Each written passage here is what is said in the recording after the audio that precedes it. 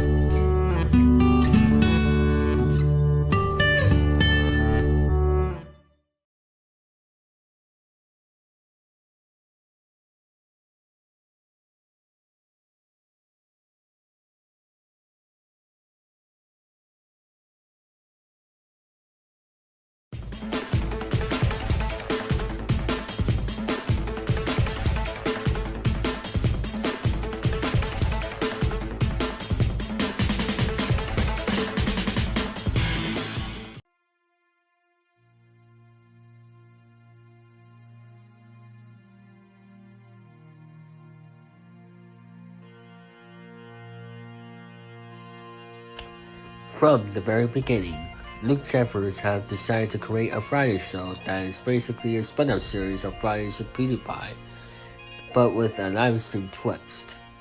And since then, he focused heavily on tech topics, game segments, throwback segments, and more.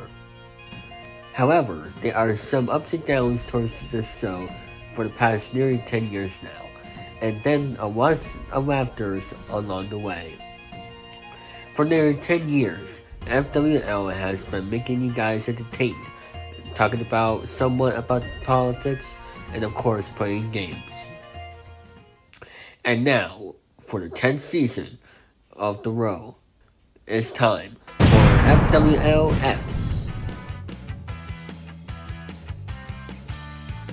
Today, Luke Jeffers and Betty Mooney will be going over some tech topics, playing video games, as usual of course, a return of LJPCPM throwback content, somewhat I watch segments, and many more fun. And now, here's the host of FwLX, Luke Jeffers and Betty Mooney.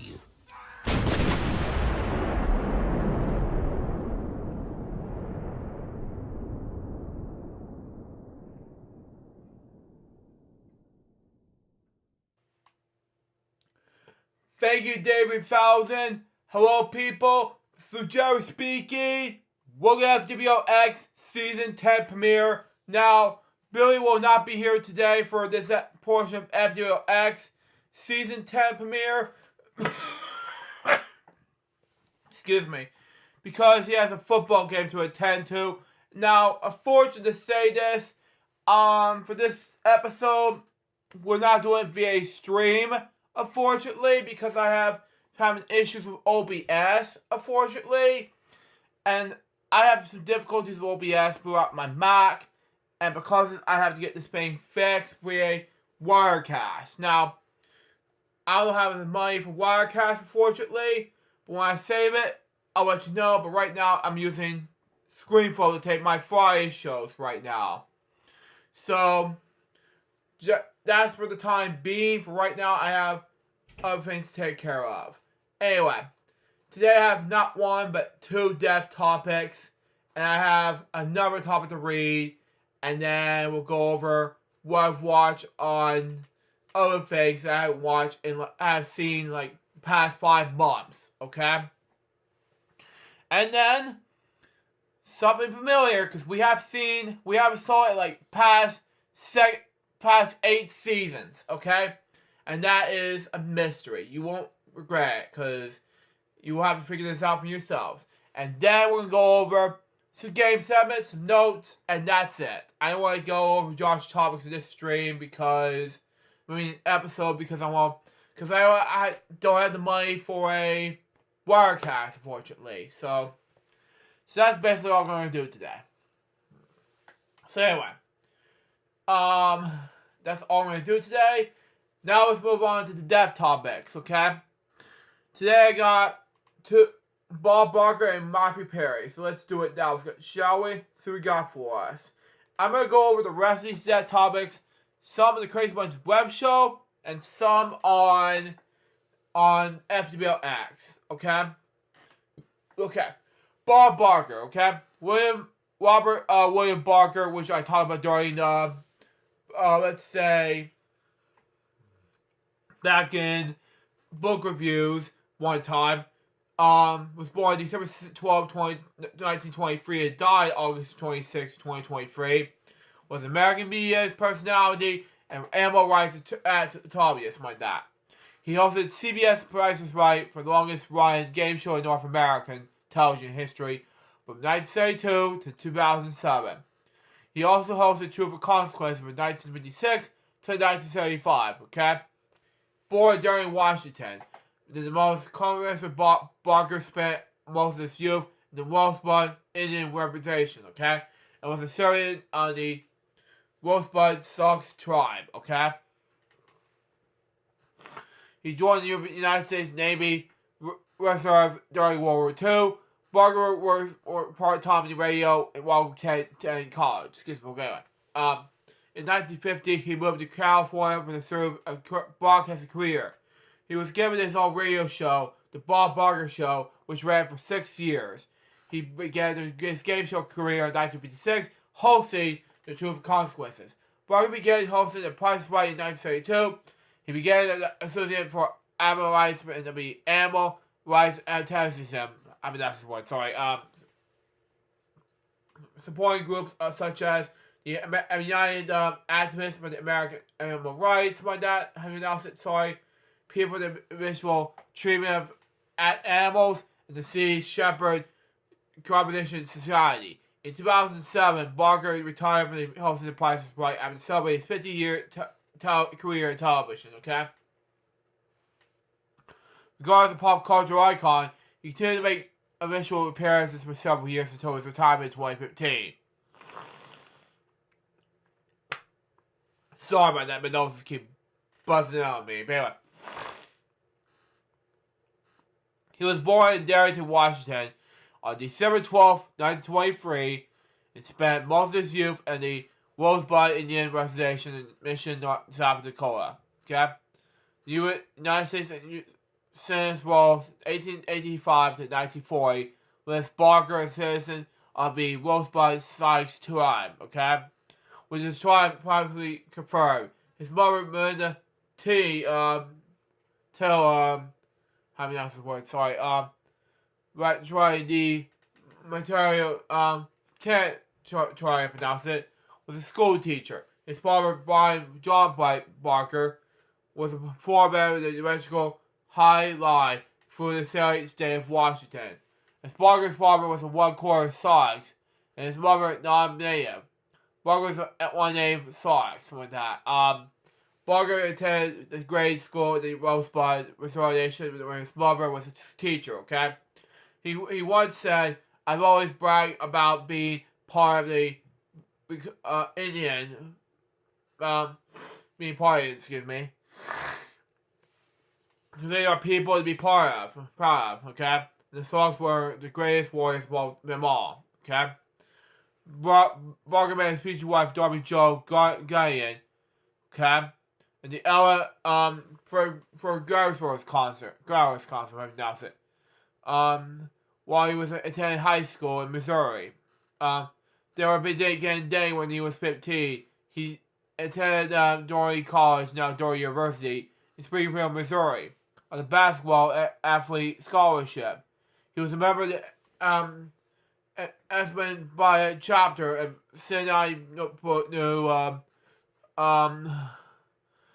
factory in Dory. He joined the United States Navy Reserves in 1943 during World War II to train as a fighter pilot, but not serve as combat. On January 12, 1945, while on leave in the military, he married Dorothy Joe. After the war, he returned to Dory to finish his education, graduating summa cum laude with a degree in mechanics.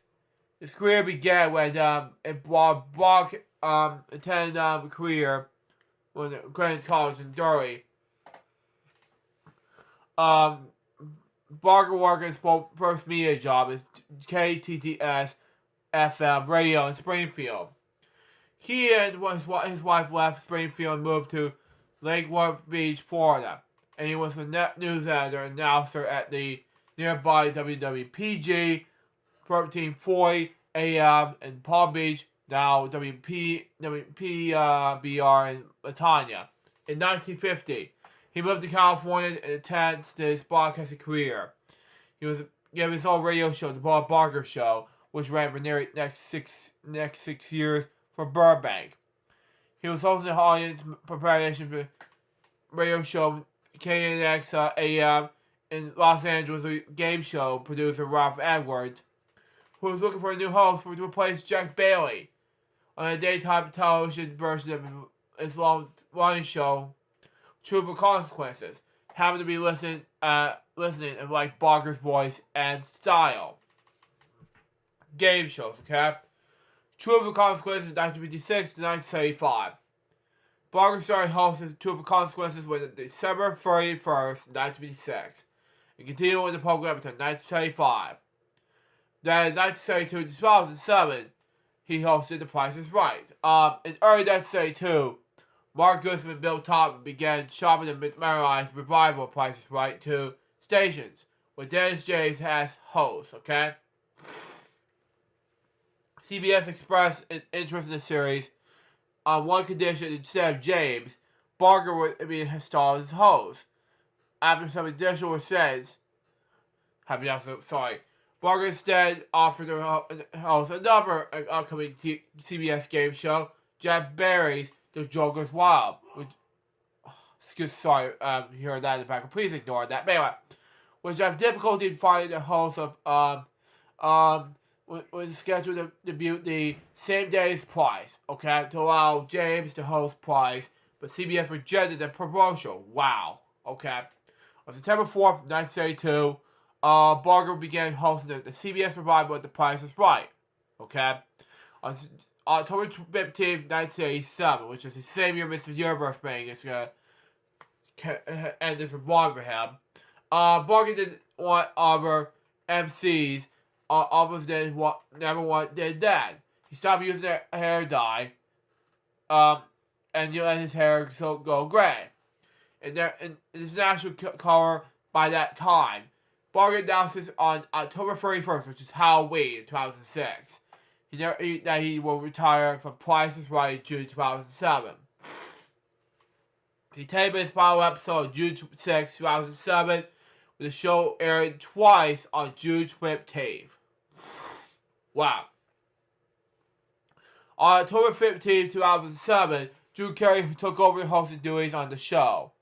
After his retirement, Barker made 3 return appearances to The Price is Right. Wow.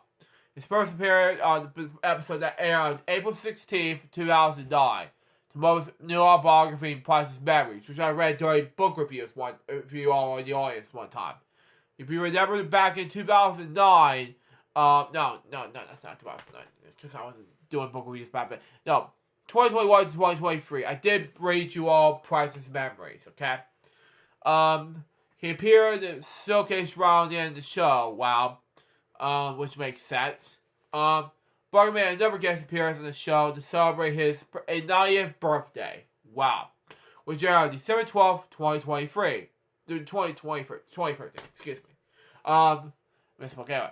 He announced the contestant for the first time ever in the show, along with one silk showcase. Barker's last appearance was a surprise appearance on April 1st, 2015, for April Fool's Day switch where he took Carrie's place in that show's intro. He hosted the first bid and pricing game on that day before handing the hosting duties back to Carrie and later appeared during the showcase. Okay? His personal life began when he was married to Darby Jo Gann from 1945 until her death of lung cancer at age 57 in 1981. She was 57 years old. But anyway, from 1953 until his death, he was in a long-term relationship with Nancy Burnett, an American radical animal rights and active for nearly 20 years younger than Barker. Wow. By natural decision, Barker and Burnett were never married and lived in a separate residence throughout the relationship. He had no children with her able woman, saying that she had been friends who had poor relationships with their children and felt that he was too busy to properly raise a child.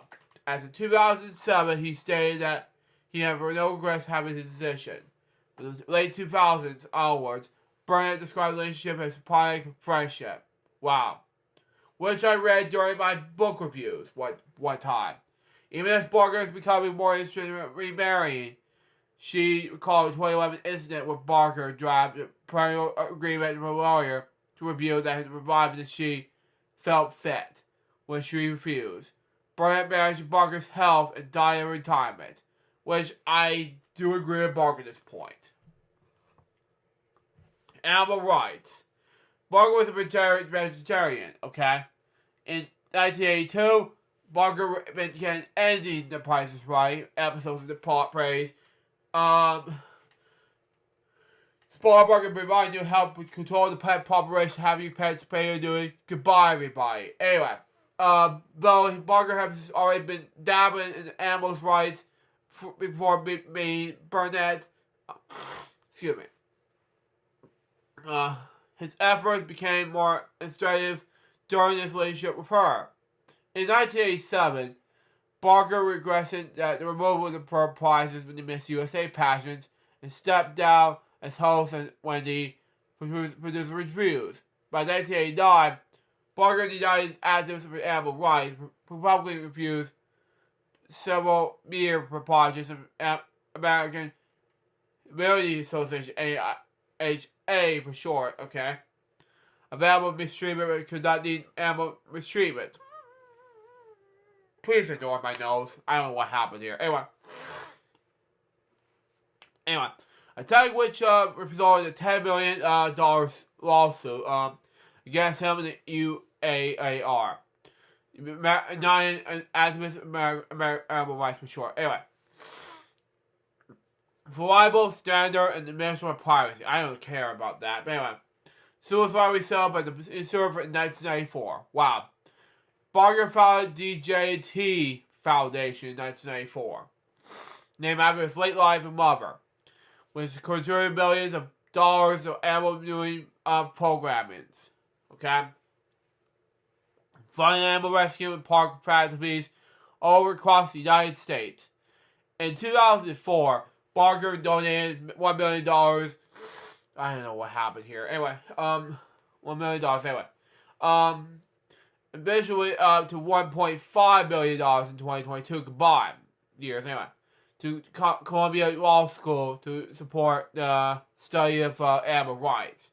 In 2009, Barker wrote a letter to Free Business in Kearney, North Carolina, asking him to close the beer exhibits.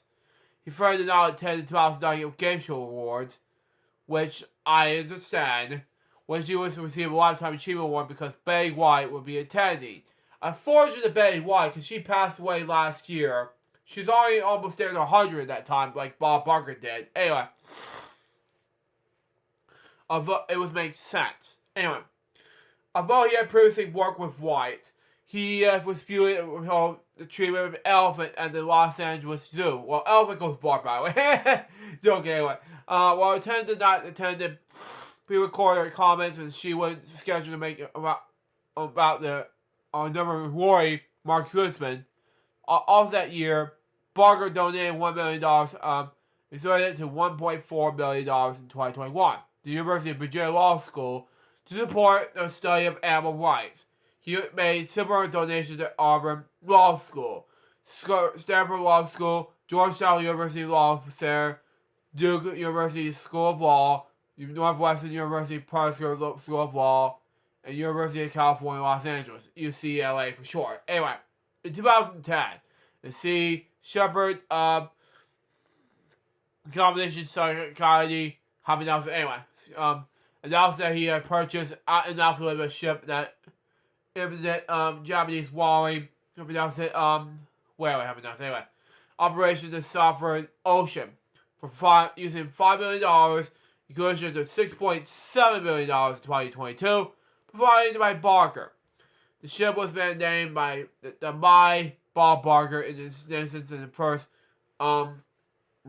revealed to help discover the location of the Japanese whaling fleet. Okay, Barker was portrayed in several PETA public serving announcements over the years.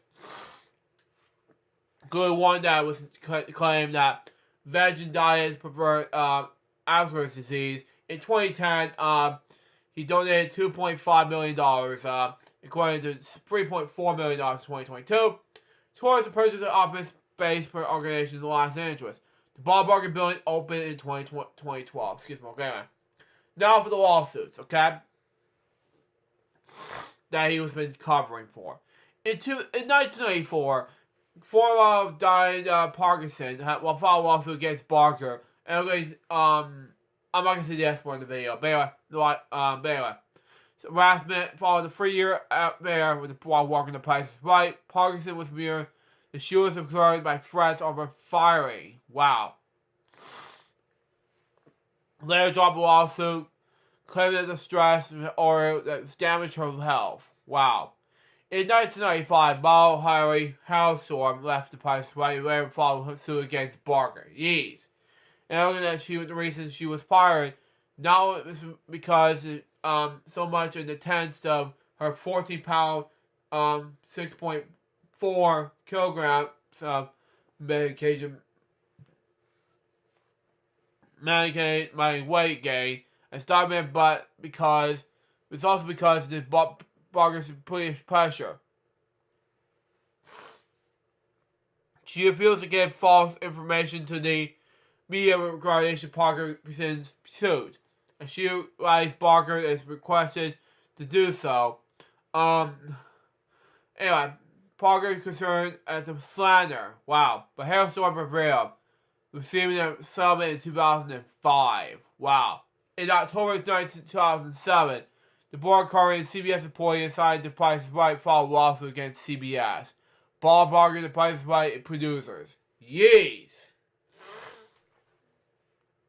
Claiming that she was forced to quit her job after testifying against Barker in the wrongful termination lawsuit by a previous show producer. Okay, Curry claimed that she was determined to be work environment backstage, which caused her to leave the job. Curry, who was black, who was also in major shows, producers, including Barker, created a hostile work environment, which is black employees, which is racist, by the way, and contestants, yeez, was criticized against. A few months later, Barker was removed from the lawsuit. Thank you. In September 2009, the lawsuit was dismissed. Curry's money was saying that he planned to appeal dismissal of the lawsuit, but in January 2012, the California Court of Appeals affirmed the dismissal. Health and death. On September 16th, 1999, Barker was in Washington, D.C. to testify before Congress regarding that proposal regarding issue to one to be banned with elephants from traveling shows such as circuses, which just saddens me, I know. While preparing the presentation, Barker's parents said he called coordination with his right hand. He admitted to George Washington University Hospital and diagnosed with Prairie block cleft coronary artery. Barker underwent coronary artery, have announced it, to remove the blockage. Wow. The operation went well enough that he was able to return to work within a month. 3 years later, Barker had two initial health crises after taping the 30th season finale of The Price is Right. While riding the sun of May 30th, 2002, he experienced a stroke and was hospitalized. Wow. 6 weeks later, on July 11th, Barker underwent appendicitis surgery. Both combinations occurred at George Washington University Hospital in Washington, D.C. Both surgeries were unsuccessful. Successful. Barker had several mod bulls with skin cancer. Wow. A result of his pretending he concerned Dominical sorry. Man. Regularly to make sure that any cancers were caught and removed before they spread. They were not pose and threat in this life. During a televised interview with Barker told viewers, I urge anyone who's had spent some time with the sun, whether you're doing it now or not, going to different ranges once a year. On October 20th, 2015, two police officers passing Barker's Los Angeles area home saw him trip and fall on the sidewalk. They called an ambulance, which took him to Serious Sinai Medical Center, which he received stitches when the injured forehead was released. He's also hurt his left knee. Barker slipped and has hurt his head in his home on June 19th, 2017. Spain drove him to the emergency room and when he was checking the release, he representative said it was not as serious as an earlier fall. On October and November 2018, Barker was rushed to the hospital with severe back pain. Barker surgery another fall at January 2019, however, it was not hospitalized. Barker's last public interview was with People in August 2021. We will discuss Price Rice's upcoming 50th season on air. As the 2022 Burnett stated that his other some non-coordination supplements such as choline and the meal replacement drink to replenish I can't pronounce it, sorry, not found naturally in his vitamination diet. He took only medication with high radiation. He died in his home in Los Angeles on August 26, 2023. He was 99 years old. Several years of Alzheimer's disease, okay? A condition that Burnett and Barker's publicly team have kept hidden from the public.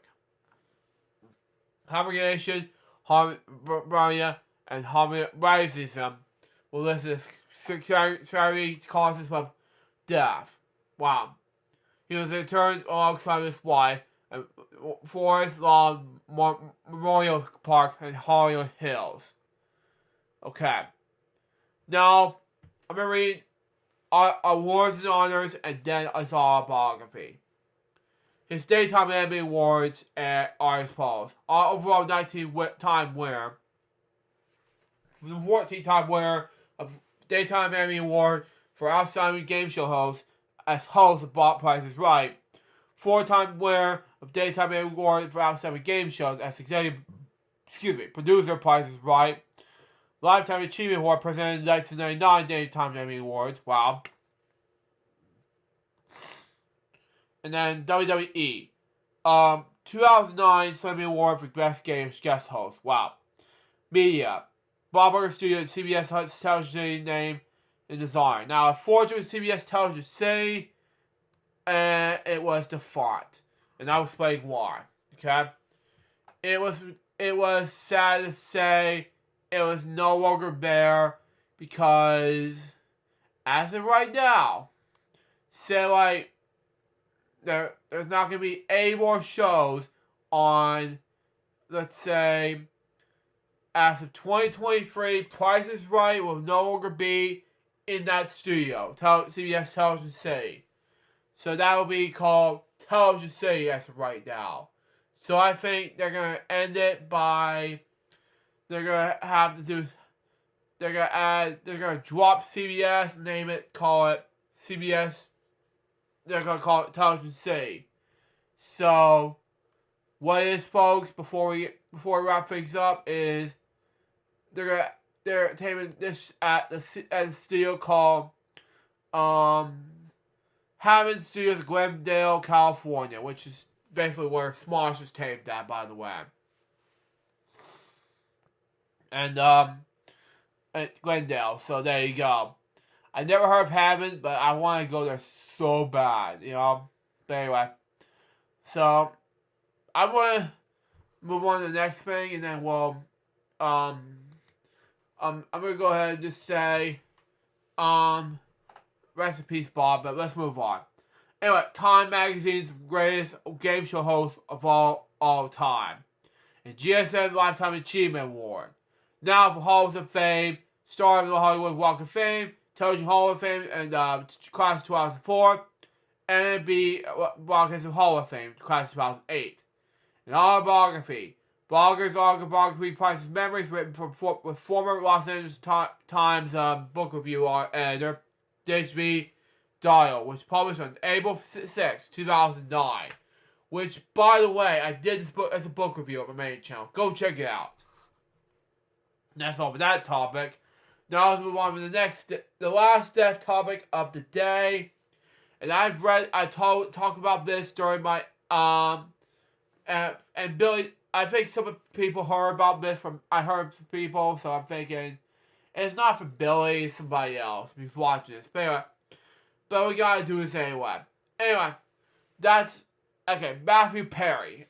His name Matthew Longford Perry, and he was an American Canadian actor. He was starred as Chandler Bing on the NBC television sitcom Friends, which I have not seen, but I see bits and pieces of Friends, and that's basically it, you know. Perry also appeared in Ally McBeal in 2002, received Primetime Achievement Award, Emmy Award, nomination for performance in The West Wing 2003, and won Clark Gets Shore in 2006. Played a leading role in NBC's show series, Studio 60 in the Sunset Strip in 2006-2007. Perry also was best known for his leading film roles in Wolf Rolls Rush in 1997, Almost Heroes in 1998, Freeze a Tango in 1999, The Whole 9 Yards 2000, Serving Sarah in 2002, The Whole 10 Yards 2005, and 17 again in 2009. He was a co-creator, co-writer, executive producer, and star of the ABC sitcom Mr. Sunshine, which ran from February to April 2011. In August 2012, he starred as Sportscaster Ryan King in the NBC sitcom Go On. He co-developed and starred in the revival CBS sitcom The Odd Couple, portraying Oscar Madison from 2015 to 2017. He starred in recurring roles in weekly dramas, The Good Wife in 2012-2013, and The Good Fight in 2017. He has portrayed the late Ted Kennedy, the Kennedys after Commonwealth in 2017, and appears himself in Friends Reunion 2 years ago, which I've not seen. He has suffered from several cases of drugs and alcohol. For his recovery, he has been abstinent from rehabilitation, spokesperson of the National Association of Drug Court Professionals. In 2013, he received a Champion of Recovery Award, White House Office for National Drug Control for that policy. In 2022, he received from Matt Moyer, Friends, Lovers, and Big Terrible Thing. He was born in Williamstown, Massachusetts on August 19, 1969. His mother was Susanna Maria Warson, the Langford, 1948. A Canadian journalist who has been a press secretary for Canadian Prime Minister Pierre Trudeau, and his father, John Mary, born in 1941, American actor and former model. Wow. His parents were separated when he was 1 year old. And his mother married Canadian broadcast journalist Keith Morrison. He was raised by his mother, mostly in Ontario. Okay, but he was also living briefly in Toronto and Montreal. Happy now, anyway. Montreal, anyway. Perry attended school in Rockville Park Public School, as well as Asbury College, a boarding school in Ottawa. By age 10, Perry started misbehaving. Wow. He stole money, smoked, and let the grades slept, something like that. But FwL student featured Canadian Prime Minister Justin Trudeau. Perry began drinking alcohol at age 14 and was drinking every day by the age of 18. Perry practiced tennis up to 10 hours per day. Canada top-ranked junior player in Canada. With a possibility of tennis career, however, at age 15, he moved to Iowa to live with his father in Los Angeles, where he competed with Tougher. At 15 years old, Perry studied acting in Buckley School, a college preparatory school in Sherman Oaks, Los Angeles, California, and graduated in 1987. While in high school, he took a preparatory comedy classes in L.A., Connection, Sherman Oaks. In 1979 to 1993 early roles, career begins with this. His first credited role was a small part of 240 Robert in 1979 as a child actor, okay? Shortly after moving to Los Angeles, Perry began auditions for roles. Perry made a guest appearance on Not Necessarily the News in 1983, and Charles in Charge in 1985, and Silver Spoons in 1986, okay? In 1987 and 1988, he played Chaz Russell in the television series Second Chance. Later call it Boys Will Be the Boys. Will be boys. Anyway, Perry made his film debut in 1988 with a movie called On Night in the Life of Jimmy Martin. But more like Jimmy Neutron to me, yeah.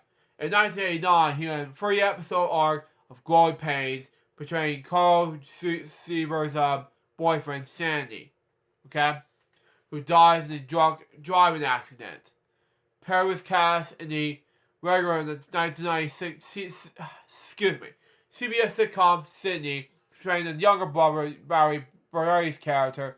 And in 1991, he made a guest appearance in Beverly Hills 90210. 210. Okay, I'm pronouncing it anyway. Wrong, but you know.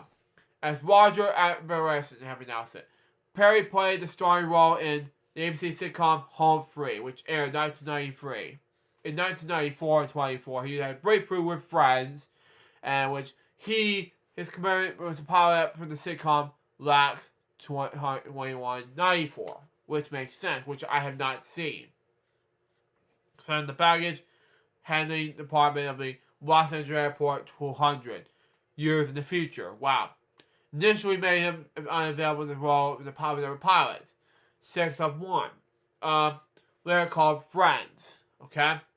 After the last 2194 pilot fell through, he had buried the random part of 6 of 1, was cast as Chandler Bing. He was the youngest member of the Bing cast at the age of 24.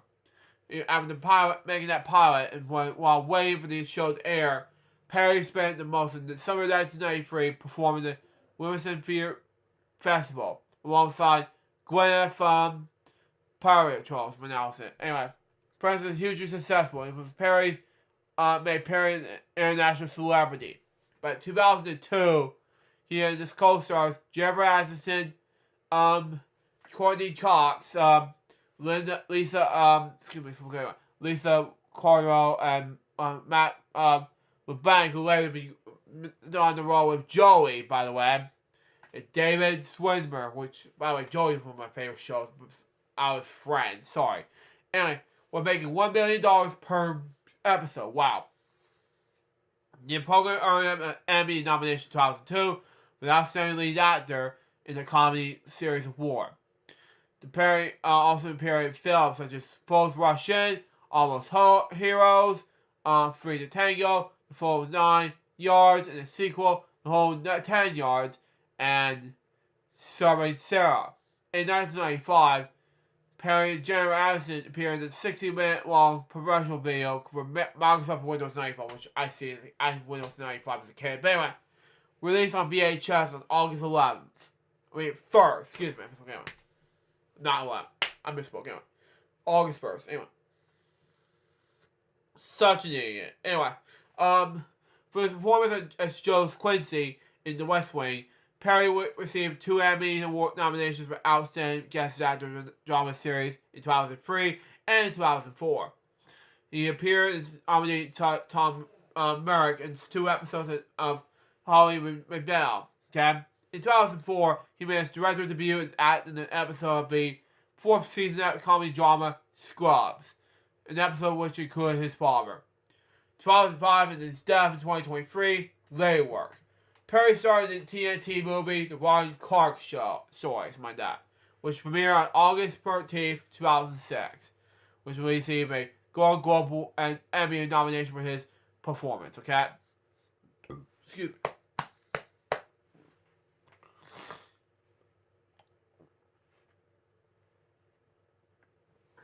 I misspoke. Anyway, from 2006 to 2007, Perry appeared as in Aaron Sorkin's drama Studio 60 for the Sunset Strip.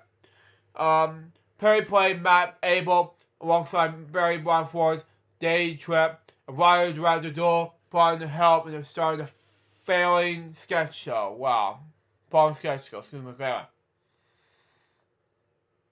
Obviously cannot read the Wikipedia spec while I'm doing this depth topic. So anyway, in 2006, he began filming Numb, a film based on the man suffering from depression and anal disorder. Wow.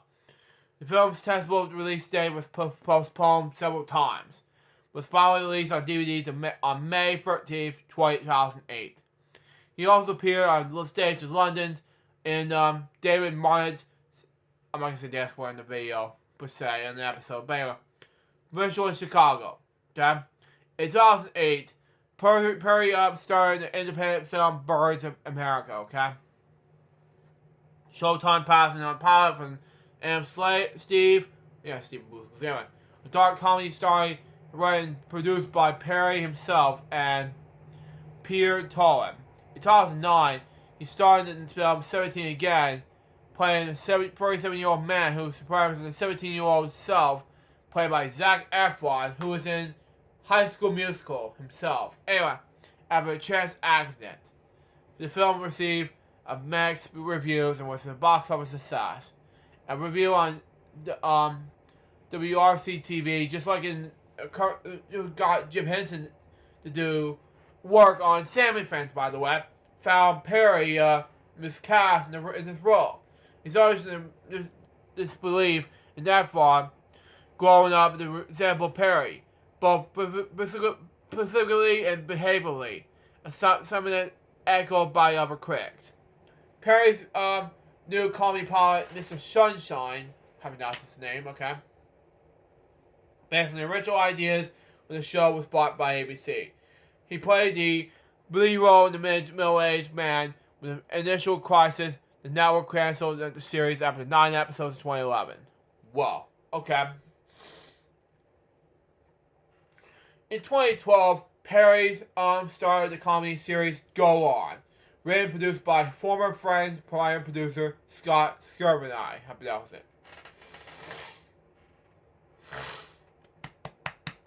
Okay, sorry. Anyway, Perry portrayed Ryan Key, a sportscaster who had tried to move on after the death of his wife through the help of mandatory C-section. Somebody pronounce it. Anyway. In the same year, Perry guest starred in CBS drama The Good Wife as sorry, Mike Crazy, I pronounce it. He inspired his role in the 4th season 2013. I don't know what I'm doing. In 2014, Perry made his British TV debut in the one-off comedy program The Dog Thrower, which aired May 1st as part of our Sky Arts Playhouse Presents. Perry portrayed a charismatic man, which enchanted onlookers by throwing his dog in the air. Wow. Which I have to do that. Jeez. from 2015 to 2017.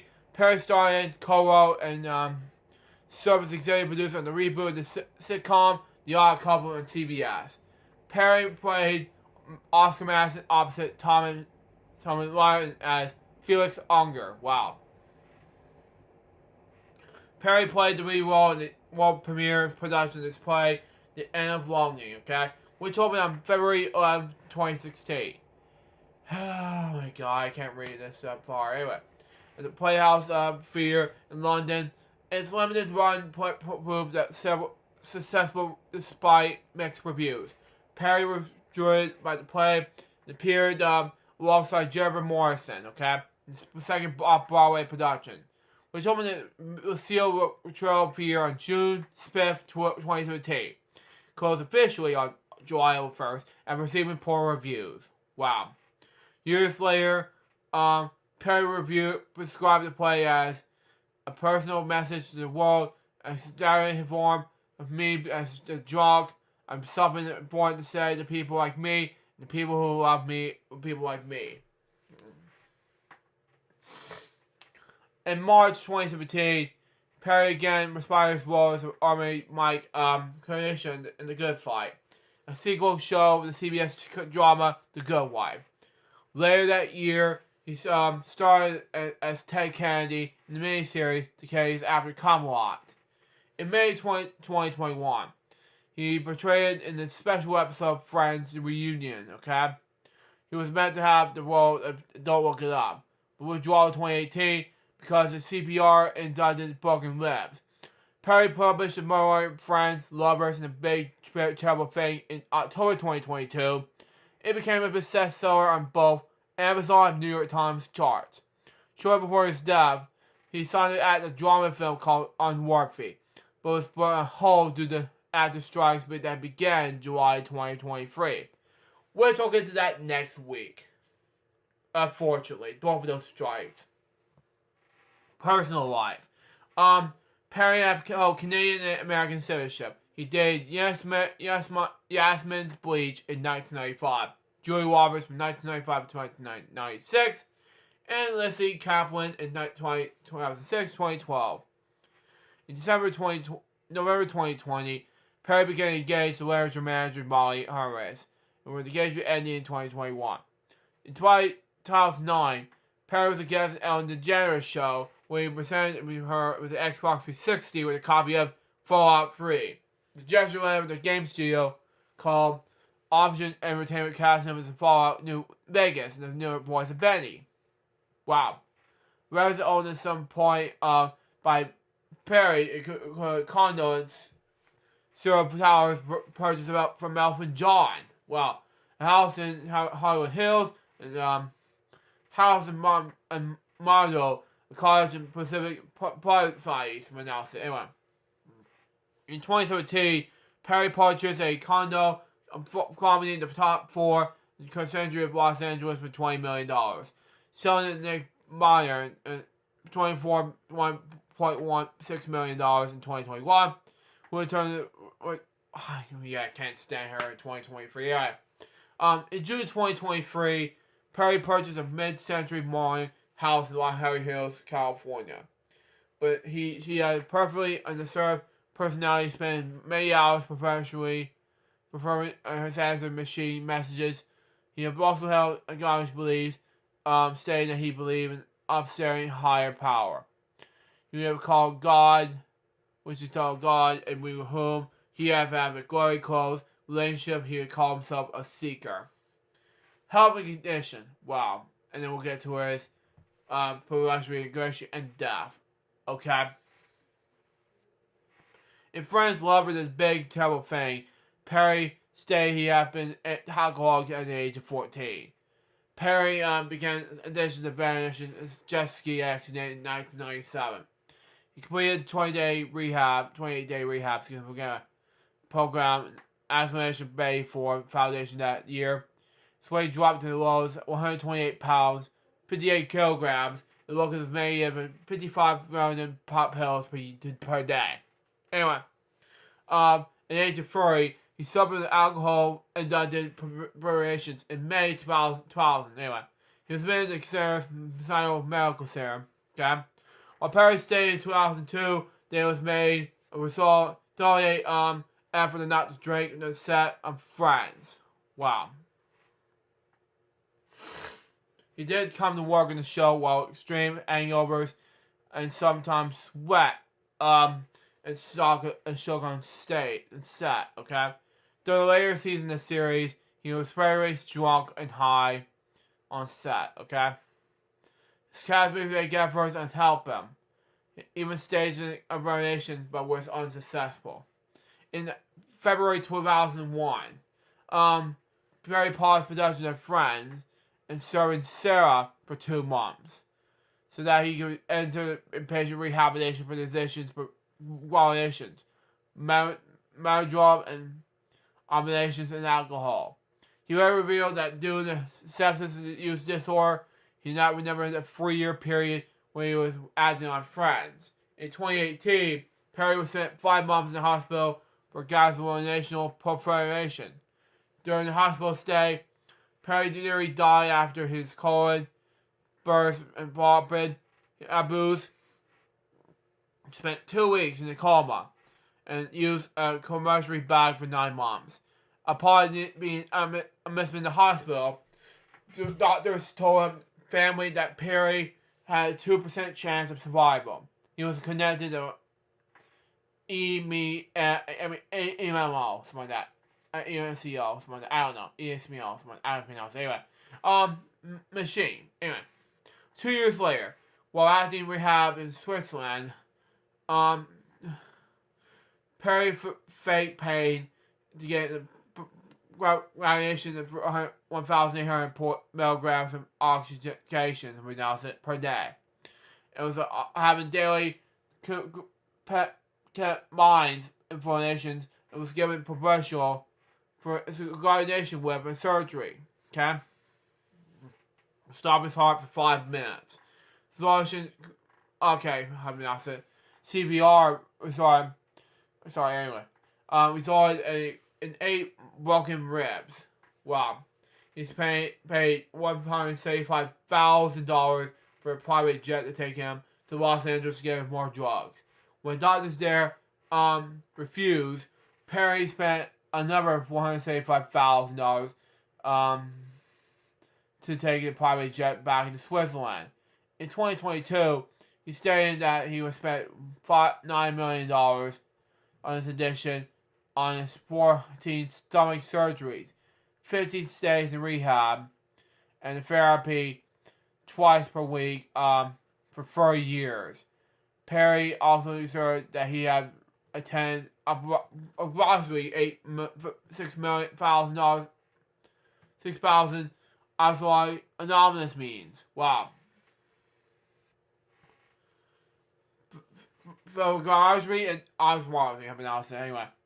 In July 2011, Perry has robbed the U.S. Congress and a celebrity spokesperson for the NADCP, National Association of Drug Court Professionals, for short. Anyway, to support funding for drug courts. Anyway, he received a Champion of Recovery Award in May 2013, while from the White House Office of National Drug Control Policy, following Perry House, a rehab center in former mansion in Malibu, California. In 2015, Perry sold the mansion and relocated its services. During the COVID-19 pandemic, Perry launched an MPO line inspired by Friends, okay, which preceded donation World Health Organization, WHO for short, COVID-19 Prevention Fund. He died on October, on October 28, 2023,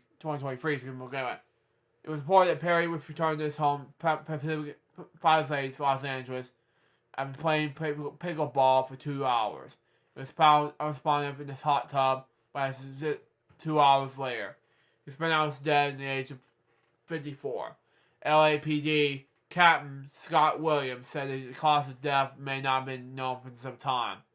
But at this point, foul play was not suspected. The following day, the cause of death was listed as declared by the Los Angeles County Medical Examiner's Office. Pen initials investigate steps. On October 30th, Perry's friends co-started issued a joint statement. We are sorry, already dismayed at the loss of Matthew. We're so more than just classmates. We're a family. There's so much to say, but right now we're going to take a moment to grieve the process of faithful loss. In times like we have just more to say more, and as we are going to we are able, for now, we're fostering the love from Maddie's family, his friends, and everyone who loves him around the planet. Canadian Prime Minister Justin Trudeau, who was Perry's classmates, also paid tribute to Perry. Other celebrities to pay tribute include Pauls, Selma Hayek, Selma Blair, Gwen Powell, Kate Hudson, Maria how to pronounce the last name? Shervera, how to pronounce it. Morgan Fairchild, Maggie Weir, Kathleen Turner, Ellen DeGeneres, Ali, Thomas Lennon, Barry Whitford, Hank Azoria, and Michael Robinette. So I read. Now we're going to do a moment of silence with regards to Bob Barker and Matthew Perry right now.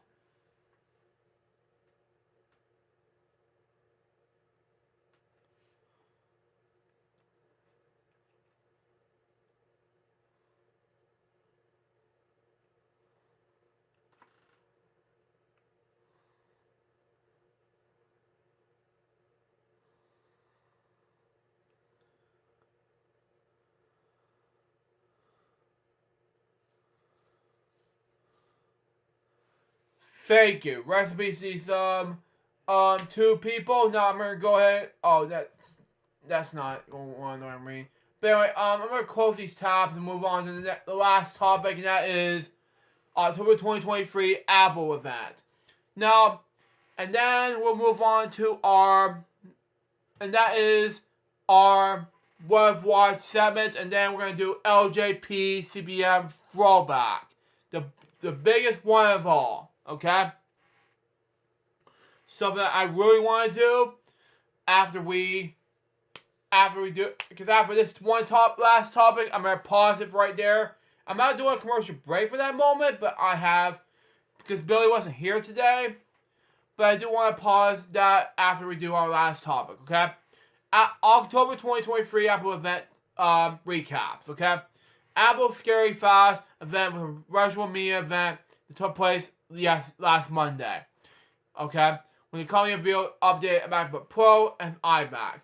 It has about a new MacBook Pro reveals about M3, M3 Pro, and M3 Max chips options. Now, what do I have to say about these things? I think I have to recap on this one, okay? Scary Fast event, I did react to be able to this. I have seen this for 40 plus minutes and it was amazing. I had seen the whole thing, especially the fact it was a big event. So far, I have loved that event. It's been the same day as Terry's birthday. He's watching this. But of course, I have got to do all the details and I have to get ready to do this and then just all of a sudden, what am I guys into? So, very go on that. But, you know, makes perfect sense to me. But anyway, that's all I have with that topic. Now I'm gonna pause it right there, and then let's come right back right now. Be right back. Okay, I'm back, folks. Sorry about that. I just had to get my package ready, but I get to water and just want to get some things cleared up. But anyway, on to the What I've Watched segments right now. And I don't want to do an Alex Depth topic from Billy, because until Billy comes back, but right now I got What I've Watched Disney Plus are as follows. Indiana Jones 1 to 4, because 5th will be coming out next month. Be look up for it, because I saw 4 movies, and I saw the fifth one in theaters back in July. Excuse me. And it was very exciting. Saw it, and it was fantastic. No spoilers in this movie. The 5th one, go check it out yourselves. And, surprise the remix, if you're watching this, Super Robot Monkey Team High Force Ghost, my childhood growing up. Season 1, Episode 1. And what watch on Paramount Plus is Doug, Season 1, Episode 2 and 3. And then, what watch on Peacock, I Love You, You Hate Me. Second time I watch it. Then, what I watch on Pluto TV is Battle Hell documentary. And last but certainly not least, this new segment I have to come up with, what I watch on Amazon Prime Video. And that is brand new to us because I've watched Amazon Prime Video in my life.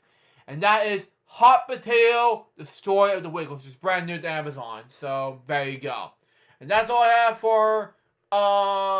for this week episode of FwL because the past 5 months, because we haven't done any FwL series since May. And by the way, I'm sorry for the delay I have and difficulties I have with my computer. Because of difficulties I have with my computer, and plus, I don't know what's going on, but do forgive me on that, but let's move on. Anyway, now, for the first time in like, I don't know, 2nd season of FwL, we bringing back LJP CBM Throwback. Now, I wanted to do something a little bit history for y'all at LJP CBM land, but, you know, that's just me. We're going over LJP Throwback. One of them is basically going to be a classic, okay? Now, Halloween's been passed. I know Halloween's been passed for you all, but I'm going to do something very special for Halloween, okay? Today, and it's already been released, October 30th, 2009 on YouTube previously. But then I want to remaster it on the 30th of September 2023. Just want to clarify some things about my own self. But it's just like Owen Nelson said. He wanted to do shorty videos on Springcast days, another Springcast videos. But then another thing I'm going to do with FwX, his eligible fallback can be longer, okay, per se. Just want to clarify some things. So today, on FwX, starting with FwX, we're going to do longer videos, okay, to react, okay? Just eligible videos, longer special videos, no, let's just say, 2 longer videos, per se. No shorty, well, we're going to do shorty videos, per se, and then longer videos. We'll begin with just 1 video each, beginning on this month, okay? And we'll just say, and just say another video, and just to clarify some things, okay? And then we're going to still do Crash Course with LHPM on Remix Plum channel, and it's also going to be on LJP Success Club's YouTube channel. Be look out for it. But, you know, if you watch this remix, be a buddy. But anyway, let's get to our first LJP throwback in years. It's called a 2009 classic called Lou Jarrett's Spooky Stories. Now, if you haven't realized something, a fun fact for you all. I did a remastered version of it on YouTube. Just wanted to let you know, I wanted to edit out the previews, going camping and other things on YouTube because that's copyrighted, unfortunately. But I have to put the portions right here because of it. So anyway, let's enjoy the movie, and I'll do the game 7s after this one. Here we go. Hello guys, Lou Jarrett speaking. On Halloween 2009, I made a classic LJP CBM video that was originally going to be made during Halloween. It's called Lou Jarrett's Spooky Stories. Now, this is the... Oh, by the way, folks, That was my old set. And why happened to piece right here? Hang on. Oh, let me show you what I got here. Hang on. One moment.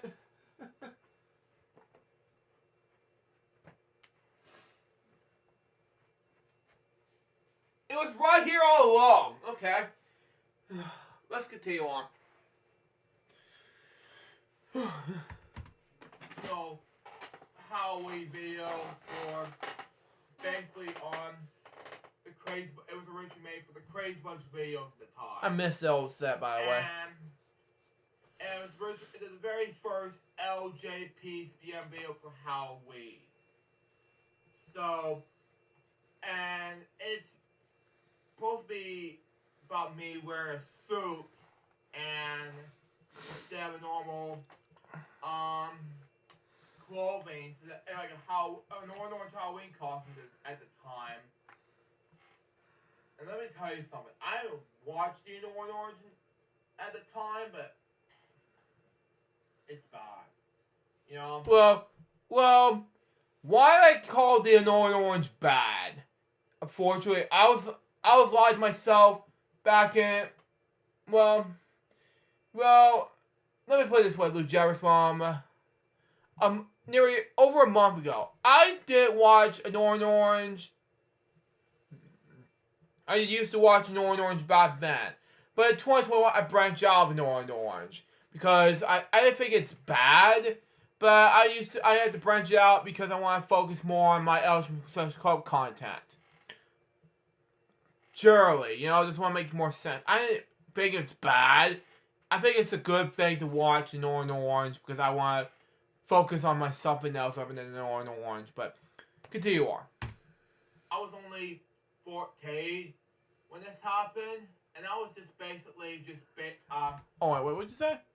And let me tell you something. I haven't watched the orange at the time, but it's bad. You know, I was only 14 when this happened, and I was just basically made this video and into the Crazy Bunch video at the time. You know, it was only there, so there you go. Just all that saying, please stay tuned. Follow this presentation and previous over LJP from such club videos at the time. That was Crazy Bunch videos, not boyhood videos and other things like that. But hide that. You know, that's something. I agree. I may agree because it makes more sense than what I said earlier. Continue on. And back then, it wasn't Lyric Studios videos at the time. It's just Lyric Studios was the font 2002 when Richard Dick Leach passed away in 2002. Wait, hold up. Did he pass away in 2002? Let me try. Let me see what happened. Richard Leach. Well.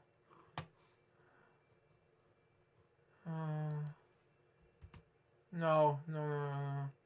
Barney. Maybe see. I was wrong! It was 2001! I was so close! I'm so sorry, Cheryl. If you watch this right now, Barney people, I'm so sorry. I thought it was 2002, but oh my god, I was so close, but oh my god, this is you know something, yeah, hide that press. Anyway, let's continue on. To answer your question anyway. Yeah, that is not my answer, unfortunately. Something else I've made up for these Keenan and Kel videos. I was whispering instead of just basically made it into a computer in my mom's room instead of my room. So that's just like you saw today. You know something? I never done Keenan and Kel home because made home videos anymore after one more. That was basically a flop. That after this one, it was stupid. I was stupid back then. You know, I couldn't do it anymore. Just say that, but that's just me. Continue on. basically what it is just basically what I made up. So previews wise, and then that was basically it.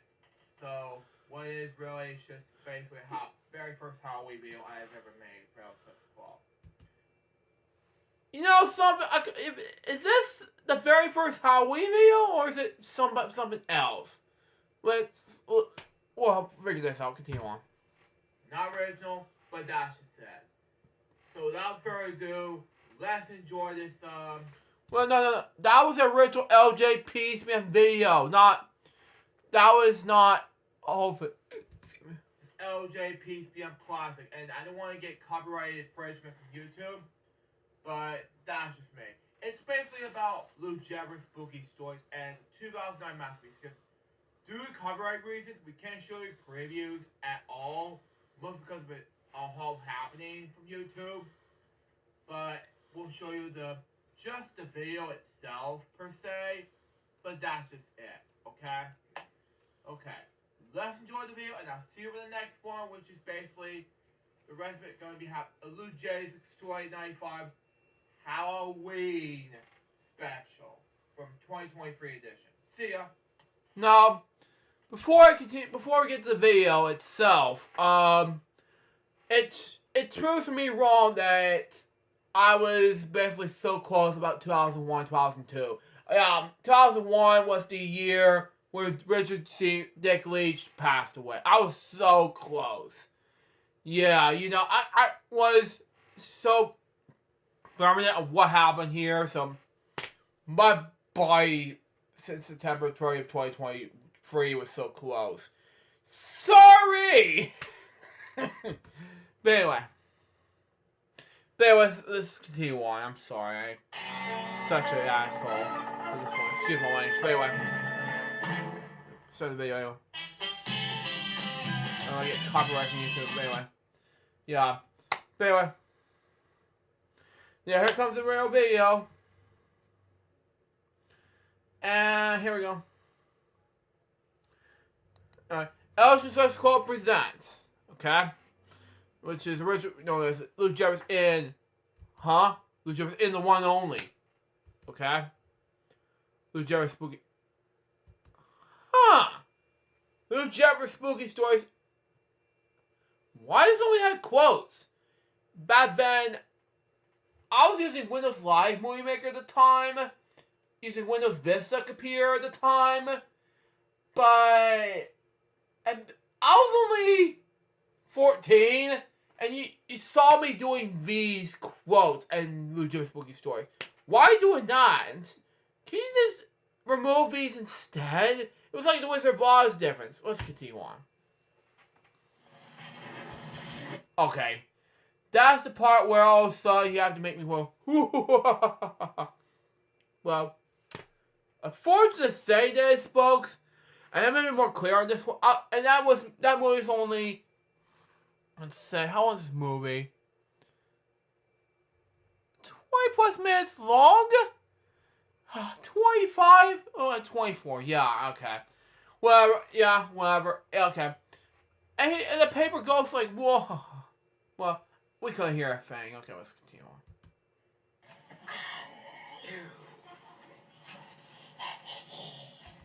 on. Okay. That was just me doing that. Yeah, it's Halloween 12 hours. This was way before Alex Perez doing his own thing, but you know, I don't know the basics of spooky stories back then. And paper plate, yeah, I didn't get that part. Fortunately, I was 14. Unfortunately, yeah. We'll figure this out. Continue on. Take your treats, but I'm going to destroy all your Halloween stuff. Well, that wasn't very nice of me. Paper Plate is a recurring character I don't use anymore. So, Paper Plate is just one of those stupid characters I've ever seen. And by the way, I don't own that character anymore. So, yeah. Let's just say that. Let's continue on. Oh, hi, I'm Lou Jeffers. Okay, I'm gonna my eye and my mask. You know something? So I wear a suit. I don't know, cause I I felt horrified in a Dracula suit. You know, that is one of the worst parts about this first movie I've ever seen. Let's continue on. I'm just, how do you like my suit? Very awful. I don't know whose suit that was. Either mine or somebody else's. So, yeah, I have no idea. So, yeah. Well, let's just continue on. Yeah. Yeah. Anyway, this is gonna be cringy, so we're not gonna save it. So, well, in another day, just think, what is this? Let's continue on. It's more comfortable than the clothes. Now, unfortunately to say this, I don't wear clothes and wearing the spooky story, so I do not wear it in the time. So, just make more safer. So yeah. I was 14 thinking, oh my god, why am I doing this bullcrap, But, I don't want to have to... Hold on. Okay. Okay. Whatever. Let's continue on. Okay. Today's spooky stories, I want to tell you the spooky stories. Now, there are 3 spooky stories that I want to tell you.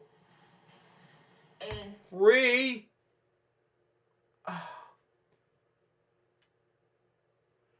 Well, I wrote 5 during the, and they're short, and they're not that long, by the way. They're gonna be more... My mom and I wrote this during the sequel, by the way. But this first one, to the second one, and the third one is very, very long. Unfortunately to say this. And they're too long to read. I can't read the whole story and make it all... What do you call it? Damn. Too long, Continue on. Halloween night, there are that I want to tell you. And after the 3 spooky stories, now, but I'm not going to wear the suit and trick or treat, because tonight I'm not going to... You know something? I felt stupid back then. Wear the suit. I'm wearing my normal clothes. But once I get the normal clothes in, then I will do is get the things in. Now, here are the 3 spooky stories I want to tell you. There are the one and only Lou Jeffers presents the one and only Pumpkin and the Scares the Cat.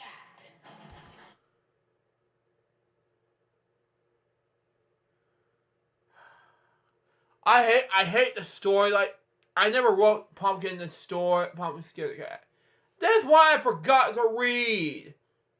I never forgot to do this. So, yeah, basically, this is a cringe-worthy story, but I'm gonna skip over the stories like this and just say what happened to me, and we'll figure this out. Let's see what happens. Okay. One day, when the pumpkin it's scary. Oh, speaking of which, hang on. What did I say? Hang on. Jeffers presents the one and only Pumpkin and the Scares the Cat. Yeah, this is so cringy, not scary.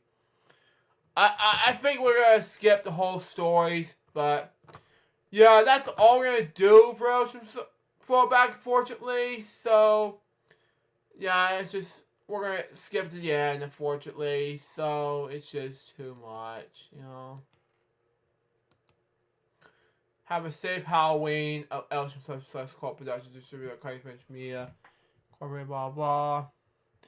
Yeah, that's all we're gonna do for right now. So I think it was horrible. You know, horrible ending. Okay, we're gonna watch bits of it so as we get to Halloween. But right now, the second one is better than the first one. So, per se. We'll get to the... Because I was only 14, thinking, oh my god, this is stupid, you know? We'll watch bits of it after we get done the sequel, so... But I've seen some videos I've made back in the old days. But, you know, I'm not making it too long, so this is horrible, you know? Horrible mess. Pumpkin scares the cat, you know? You know?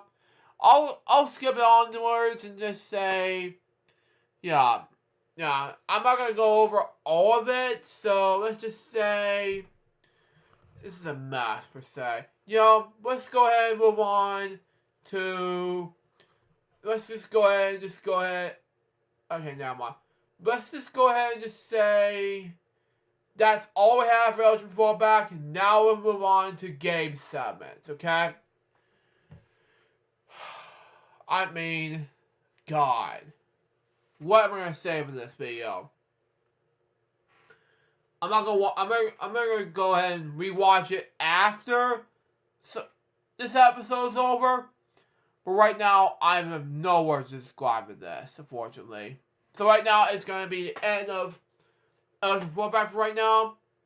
Let's do the game segments, okay? We're gonna do 2 game segments today, but I digress. Anyway, I'm not going to do anything for right now. Owen told me not to do some skippings right now. If you watch this, Owen, it's for you. But anyway, I'm going to go ahead and just say it's too much. But anyway, let's do the money cards right now. Let's get, shall we? See what we got for us. Then we'll go from there. Open the card that is, hold on. That is an ace. Ooh, $1,000. Lower the ace, of course. Change the card, and that is 5, $2,000 higher. The number ace. Of course. Lower. 4. Wow. $10,000 higher. It's an ace again. Very good at this. Lower. Of course. 40. Lower. The deuce. Okay. Okay.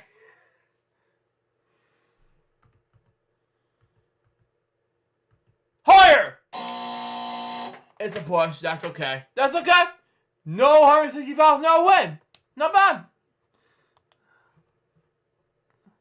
Let's do, Super Scratcher, okay. 13. Cherry, Bluebird at the same time. 15. Wow. One more, it's $25,000. 8. Okay, one more, it's 10,000. 7. One more, it's game over. 6. One more is $50,000. Number 9. Oh! Review it. 2, 3, and 5. Oh well.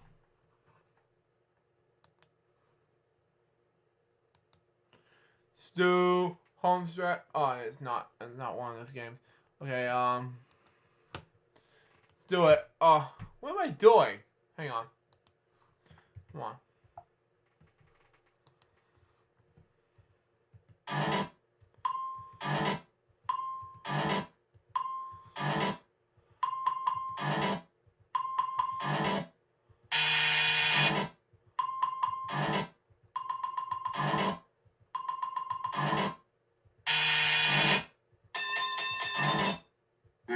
The close game.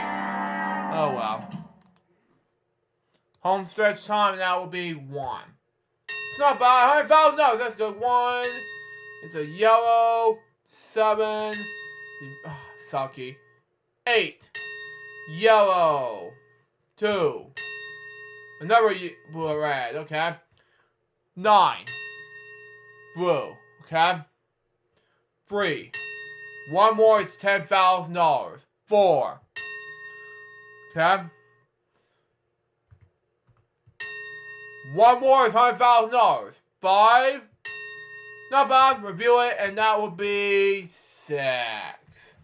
Oh well, not bad. Oh man, should try anyway. We gotta do bonus banana challenge, and then we'll do it. Oh, what am I gonna do? What do I do? Okay. Okay. Come on. There we go. Come on.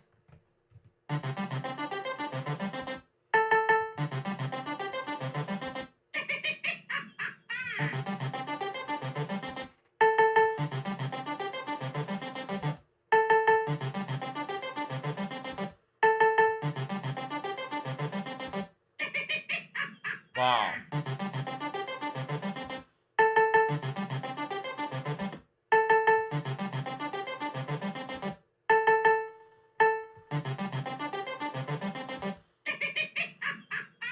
It's okay. 1 prize is enough. Let's do some games from OBMU, and we'll wrap up with notes. Anyway, I'm not going to do any more touchable things right now. Let's do Invitation right then, yes.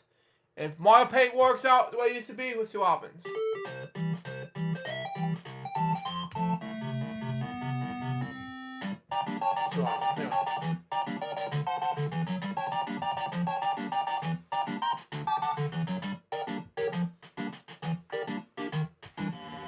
Got it.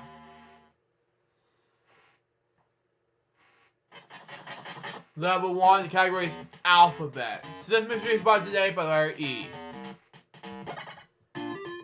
There we go.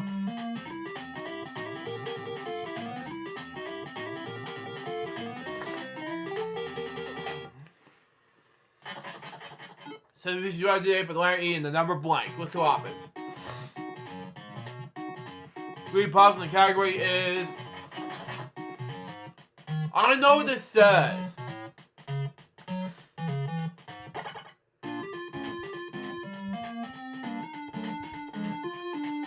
Got it. Hat. Hat. From Dipsy. Anyway, one of Remix's favorite characters. I love all 4 of them together. Next. Blue puzzle in the category is... Oh my god, I know what it says. I know what it says. Flag.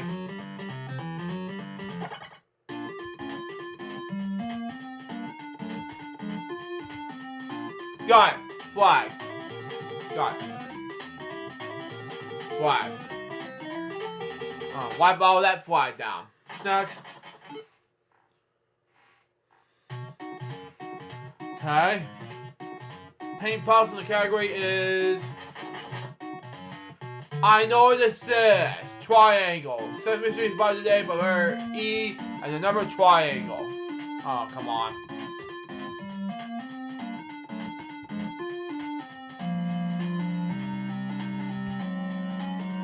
Got it.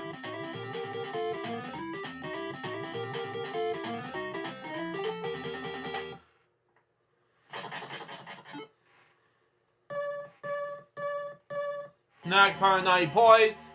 And let's go to level 2. Category on the yellow puzzle is leisure. I know what this says. Football.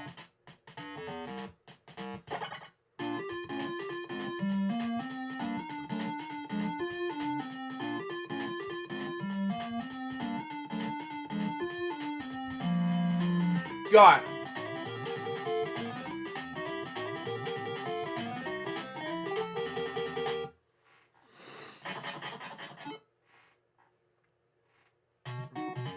Green puzzle in the category is food. I know this. Candy!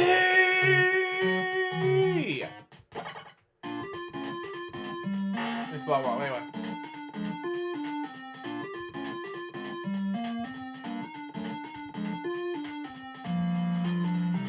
Got it. Got it! Next. Anyway.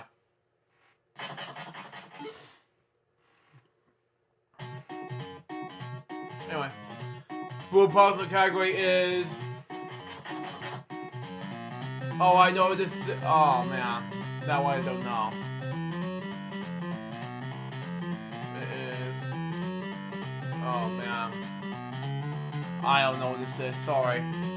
Don't ask me what it is.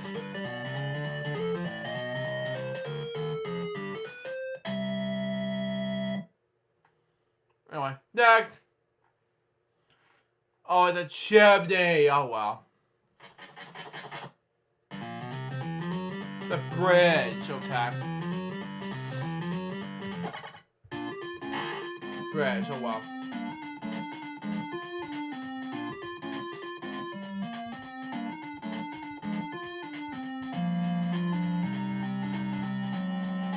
Got it.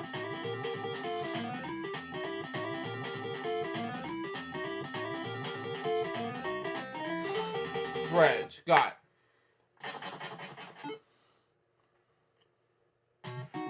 We have void points.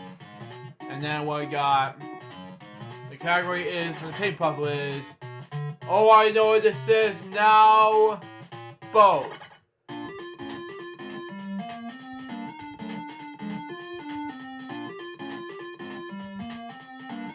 Got it.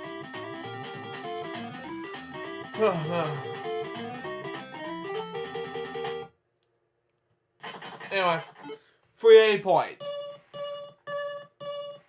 Got the 3 point zone, and then we got level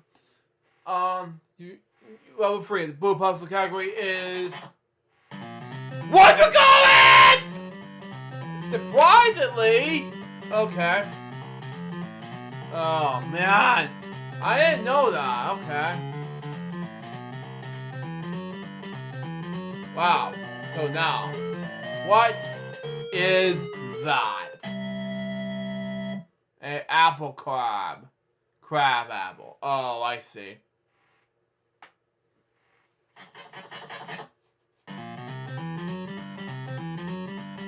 Wow. That I do not know.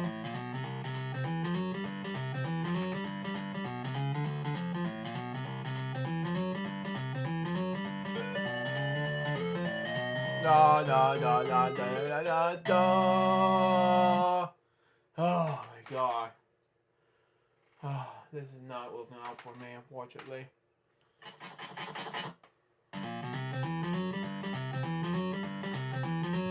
Hot dog. We have to go over this again. We do a 6. Got it. Hot dog.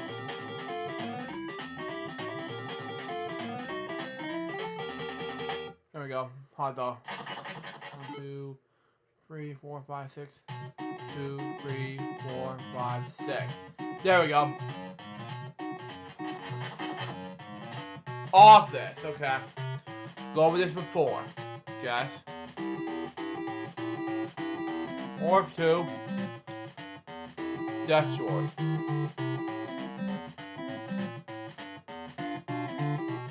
The bookcase. Drawers, okay. Not it, okay. Not it, okay. Wow. Wow, you're gonna make fun of me, game? Really? Oh wow. I got 1, 2, 3. Okay. I know what this is! Maybe do 1 and 2, and that's it.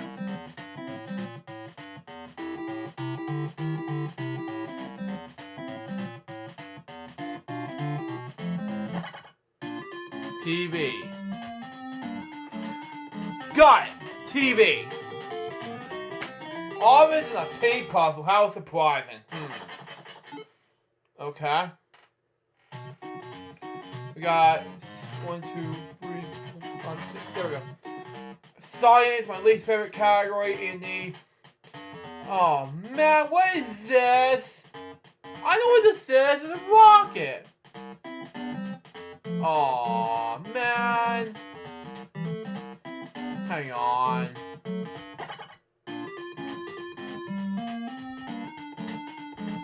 Oh well, rocket, seen here.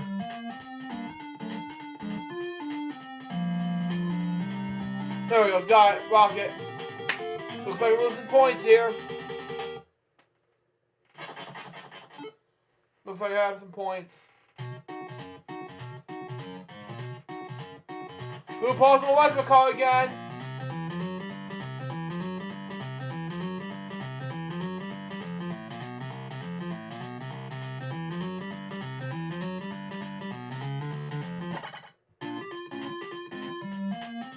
I don't know. Earring? Earring?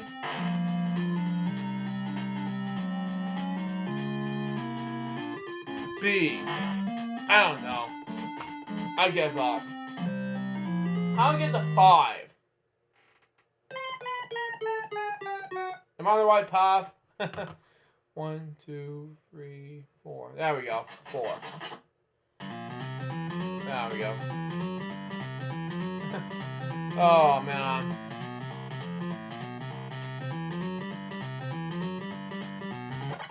Happy face. Okay. Happy hole, okay.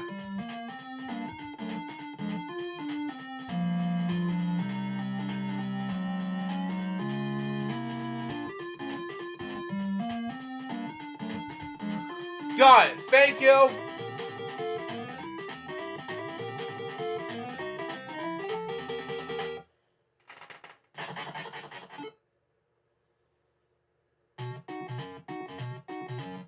Okay. Got screen puzzle, thank God. And it's tool. Okay. I know what this is. It's a nail. Or it's a ray. Okay.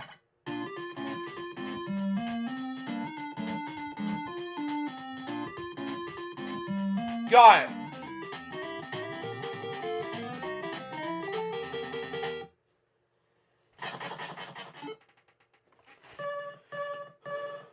Take away the shoes. You can do this.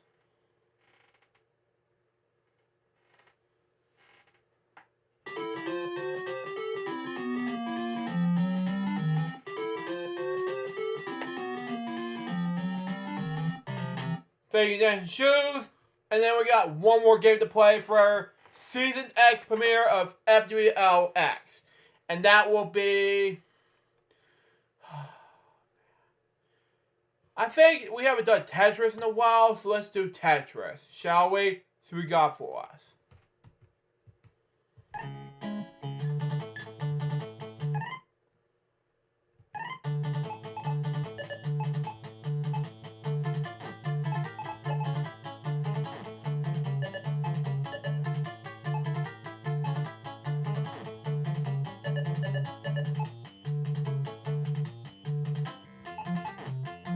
Oh, it's stuck.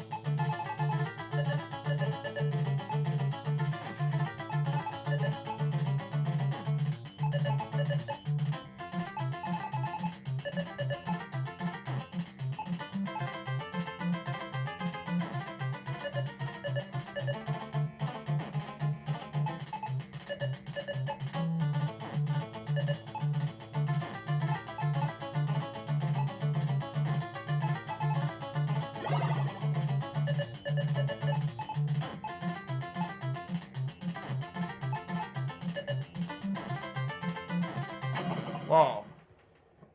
One failed game. They're gonna do this again. Let's do it.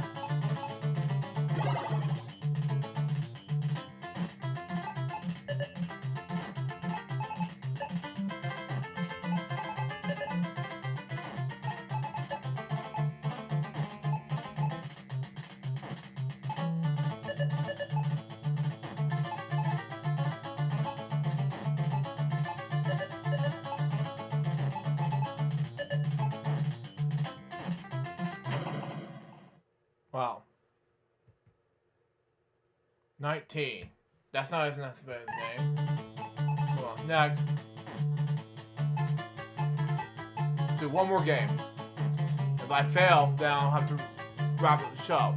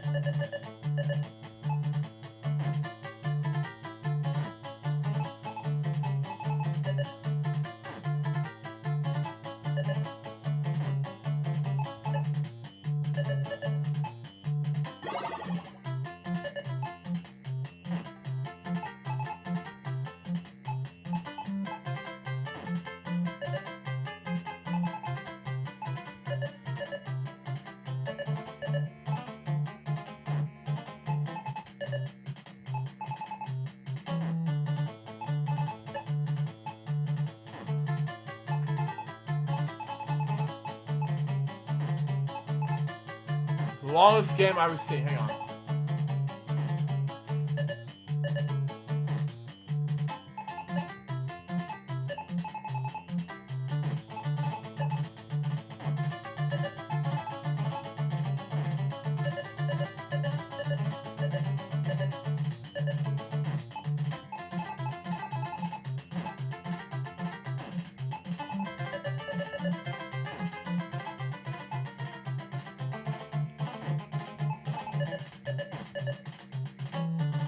Wow. That was a lot of points. Let's do this.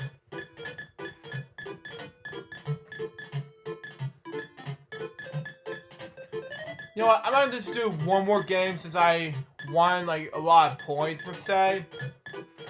And this game is very long, but you know. You know what? Can I do one more game? Shall we?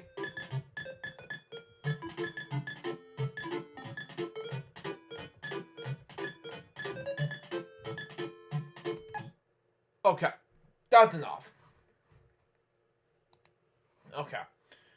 Okay, that's enough gaming for one day. Let's do the notes right now, and then we'll wrap things up. Anyway, November the 3rd, we got a box of it, which I'm currently taping it right now. Then we got bedtime stories, and then dairy time. And then tomorrow we got Spring Cassidy's bedtime stories and lunchtime. And then I'm supposed to do Elder Reacts for that time frame. I was going to do that, but we're going to finish it off where we used to be. But we'll see what happens. And then we'll still do dairy time. We'll see what happens. And then Elder Reacts, followed by game show, live stream, maybe podcast strap against the stream. And then bedtime stories, lunchtime, and dairy time. We'll see what happens. Elder Reacts, followed by comic book reviews. And then bedtime stories, lunchtime. Same thing. And weekend celebration statement, so on, and things like that. And then, yeah, and then Mr. K's Clubhouse, Elder Reacts episode. And then we'll be right back for more FwL X, which will be, now it's going to be a topic we're going to discuss on, let's just say, on two things. Writer strikes, and then, but it's also going to be on writer strike, and then actor strikes, but it's also going to be an interview regarding to, let's just say, Barney Smith, my friend and former employee, who is going to work on a podcast now. If you watch this, Barney, I want to say, good luck to you on this podcast. I want to be interviewing the podcast coming up, but she is going to be having her own podcast coming up, so there you go on that. Anyway, before we go, how did you like your new set? It is amazing, so we're going to do this more often, FwL X more often, so there you go. But then after a few months from now, we're going to say goodbye to that, and then hello to the new studio, Elstream Studios, downtown Savannah. We're going to do that, I'm not sure when, but probably it's to be determined. We'll see. And that will episode of FwL X. Hope you episode 391 for the day. November 3rd, 2023. Hope you enjoy it. Stay tuned for the next one's going to be. I'm not sure what title it's going to be as of yet, but we'll figure this. It's going to be Happy National Heavy Metal Day episode of FwL X. So it's something to do with Veterans Day, depending on my schedule. We'll see. 2023. Depending on how long it's going to take. Depending on how much I'm going to tape this episode on Veterans Day. We'll see. Now, excuse me, I'm going to finish this unboxing video and get ready for a good treat for you guys. FwX. Till next time, suggest on FwL for the 10th year seasons, my dad. Saying goodbye. Peace out, baby. We'll get more FwX episodes together pretty soon. So they out. See ya.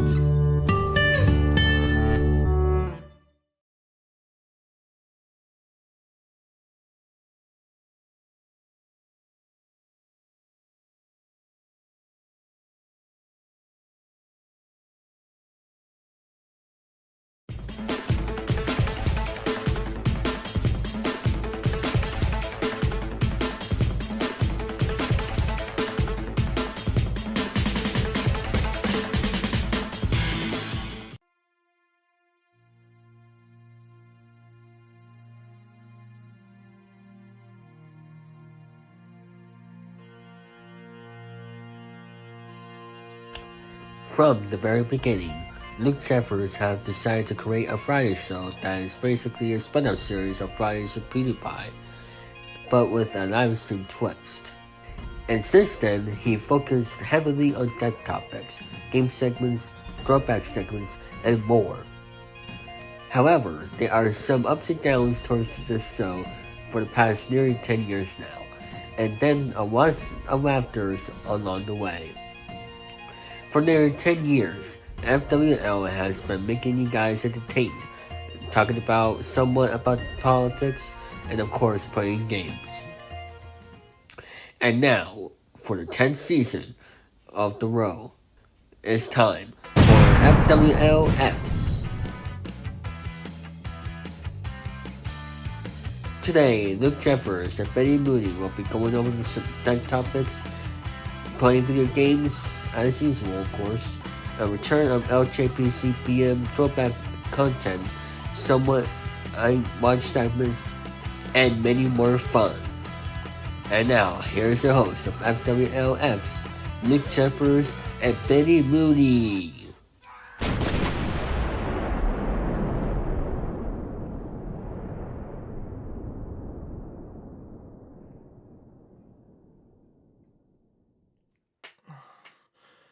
Let's begin indeed. Thank you, David 3000. Hold on.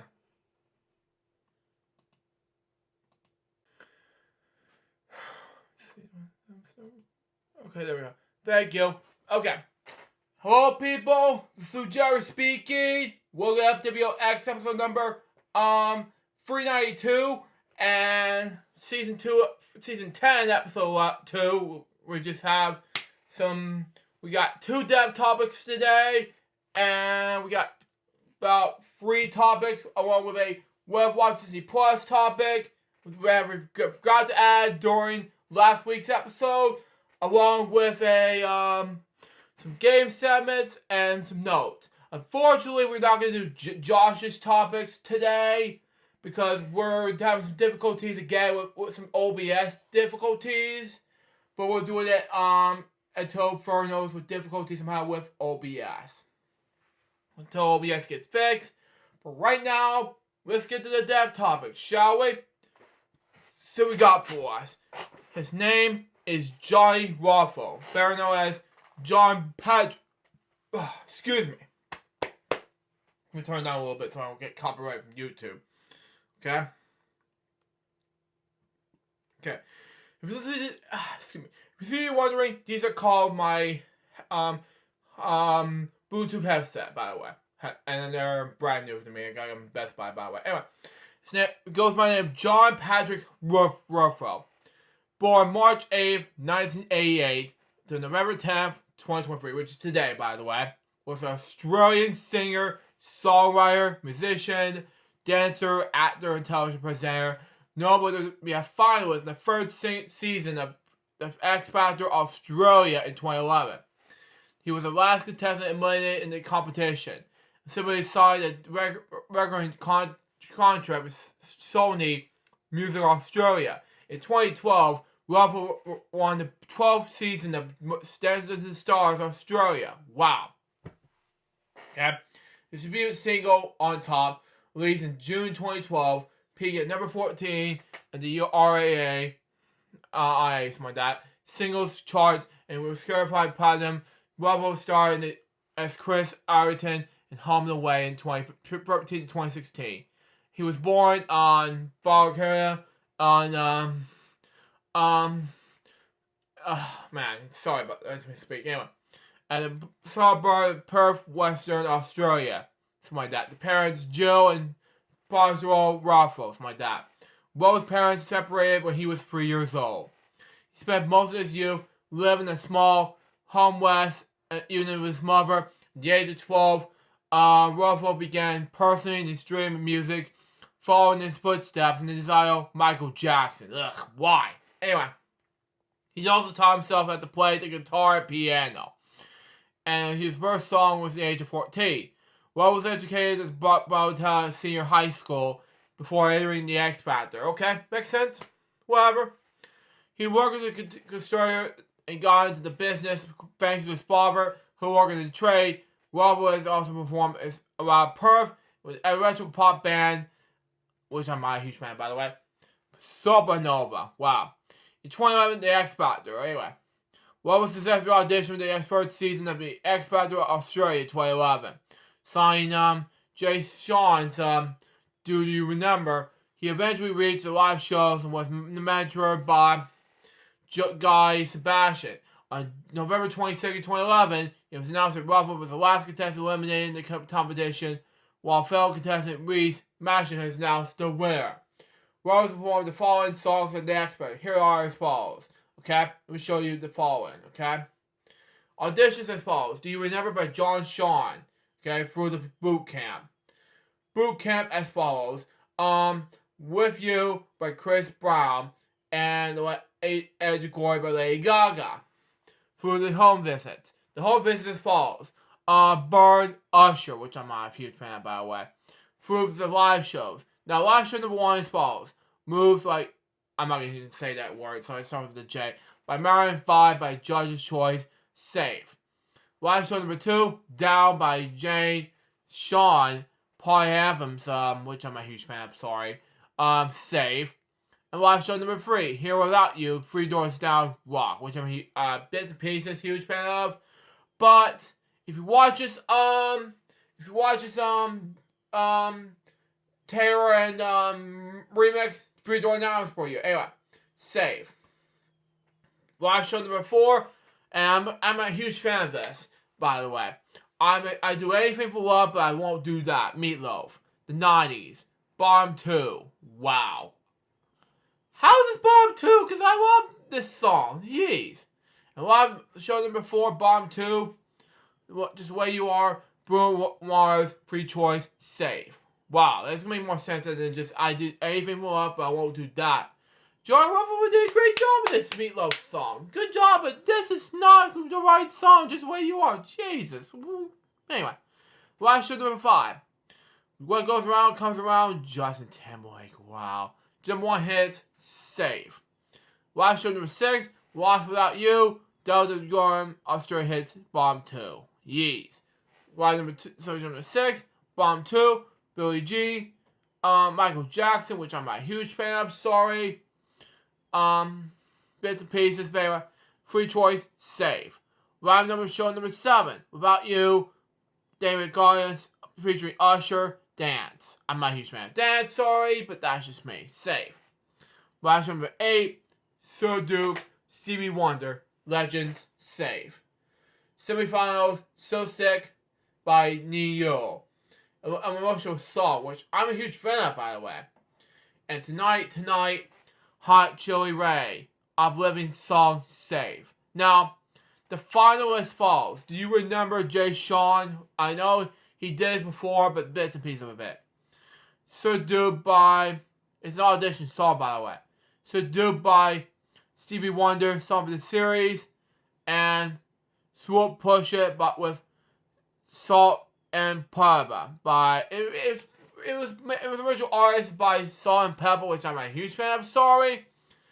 Superstar Duet. And Spin. And do you want to know? Ruffle.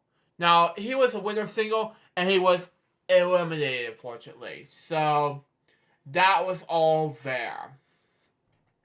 Now, and thank God these songs, unfortunately to say, is an X Factor Australia. Some of these are not my type, and some of these are good. I Do Anything With Love, but I Won't Do That was one of my favorites. These, on the other hand, were not. You know, some of these, unfortunately. So, why? Anyway, 2011 to 2014, record deal, Dance in the Stars, and Home and Away. Shortly after the completion of X Factor, Russell told News Limited in December 30th, 2011, there was offered a record deal with a major record deal label, whose name he's not allowed to confirm at the time. He was revealed that he was already recorded several new tracks. I have been in the studio in Perth recording some singles. Quite a few different tracks so we can get one out there in my first release. The song's already very touched my style, which is pop, R&B, mainstream sort of stuff. Heavy metal was my thing. Sorry. Anyway, in December 2011, Will was told take 4 years Australia that he had recorded a duet with his X Factor mentor Guy Sebastian. On December 16, 2011, he calls this radio program called Noise Fresh Hits with Daniel Guari Gone on Nova FM. On December 20th, 2011, something like that, Ruffalo performing at the Melbourne State Liberty Library. Sorry about that. Anyway, as part of the Opus, Celebrity Carol something like that. Sorry, I misspoke there. And I have to put this down in case I'm gonna do it. Anyway. Okay. I don't know what I'm doing. Anyway. It's the day to raise money for World Vision Australia. Wow. In January 2012, Ruffalo revealed that his official Twitter account, now it's X by the way, that he was working on his debut album in New York City. Wow. He was supported for Reese's Machines first headline national tour on the way. On the 28th, 29th, and 31st of January, and in March 2012, revealed that the record label Ruffalo had signed for the Sony Music Australia. Wow. The following month, he became a celebrity contestant for the 12th season of Dancing with the Stars and was on tour. Wow. And playing a professional dancer, Louisa Picard. Wow. Excuse me, I forgot. Later that month, Ruffalo was supported in One Direction's Australia leg, and yeah, it was one of the lamest bands I've ever seen. Anyway, and on their on our night tour. Wow. On April 19, 2012, Ruffalo was announced it was running up at Clio magazine's 2012 Bachelor of the Year contest. In May 2012, he was in supporting that with News in the Block, which is good thing. Anyway, Backstreet Boys Australian leg.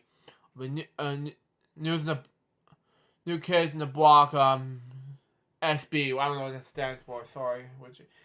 Again, American New Boys and Backstreet Boys. That would be good. Anyway, tours. I don't know what it stands for. Sorry. Anyway, Ruffles' debut single "On Top" was released on June 15th, 2012. Anyway, the song peaked at number 14 in the ARIA singles chart, was certified platinum by the Australian Recording Industry Association, or ARIA for short. Anyway, the only shipments of 70,000 copies. Wow.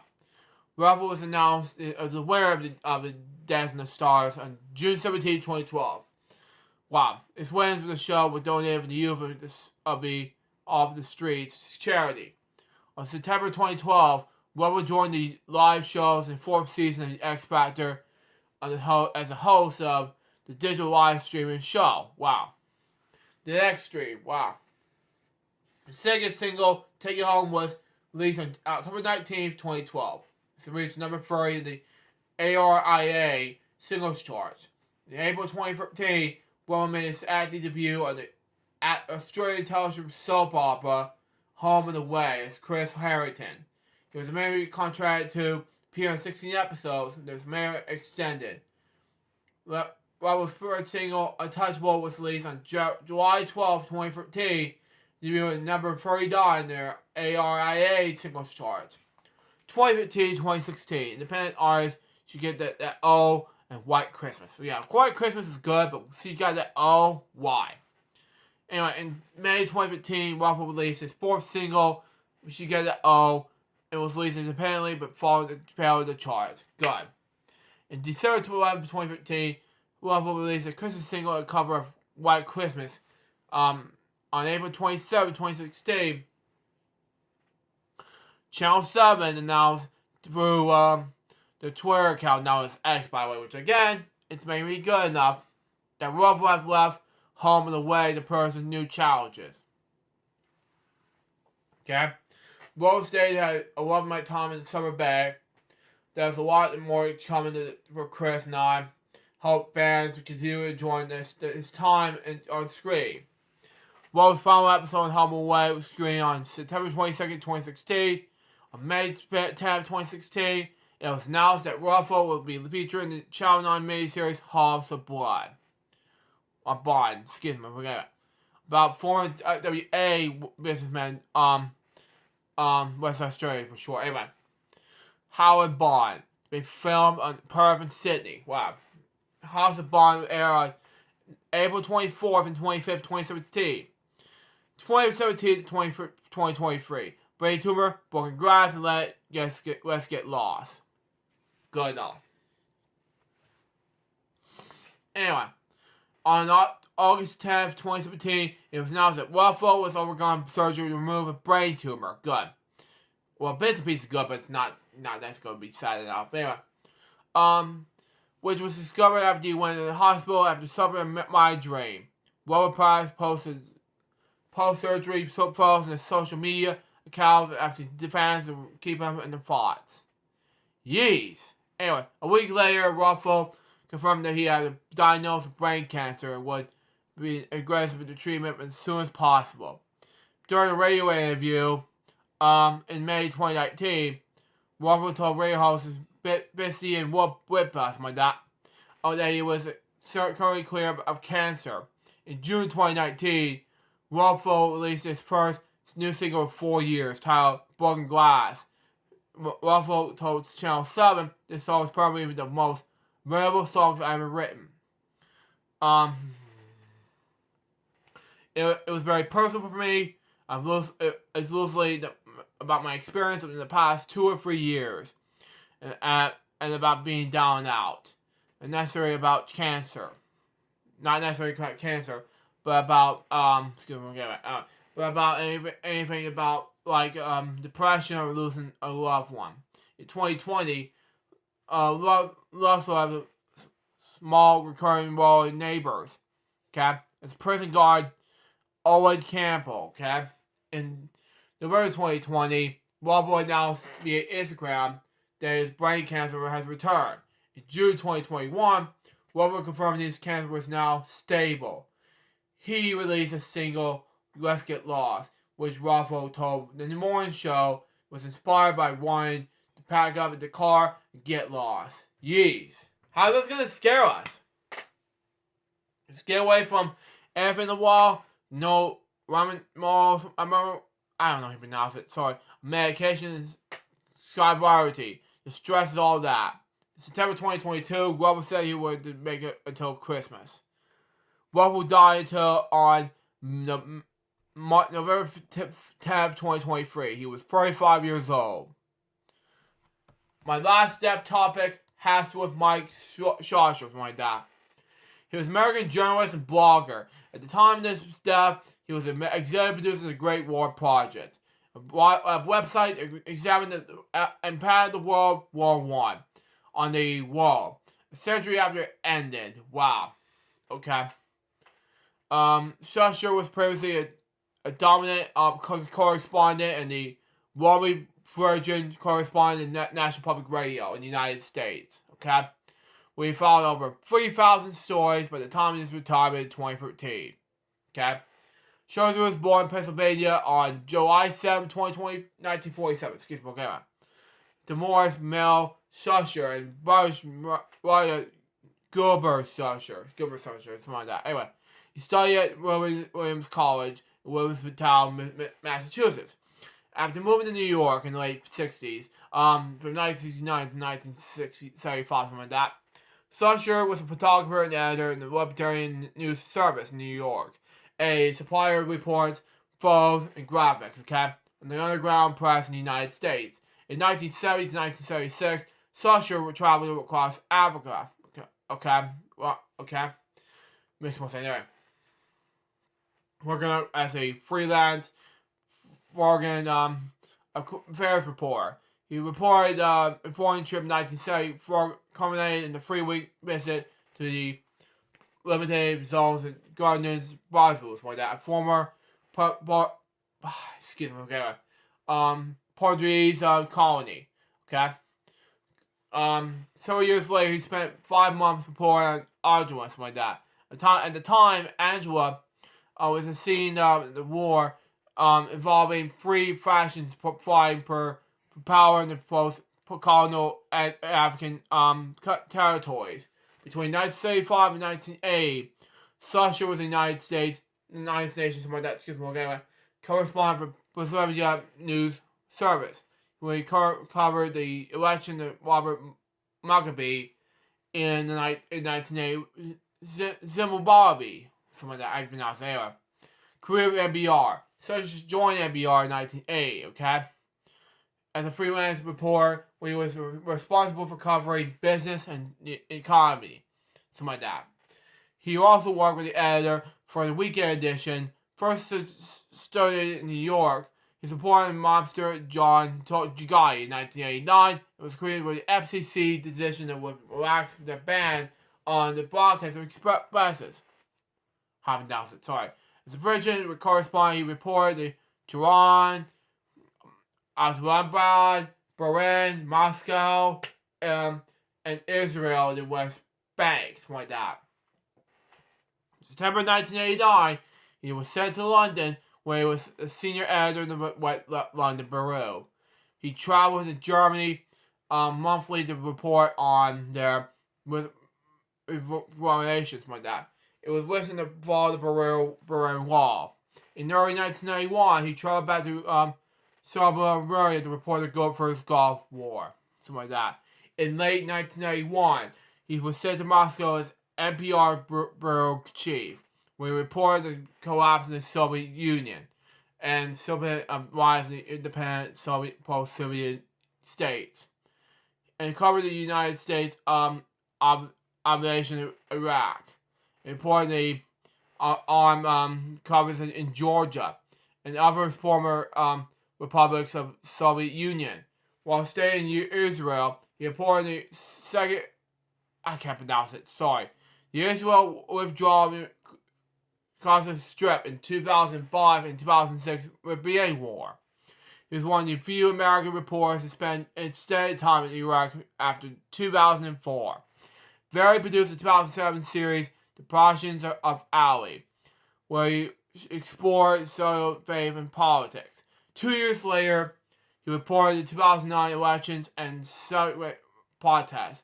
He retired from NPR in 2013. During his time at NPR, he followed over 3,000 stories. Later life.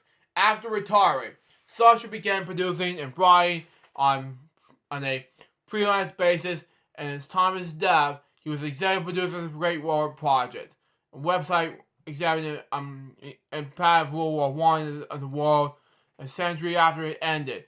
He has worked on television projects in the presidential World War I Congressional Commission, Anyway, he was senior fellow at the UCLA's Virtual Center of the International Relations. On the awards, Sasha won the number of awards, including Peabody Award for his team covering 9/11. Alfred won the Bullets Columbia University Awards for his cover of the Alright War 2020, 2007, 2004, something like that. September 11th, and the War of Afghanistan 2003, and the Gulf War 1992. Obviously, Press Club Lyle Thomas Award in 2003, and the Middle East Century Conflict, and first documentary porn with National Headliner Awards. Honorary mentions of the Overseas Press Club in 1999, and SAJA Journalism Award in 1998. He died in Southern California from combinations of Parkinson's disease. He was 76 years old. Now, before I end this depth topics here, I got one more depth topic, and we're going to close up depth topics right there. And that, my friends, I'm not going to click on this. I'm going to go ahead and scroll down a little bit, and that has to do with my friend, not my friend, but he's been an inspiration to me, and I have to talk about this, okay? I have to mute this right now, okay? And probably because of copyright, I'm not going to be able to do much, but I have to talk about this, okay? His name is Rudy Mack, okay? I have been a huge fan of Nature Scene when I was a kid, okay? He was a host of South Carolina's public radio's Nature Notes and South Carolina TV's Nature Scene. He died early this week. He was 78 years old. Now, he was a South Carolina naturalist and popular host of South Carolina Public Radio's Nature Notes and South Carolina TV's Nature Scene. His wife confirmed last Tuesday. He died this week. Maggie's wife Ellen told SC Public Radio Wednesday that her husband had managed symptoms of liver disease in the last several months and was recently hospitalized.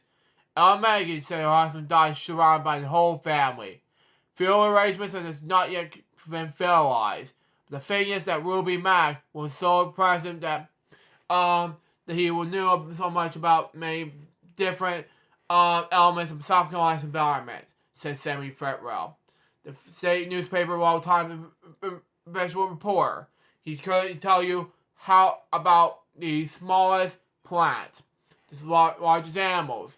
He was an incredible large resource of the state, and his death was going to be a real loss, like mine, which is a terrible one for Rudy Mack, unfortunately. Anyway, Mack, a natural inspiration of University of South Carolina, was a sergeant in South Carolina, the beloved and well-known voice of South Carolina's public radio and South Carolina TV for decades. He showcases his love and curiosity of nature in National Daily and South Carolina Public Radio's Nature Notes program and Nature Scene for South Carolina TV at the time, which launched in 1978 and ran for 25 years with co-career Bertie Dex and later Jim Welch. His field trip of broadcast nationwide has earned him a legend of dedicated viewers, his online bio says. Rudy's boundless enthusiasm deep knowledge and dedications to environmental education is left to and enduring legacy that will continue to inspire future generations. South Carolina to be president CEO, FwL said, is impact our organization and the people of South Carolina is immeasurable.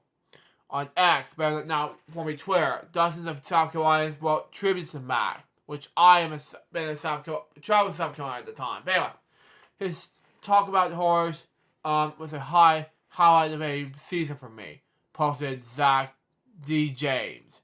He was the best, and my sister was fortunate to have enough to take a class for him, and I always loved his shows. I certainly do. The real Sack. I'm fortunate to say it. It was posted on Twitter, sadly. I always loved listening to the nature notes on my way home from work. Posted Grayson Wallman. Never submitted anything about it. Always thought all about it when I saw someone curious about nature. It would certainly be missed. Part of the ETV, Maggie was a natural history culture at the South Carolina State Museum. Nice biology and geology teacher. He graduated from Wellford College and attended graduate college and USC, some of that, University of South Carolina for short. Received doctorate degrees from the College of Garnet Charleston and Winthrop and Woodforth colleges. Mack also founded the South Carolina Association of Naturologists, speaking to Columbia Metropolitan in 2021. Mack told the magazine he discovered a love for the natural world in a young age. Growing up in Spartanburg. In his legacy, he told the magazine that the biggest thrill in his life for him is seeing his children, which I grew up with as a kid, this guy, damn, and grandchildren fall in love with nature, coupled with his TV and radio fans. I recognize his healing properties of this being in nature, especially when the man-made world beings for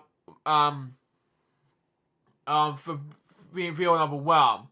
Mack told the magazine, when everyone else is this combination one that, just take a little short walk.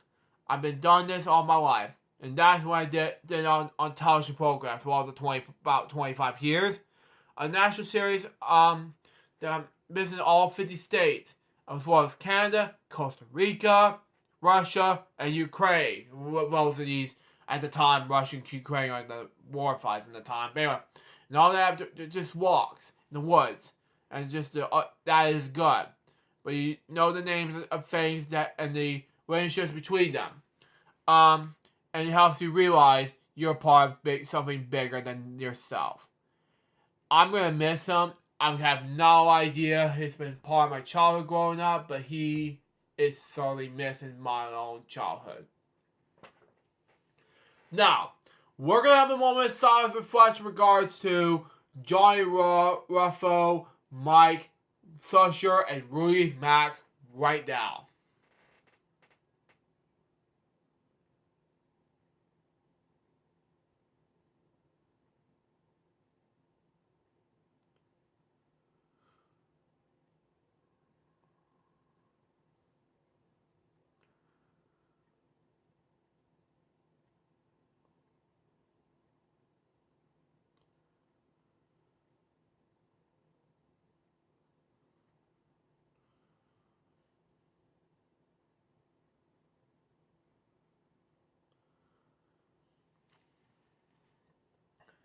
Thank you. Recipes these three.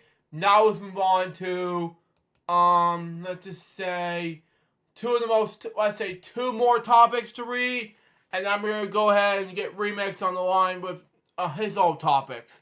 I'm not going to be doing much topics to read, so with Remix, I'm going to read after the Cause Explosion topics on this episode. But anyway, this episode, ladies and gentlemen, it's going to be taped via ScreenFlow instead of normally doing on OBS, but I'm going to do something, because like I said, it's going to be fixed soon, but hope you all enjoyed this episode, folks. This episode, Billy's not going to be here today, folks, but he will be back shortly. I'm not sure when, but probably, I'm praying for what's going on, but that's just me. But anyway, But you know what? It's gonna be okay. But anyway, my next topic has with Zero Pollination. Now, what this thing is, folks, it's unfortunately gonna be a sad ending, okay? The video game review series ends after 16 plus years. The long-running series seems to have a big axe after all the staff left the online magazine to escape this, okay? Now, the popular long-running video game review series, Zero Populations, seems to have been discontinued after staff left the American video game website to escape this, which features a weekly series, by the way.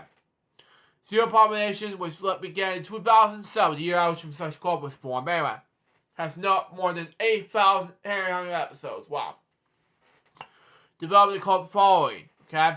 It tried hundreds of thousands of views due to Ben Yossi Koshaw's fast-paced and humorous reviews of various video games. Anyway, on Monday, November 6th, Croshaw, who created Zero Productions, resigned from Escape This along with the rest of the Outlast video team. The resignation said that the team that Escape This owners gamers group decision to fire long-standing editor-in-chief Nick Colorado. He told the X, formerly known as Twitter, to announce the stacking. I was fired from Escape This today. I did not sign my severance pay. It will not be signed to NDA.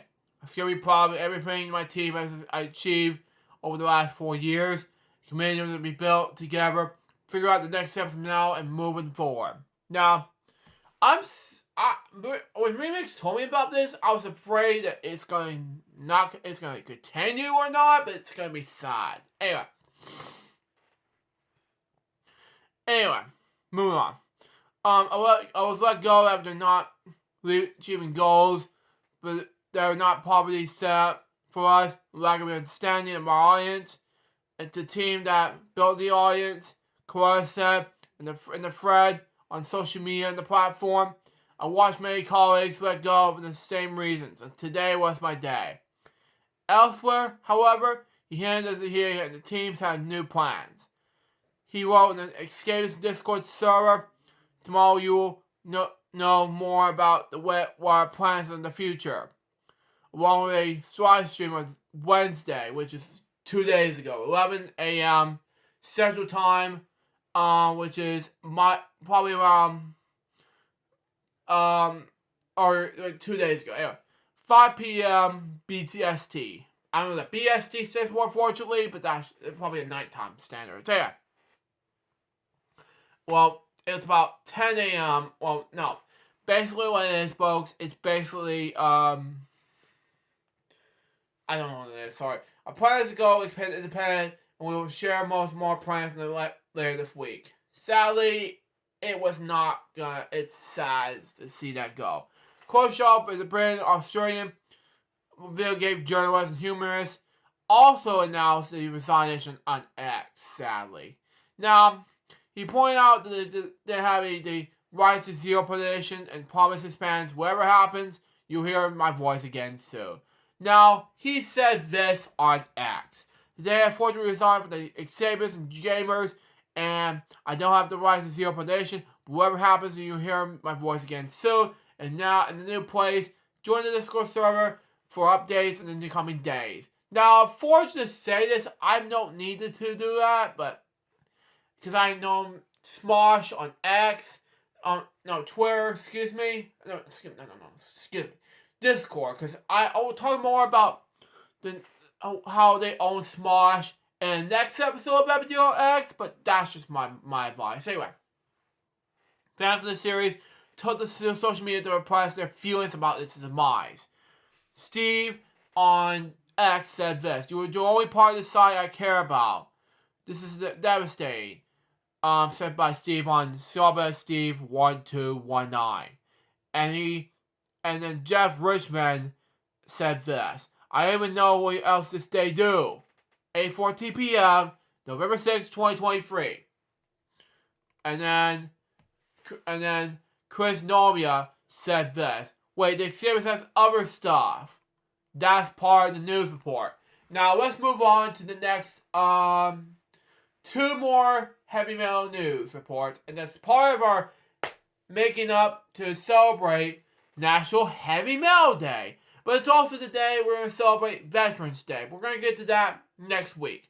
Right now, we have National Heavy Metal Day, since it's Veterans Day tomorrow. Anyway, well, we got since we have news reports on Power Up Trip. Now, Power Trip came out on the 6th, 7th, and 8th. Okay, now it's I'm gonna tell you this. AC/DC came back on the 7th. That's Saturday night after 6 years. I'll say 7 years on stage. Anyway, and then Guns N' Roses and Iron Maiden came on Friday night. Judas Priest and AC/DC Saturday night. Tool, which I never heard of, and Metallica, which I heard of on Sunday night. That was it. It was on Apollo Polo Club in Indiana, California, on October 6th, 7th, 8th. Unfortunately, I missed the whole thing, but it did happen. So they have memories like this. Angus Young and Brian Johnson on stage doing their AC/DC trip. And something rare about Angus, at the time. He has white hair, none I've never seen in the stage at all. With white hair of Angus at all. In the school suit before my life. Anyways, Judas Priest stage. But we got the, some boy who has a mohawk. And then we got some Judas Priest and other things. Yeah, it makes more sense anyway. And then some stage. This thing I've never seen. It's at the tour. That's good. Okay. That's all we have on that topic. Now let's move on to National Heavy Metal Day, which is tomorrow. And then we'll move on to our remix topic, and then we'll get to our Why Watch Disney Plus topic. And then, because we haven't done one that we'll have done last week, and then we'll get to our Game 7s, okay? There we go. Anyway, Metal Day, November 11th, 2023. Anyway, in honor of that classic metal mockery, this is Smile Tap. National Metal Day falls on November 11th every year. Metal to Square Independence from Marlboro Day or something like that. In combination with Wall, Insanity of the Exploitation, Death, and the Foundation of Gloomy Exploitation, which is all part of the culture. However, it's not all the doom and gloom. In fact, some elements can even be uplifting. Here's the history behind National Heavy Metal Day. Let me stand up a little bit, okay? You have to go back to Veterans Day 2011, okay? These go to 11, okay? The famous is the Spinal Tap scene. Every explain how the band's amps go one louder than Ted. The basis of National Metal Day on a unique date. More Day that was first celebrated in 2011, okay? So yes, 11/11/11. It's a day of National Metal Day. Period. Anyway, by 24-hour music network VH1 Classic, which I talked about many years ago in that FwL series. Anyway, the celebration began on November 1st, which I did not want. I haven't done this, unfortunately, due to stress, sadly. Anyway, a lot more of the networks to focus on the airing metal concerts, specials, movies, and videos each night, leading up to the grand finale on 11/11/11, when VH1 Classic premiered on the film Metal Evolution. But metal is a special subcategory of hard rock.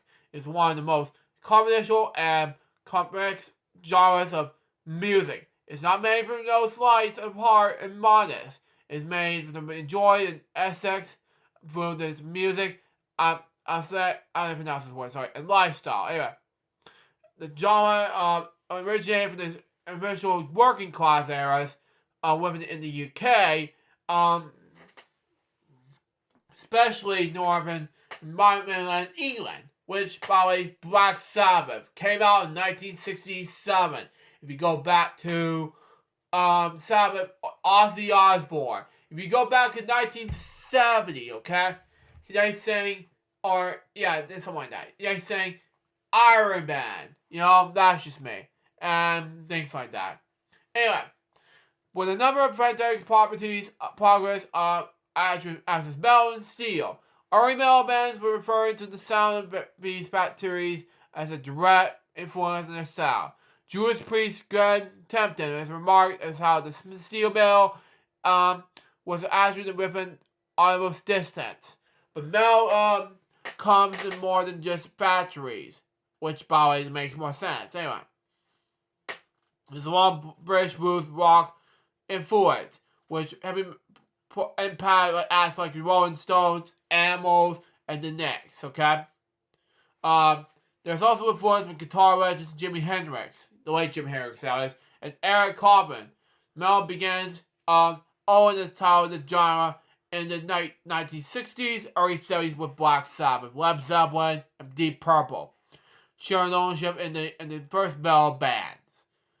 Wow. Okay. Metal has since spread into many different subgenres such as trap, thrash, death, black, doom, Christian. Oh my god. And they all reveal new metal bands.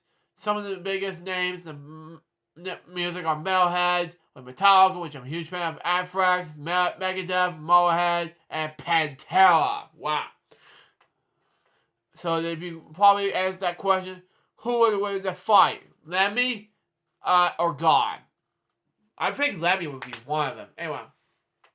Instead would be the excuse you need to bang your head. It's a trick question. Lemmy is God. Rock on. Anyway. The timeline, and we'll get to our cartoon explosion thing. Anyway. Okay. Male born in England. Black Sabbath used loud crashing guitars, solos as a reaction to despair and the dreamers of life. It started in 1968, okay? 1978 begins with Lever and Sons. Jewish priest Harvard Lever introduced the pairing of Lever and metal studs and fashion statements. 1984, metal band's cover spoof. This is Spinal Tap. The metal mockumentary about the adventures of metal band on the tour when turned the Irish tour how do you not say it? The Force. 1985, Zappa testified before Congress. Wow. Frank Zappa appeared before Congress protest and plans to legalize and can't censor lyrics of heavy metal songs. Which, by the way, we talk about this because, number one, we have so many metal bands have to do with censoring songs that be unfair, and I want to see that so badly. But the 2020s came, it was good, you know. But let me tell you the part. PRMC was Tipper Gore, and I think she was too much to me. Anyway, 1990, Jewish priest sued when a young Jewish priest man took his life. His parents sued the group, claiming their son heard the words "do it," and the song played backwards. Wow. Too much. And that's it. That's all the topics for me. Let's move on to remix side topics, okay? I was originally going to have Barney Smith do the interview this week, but I decided not to. But, however, we have something very exciting for Cartoon Explosion, the network, okay? We want to show you it now. Anyway, and that is Cartoon Explosion, the network logo, okay? It all starts January 1st, 2024. Be lookout for it, and then, is there anybody else? I think that's it, okay? I know, discussion. I think you have the discussion, right? Okay. Now, he has so many Paw Patrol stuff, the movie stuff, since we last did this. So, here we go. Wolf, how Paw Patrol with Mighty movies are now available in digital, and that's it, okay? Okay. That's all we're gonna do this week, and yeah. Anyway, what watch Disney Plus this week has to be Once Upon a Studio. Unfortunately, I haven't done it last week, so because I was having difficulties with saying why watch Disney Plus because I am in the guy mood with why watch Disney Plus and say what's upon the studio, but I have difficulties in that. But that's just me. Anyway, we got Game 7 right now, and then we'll get to our notes, and we'll be done with the show. Because let me tell you something. I am halfway done with the show. How long did I take the show for? Nearly an hour. Good. Okay. Anyway, we're gonna start with Game 7, and we'll open this up, and we'll start with we're gonna start with Paris Production Group stuff. I was really gonna do let's say some games like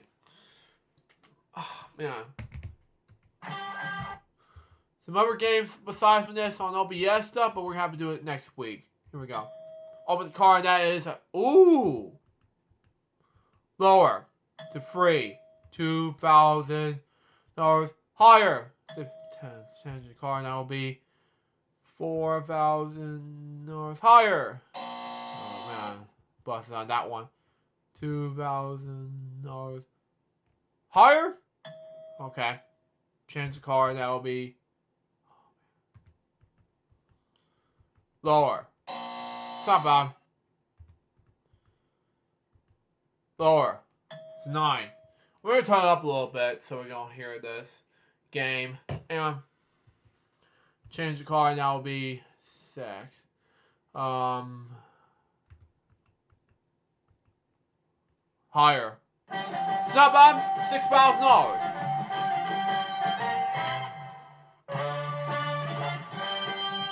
Super scratch time, and that will be 11, 15, 13. One more is 25,000. 12. Okay, 14. Oh God, 7.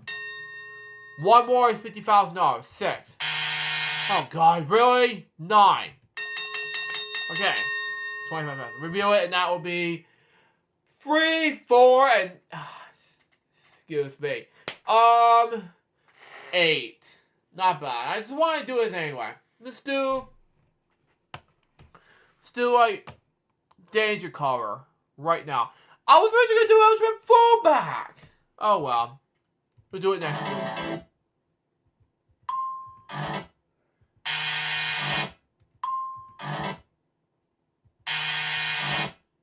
Oh well.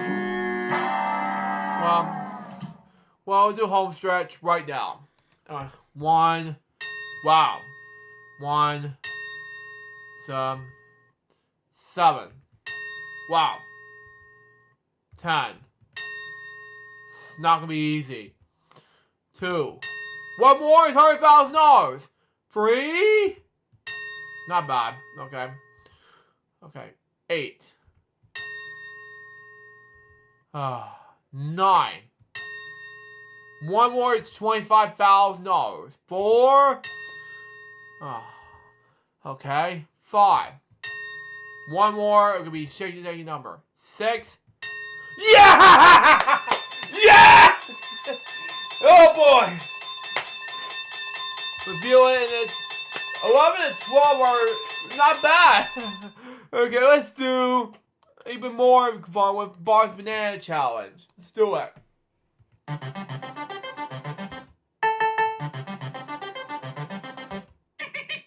Wow.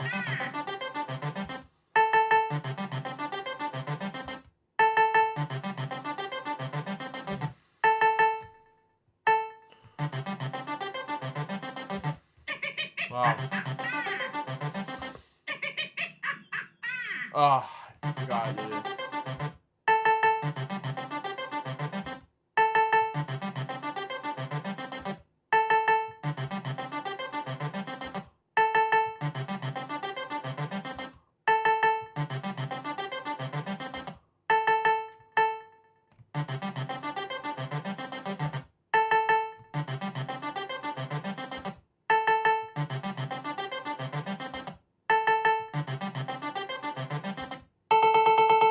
Oh!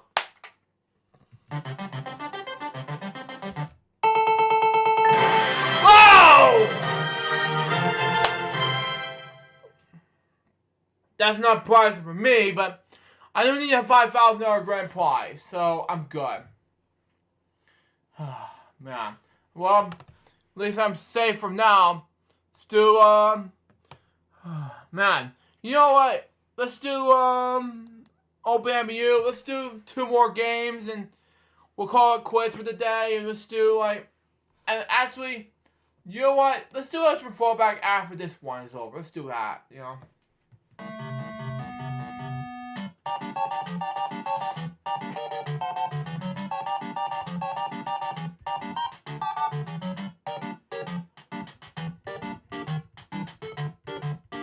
There we go.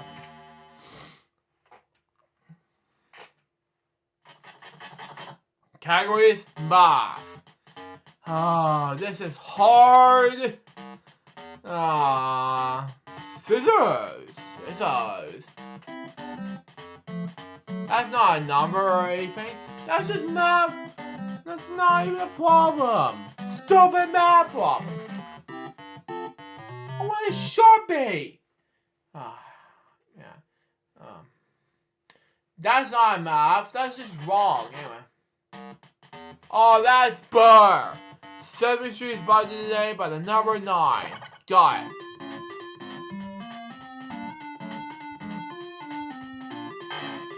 Did I miss 9? What?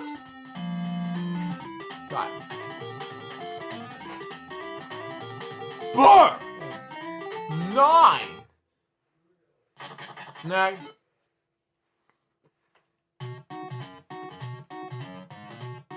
Okay, green puzzle. The category is... I know what this is. T-shirts.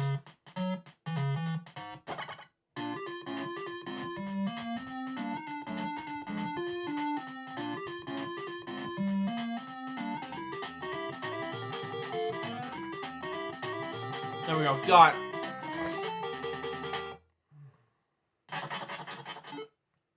Okay. Okay, blue puzzle category is... Oh, I know what this is! Sesame is by the number 9 and the letter Z. Next.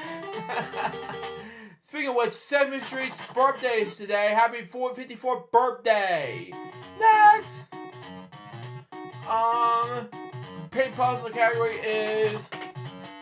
Ooh, Xmas tree. Speaking of which, Christmas coming up.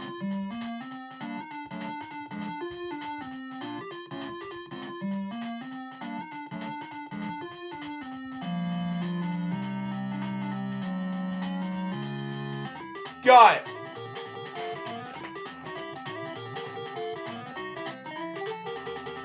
Christmas tree.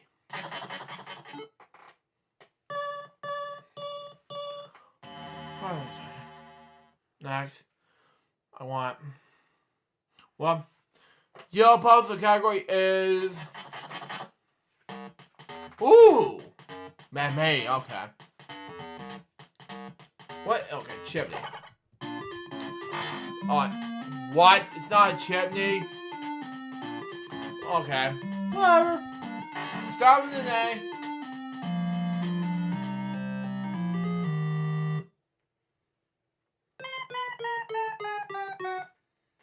Oh, man. Whatever, game. Whatever. Now that's a chimney. Thank God.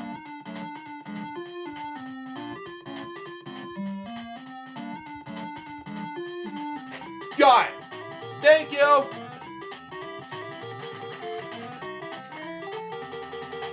I don't know what that's a chimney? I don't know what to do next. Green puzzle category is... Oh. You gotta be kidding me. Toothpaste!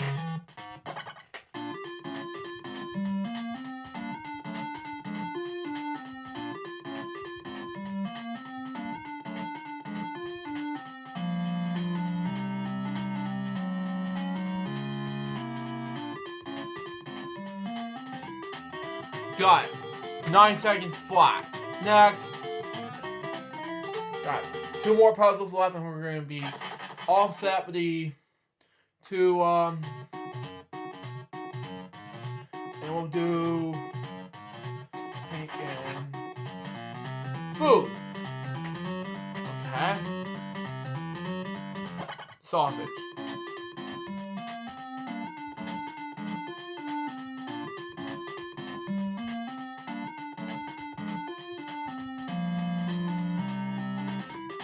Got it.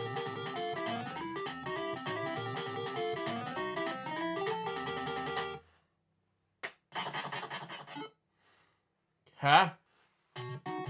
See what's next up. Paint puzzle, the category is... Ooh! Helicopter.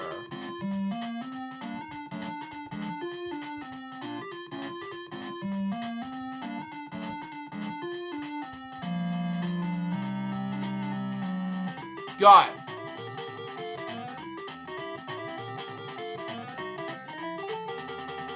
Got it.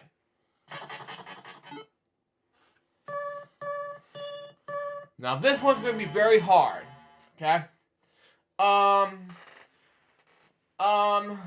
Blue puzzle, the category is... Tool. Wow. Okay. Light switch.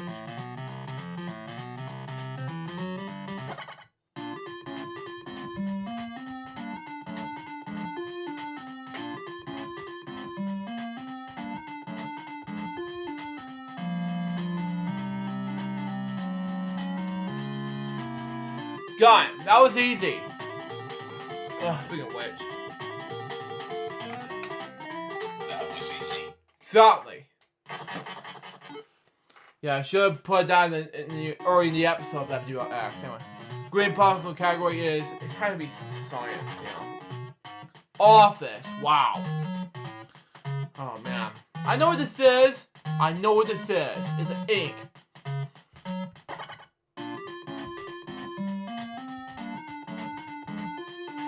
Got it.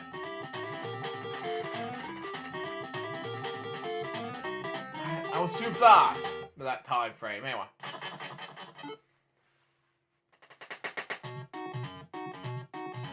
Yellow puzzle. The category is science. I know it was science, my least favorite category. I know what that was. Oh, I know what this is. It's a watch. But I have to know it's free.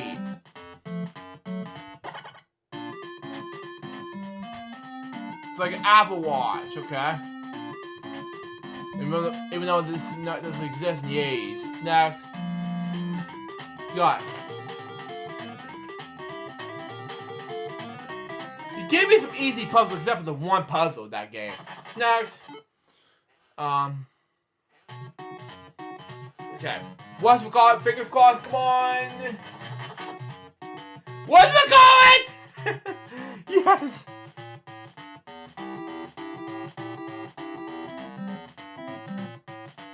Oh, wow.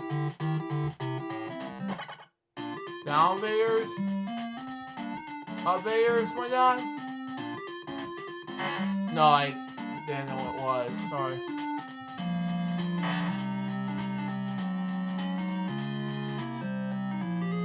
No, I don't know. Sorry. That was a hard puzzle. Yeah, except for these 3 puzzles, so sorry. Whatever, game. Whatever.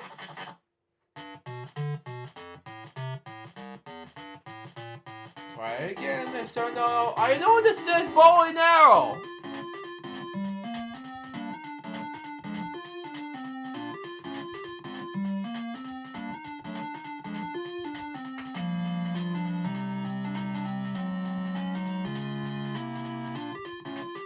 Got it. Thank you.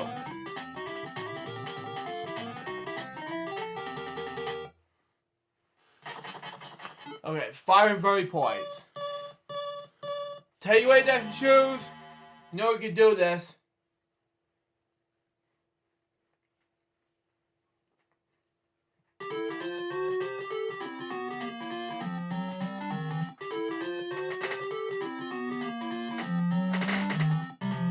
taking their shoes. Now, after one last game, we thought we were going to do another throwback this week, but we're going to push it back to next week. So, there you go. Let's do Tetris, and we'll wrap things up. Here we go.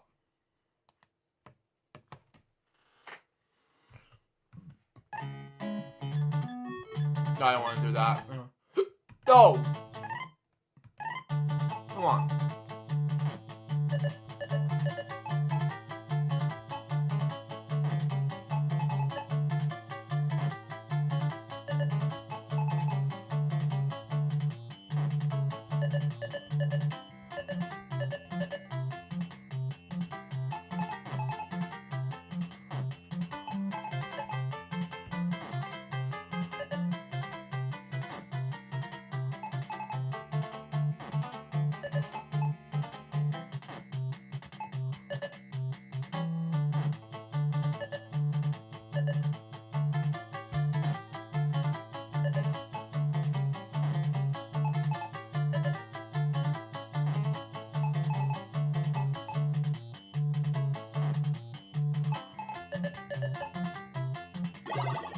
Wow.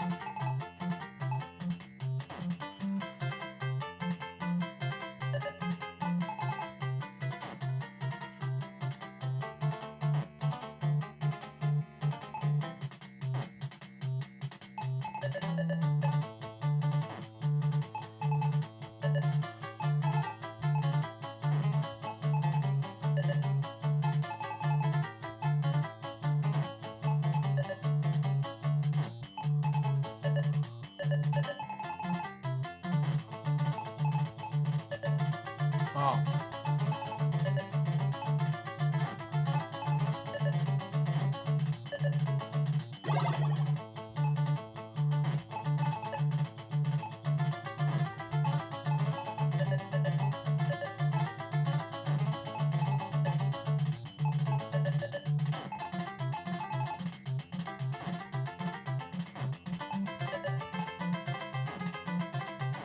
Wow, that's a lot of them. Okay. I don't want to do that. Let's move on to the next one. That's just...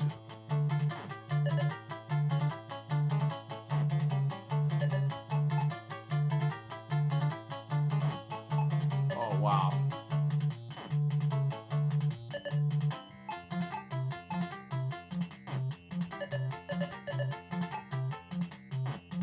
Oh, that's just not happening. Well...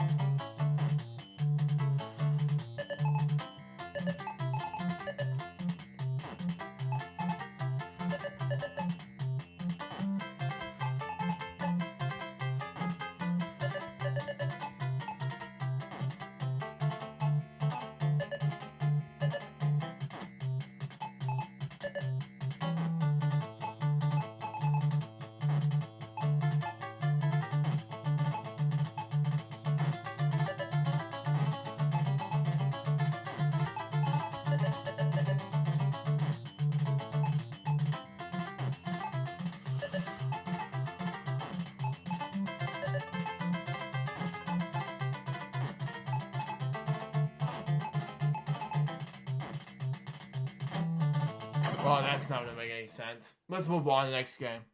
I'm not gonna move on to the next game, but just want to entertain you guys on it. Next.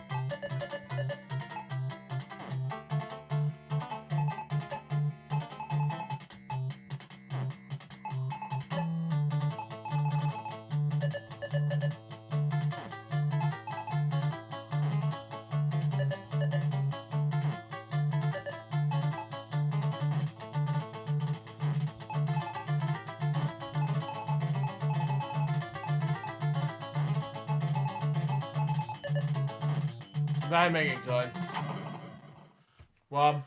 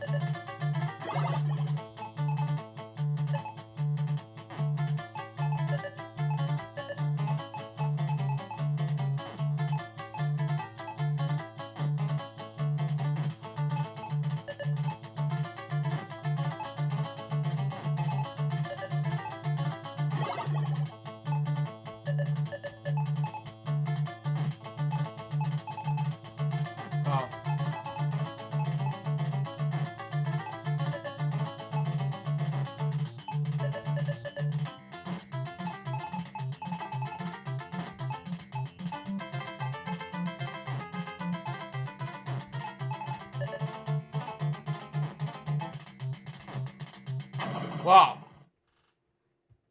Next one. Last game and then we'll be done.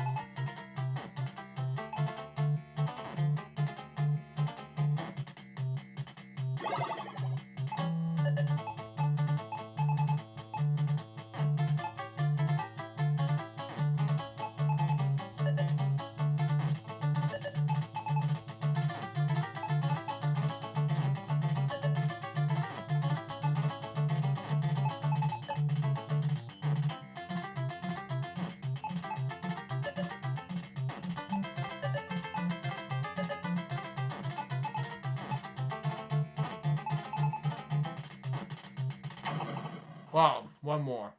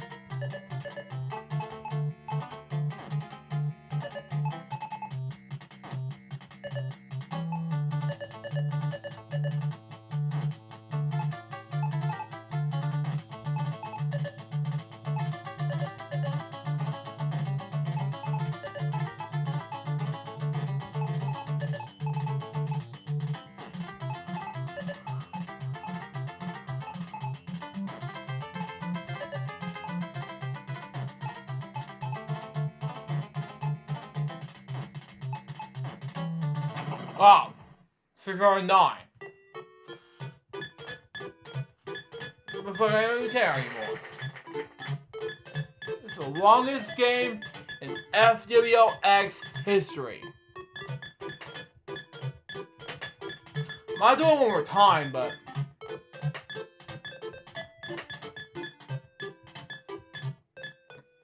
strategy and good luck. But I'm not going to say we're done with this game, so okay.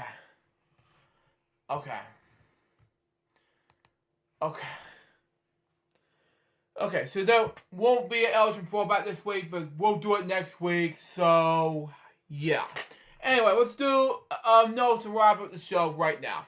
Anyway, Bedtime Stories episode 403 is next, followed by special whole video, Elgin TV Fake Super Special Day number 1 to 6, BBT's Funny Game Stream, Bedtime Stories Dinner Time Lunchtime with tomorrow, followed by 2023 Fake Super Special on Billy Moody saying if not, oh well, we'll see what happens. Billy Pocket Extravaganza stream and Game Show stream, Bedtime Stories Lunchtime, we'll see what happens. Got 3 more special projects to do on this week, we'll see what happens. And then the other projects we're supposed to do on this time. We'll figure this out, but we'll try to figure things out by the end of the week. But we'll come back to do FwX, episode 393, which will be about Thanksgiving. Well, that might do it for FwX episode number 392. Hope you enjoy it. Stay tuned. Next is going to be Thanksgiving episode of FwX. Till next time, so Joseph Bob, so baby, more episodes going to be soon. So they're out. See ya.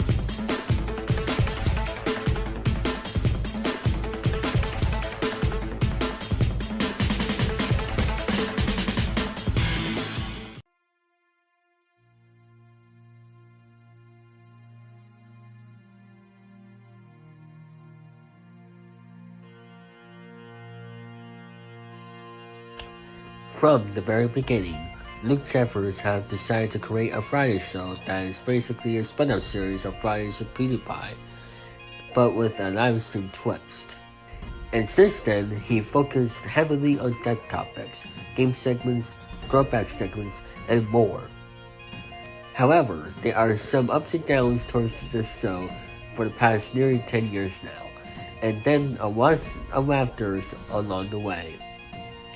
For nearly 10 years, FwL has been making you guys entertained, talking about somewhat about politics, and of course playing games.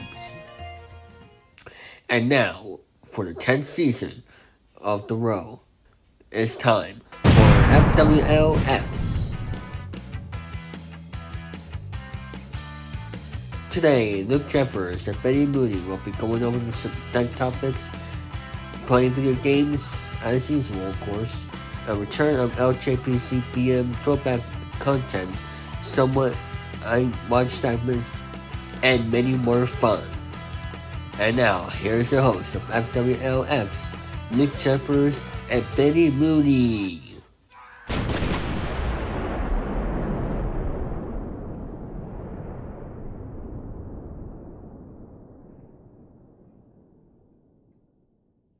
Thank you, David Falson. Let's begin indeed. Hello, people. Sujara speaking. Welcome to FwX episode number 393. And unfortunately, today we won't be. Billy won't be here this week. He's gonna spend time with his family. But, however, he'll be back on 394, which was originally planned for next week, but don't worry, there will be one on let's say 2 weeks. But let's just say that. Let's say December the 1st. So we'll talk about more about that on the end of this episode. Anyway, We have a depth topic. We have 3 depth topics. We got a CBS. We have 2 more topics later. Let's say CBS and what's this here? Oh, a gaming topic. Okay, let me copy this link here.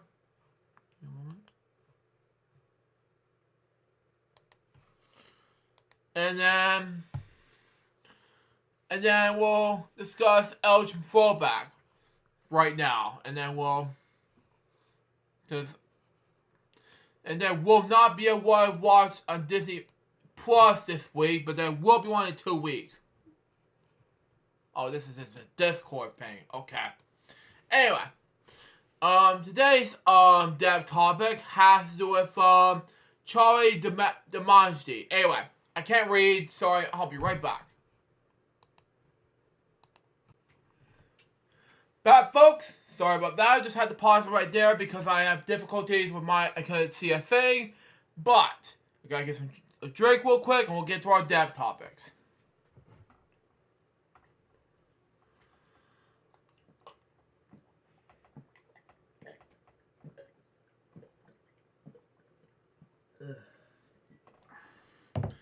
But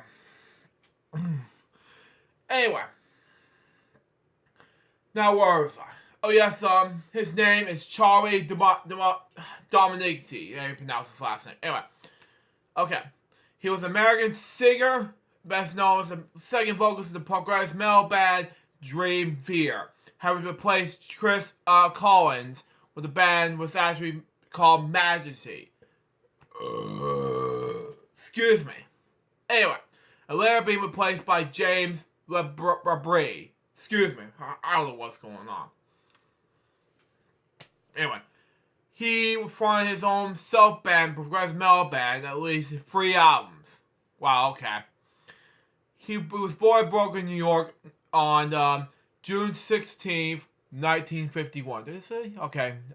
And soon after moving with his family to the Five Towns region, National City, Long Island, okay? Professionally, he came to the promoters and the member of the Frankie and the Knockouts, okay? Which he played guitar and sang backing vocals, okay? He auditioned for Dream Theater in 1987, in which he was hired the job in November that year, okay? Okay. He performed the band's debut album in 1989's When Dream and Days Unite, okay? However, he was older than the rest of the band. It was there the professional and creative differences at work. Wow. It felt that, despite the very talented singer, his differently pop vocal style did not fit in the distinguished progressive direction the band's combustions were taking. According to Dream Theater drummer Mike Barney, I pronounce his name because he was part of the drummer Twisted Sister back then. At the time, it was like having Billy Joel singing Queen's Strike. I pronounce his band's name. Sorry, a good singer in the wrong band. Wow. They eventually parted ways shortly thereafter. He remained in contact with Dream Theater throughout their career. Wow. Despite tapping out in the music business and opting a job as financial manager in the automobile business. He was hired by Mike Barney to sing in his wedding, Maureen Apollo. Wow. He started working on the album with his brother guitarist Kane Daly. That never saw it in the light of day. In 2003, he released a song on the website titled Now the Time Has Come, but was taken down a few months later, and the track was never been featured on any guitars, only piano. Wow. His voice has also been heard on the Tessie Jam records, okay? When Dream and Day Unite demos. It was featured pre-production and vocal demos of several songs, okay? It was as well as him vocal singing Beatles covers and traditional Christmas song includes Oh Holly Night.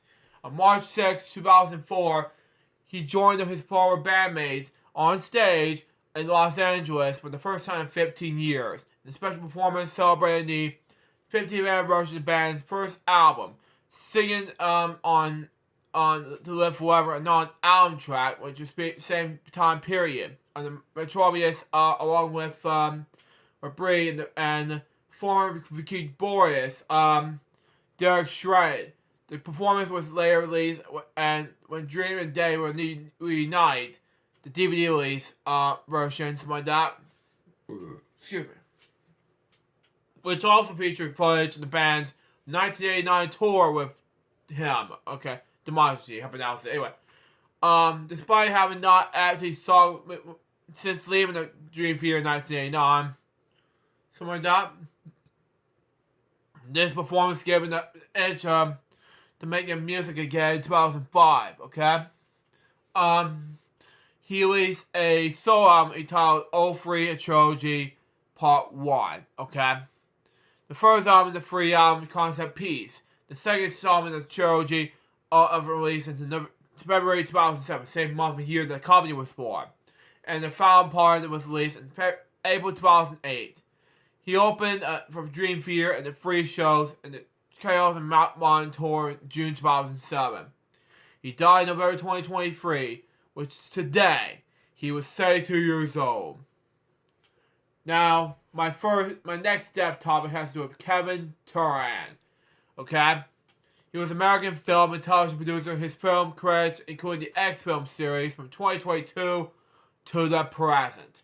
To those who were wishing me dead, The Unbearable Weight of Massive Talent 2022, Piece of Woman 2020, and Unbearable in 2012. His television work includes Brilliant and The Isle, in which he served as executive producer. He was born in New York City on August 16, 1979. He studied English and cinema at Columbia University. He was executive in the First Look Pictures. Eventually, he became president.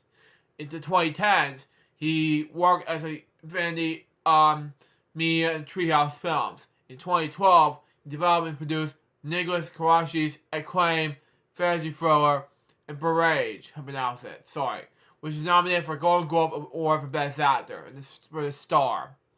Richard Gere. In 2014, he began his Platinum 4, a production company started by screenwriter David S. Goyer. During this time, Platinum 4 worked on the film Assassination Nation 2018. Directed by Sam Levinstein, something like that. This began a sustained collaboration with Levinstein and his wife Ashley. Turan co-founded Little Lamb Productions with them, something like that, and went on to produce the film Malcolm and Mary, and went on to executive produce on the television show Roger in the Isle. He married Alicia in 2012 in June, and have two sons. Kevin Turan died on He died on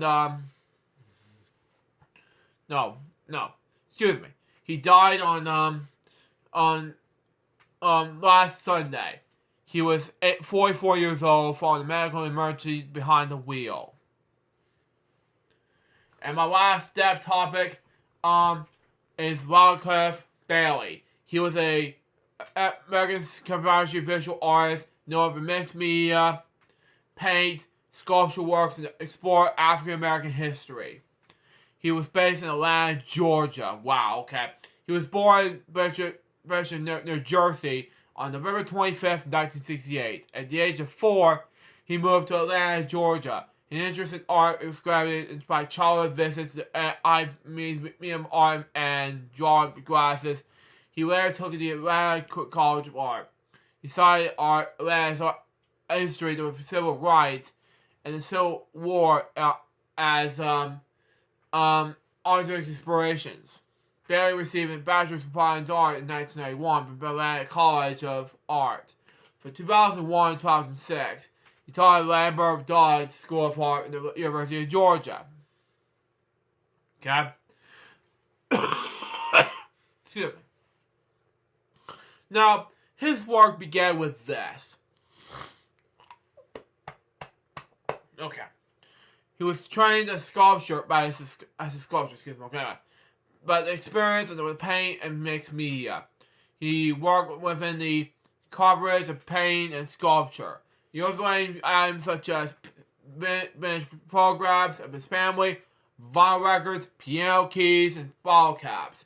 Partially his art explores the intersection of energy, race, and cultural memory. In 2003, he adopted a style of art conceptuology inspired by Kongo Minsky, something like that, I pronounce it, sorry, which he described as being medicine, cabinet sculptures, and the result of his work has been described as being three-dimensional and layered, something like that. Incorporating elements of smell and sounds, something like that. In the 2013 interview, Bailey described as his creative process and passion with the connection between past and present, stating this. Okay? This by day experience of art, even though my work may seem has this layer of history, it's also a cover of what I'm dealing with on the day to day. Okay, it's very much about today. We're talking about where I go next. I'm still talking about today and yesterday. That's coming in front of me tomorrow. Okay, it was largely inspired by experimental figures studying individuals such as George Washington Carver and carbon-based blacksmith Philip Simmons as such a source of inspiration. Its large-scale installation, Whitbar Cove, Sprouts 9/2011, was presented as part of the first international biennial of Conservatory of Art, Conservatory de Andes, I believe that's his name, in Colombia. I don't speak any language like that. Sorry. He was recognized as for his I pronounce it anyway. Artistic compositions, receiving the John Mitchell Foundation grant in 2008, and the Elizabeth and Mallory Factory Prize of Sovereign Art in 2010. On June 27, 2009, just the day before I turned 14. Anyway, this is not about me, but anyway. Bailey married American actress, dancer, and producer Victoria Rowell. Okay? The wedding was announced in the New York Times. The couple divorced in 2014.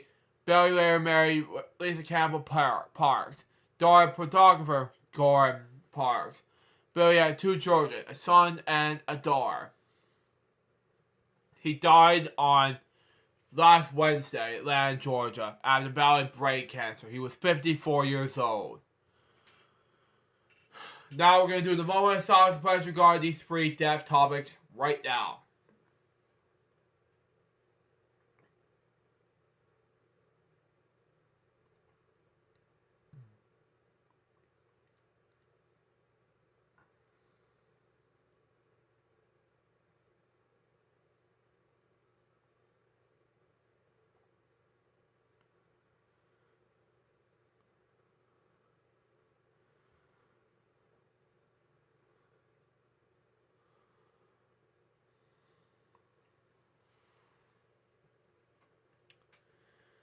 Thank you. Rest in peace to these 3 people. Now, let's move on to our next topic, which is going to be with Thanksgiving. Now, before I read Thanksgiving, this will be the last topic of the day.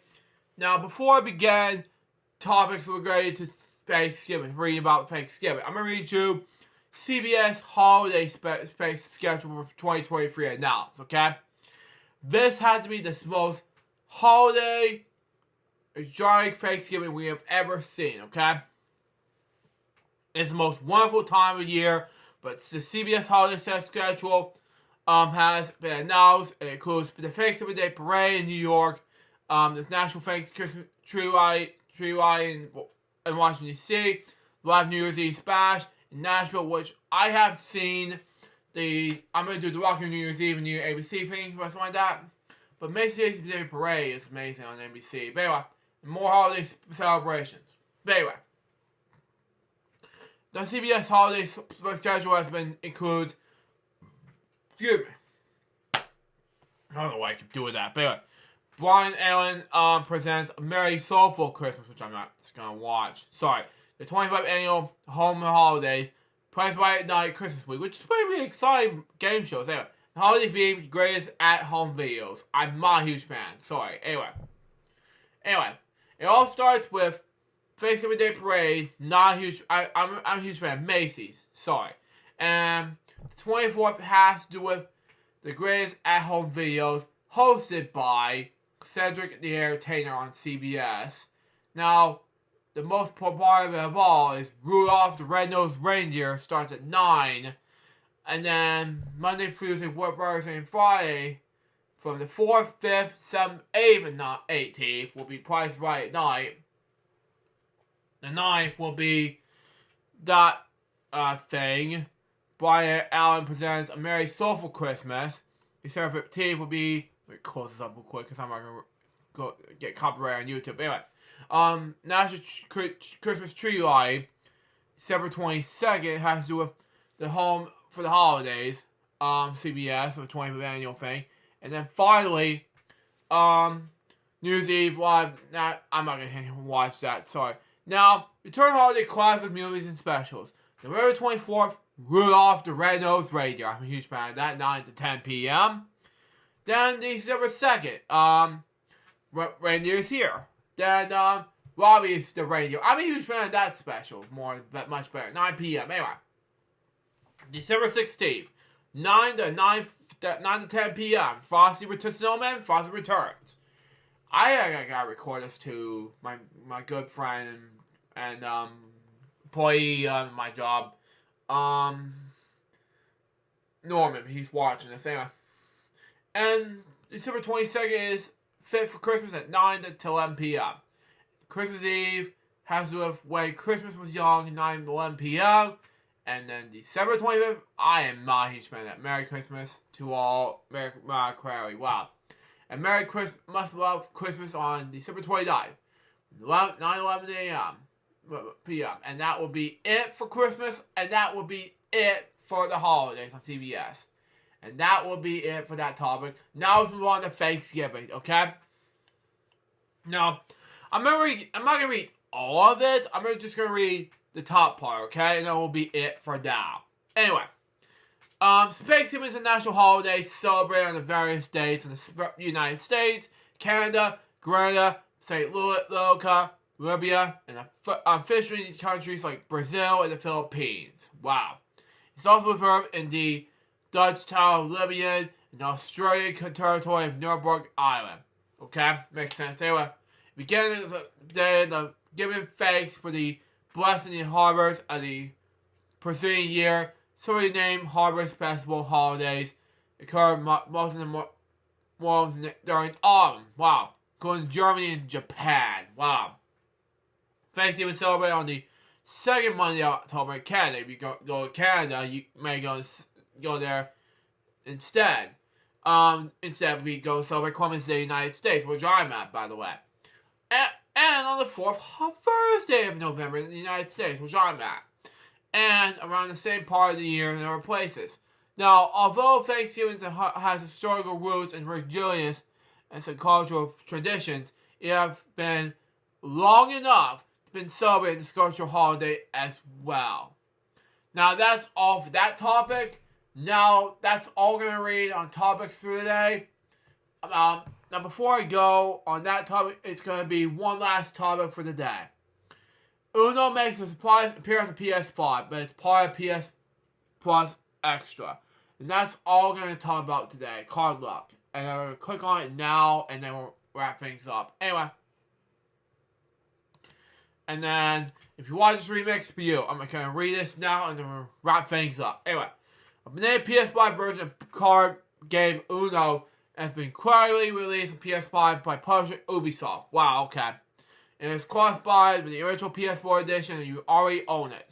Furthermore, because Uno is already available in the part of PS Plus Extra, subscribers will be able to download this new gen version for free as well. Unfortunately, I don't have PS Plus Extra, but I'll have to save enough money for it next year. But anyway, as far as the game itself, but it's a virtual version of Uno, so don't expect so too many surprises. Player can choose gameplays with traditional rules, including stacking 7.0, and jump in and use Uno's online multiplayer. Wow. Feature play with friends and the same platform. The press release reads, the Ultimate Version Edition of the game also includes the game's DLC packs, such as Fatal Quest, Call of Yara, and I can't pronounce that, sorry. Each of which introduce a new game mode and team arguments for cards. Are you in? I don't know. I'll see what I can do. Now, that's all the topics for real this time we're going to do today. Now, let's move on to a classic LJP spam. For real this time, that's not going to be anything meant to be LGBM. Let's do anything special for LGBM. Anyway, now I'm going to tell you a brief story, okay? For this LJP spam throwback for the day. Nearly 4 years ago, Jim Lair, who got me inspired to make films, TV shows over the years, passed away at the age of 85. Now, I'm going to go ahead and show you, I'm not going to show you all of them, okay? I'm going to show you all of these for this eligible fallback, okay? Just because. But I'm going to give you not one, not two, but a buttload of news hour footages. But today, we're going to give you just 7 of these today for these eligible fallback story, okay? So, this will be our next eligible fallback. Well, actually, 6 today. Anyway, for this eligible fallback, we're going to show you 6 videos today. Just because, you know, just because, you know, because I've literally did not 1, not 2, but basically 6, actually 6 videos in 2020. Oh, actually 5 in 2020 and 1 more in 2021. But basically, I'm going to do this anyway. Anyway, let's enjoy the first one because I feel like it. And the first one we're doing is called the McNeil Report, probably number 1, LSU TV edition. Here it is. New trends in banking is the one story we'll examine next on the McNeil-Lair Report. One story in detail is the McNeil-Lair Report. Join us. And see the text again? Every day on LJP Spam TV. That's what it looks like. So, there you go. Now let's move on to the second prompt. Here we go. The NAACP in transition will be the one story we examine next on the McNeil-Lair Report. One story in detail is the McNeil-Lair Report. Join us. Yeah. And I almost spent editing time when I say every day on Ocean TV for some reason.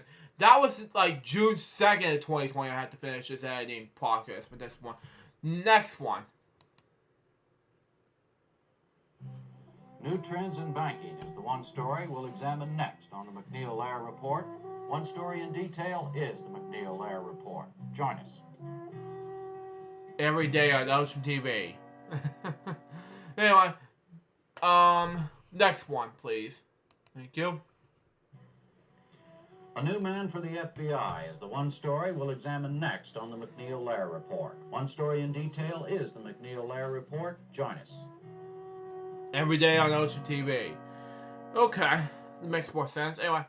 And then one last one. And then we'll be... And this was originally made in 2021, but that was... We're just going to do this last one in 2021, but it's difficult to do my end. Anyway, there we go. From Washington, New York, and locations around the world, we focus on one important national or international issue and take 30 minutes to examine it. One story in detail is the McNeil-Lair Report. Join us. Yeah, I was going to edit that part and suddenly did not feel like, say, put the everyday on Ocean TV for some reason. That was rare to me for some reason. Just say, oh, we're going to do this every day, you know? So, that was all there. And then there's one more in the mix. Now, this one was originally made back in the day during Jim Larry's death. It took me like 5 months to make that video. It was finally finished. And I want to upload it to Vimeo or Air Archive, or probably a website called Vimeo for some reason. And I want to upload to Air Archive, and then I want to do it on YouTube. So there you go. So here's the last one, and then we'll save it for the rest. And then it was all there. Here we go.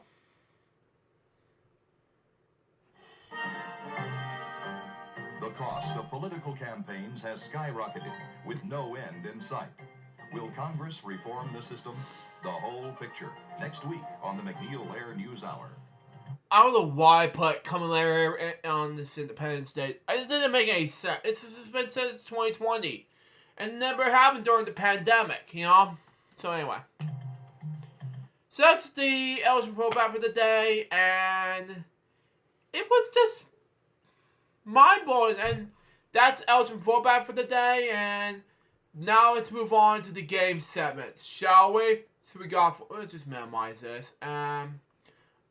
There's not going to be any notes today, guys. So there will be notes sometime around in 2 weeks. So be look out for it. And yeah. Anyway. I'm still going to do this on Springcast Day.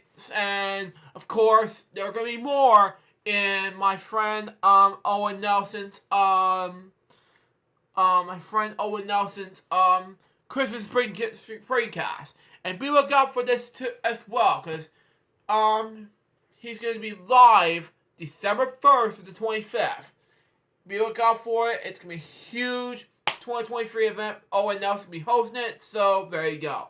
Anyway, with that being said, I'm going to be doing game segments now, and it's going to be a lot of fun. Trust me when I say this. We're going to do money cards right now. And then we're going to just do about be a couple of game segments instead of just a bunch on OPMU right after this is over. So, here we go. So anyway, let's do it now. I don't want to get, it's not copyright on YouTube. So anyway, I'll change the card. That will be a $2,000. It has to be higher, of course. Okay. Lower, of course. Ooh. Higher.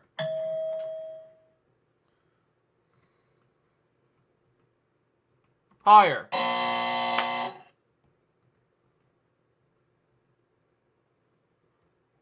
Higher. It's a 7. Change the card. I don't understand that. Okay. Okay. Lower. I don't get a boss. I just want to change it. So, I don't... Okay, key.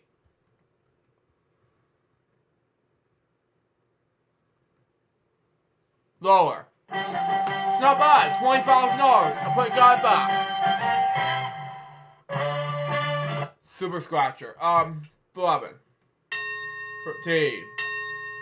15. Not clean sleep this time. 12. 14. Should have said that one more would be 50,000. Anyway, no. 7. Oh man, one more would be $10,000. 9. One more is 25,000. 8. Oh my God. 6. 10. One more. 3. Okay, not bad. Review it. 4. Oh well. I should have said 4. Well, it's my $10,000. Not bad. Danger caller time. We gotta get this out of the way.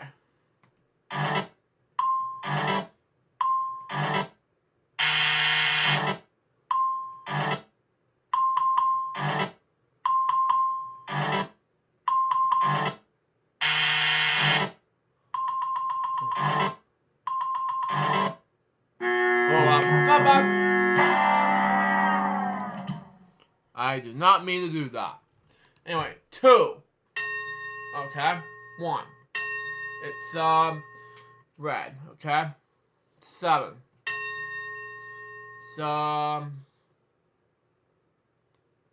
Okay, 8. Okay, 2. Okay, 9. Okay, 3. 1. Okay, you gotta be careful here. One more, it'll be $10,000. 4. Okay, 10. One more is 25,000. 5. Net competition here. 11. Not bad. View it, and that'll be 6. Oh well, not bad at all. But let's just go ahead and keep going. Well, I'm gonna turn down the volume so that way I can have more confidence with the banana challenge. Anyway.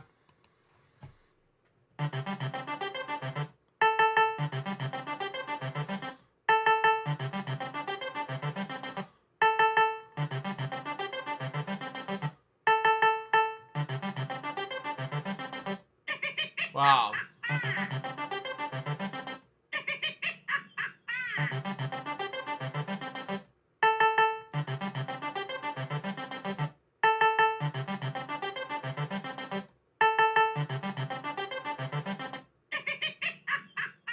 No more of this. Come on.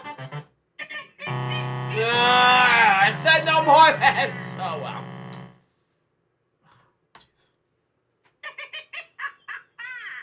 Ogden, you lost. You'll never win the banana challenge because I'm number 1. Give me my bananas back. You piece of ape. Man, if I see that monkey, I'll get him. But anyway, I'm doing one more piece of game 7s, and that will be, and then we'll wrap things up, and that will be just a couple game 7s per se, and that will be, let's just say, Expedition for the NES, and we'll just do one more game after that. I'm not gonna do Tetris this episode per se. So I'll let you know about that, but anyway.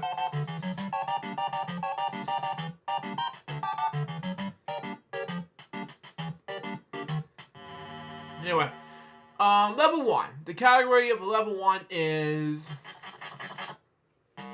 Oh, I know this is 5.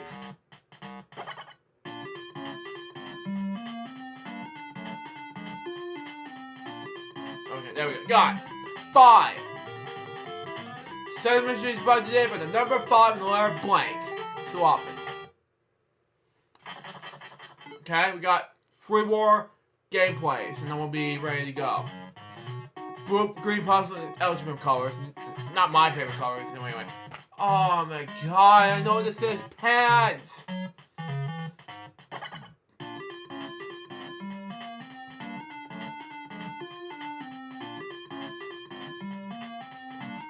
Got it! SpongeBob SquarePants difference. Next. I'm not doing another 30-minute game, but like Barney's hide and seek. It's just like something like 40 plus minutes each. Blue puzzle. The category is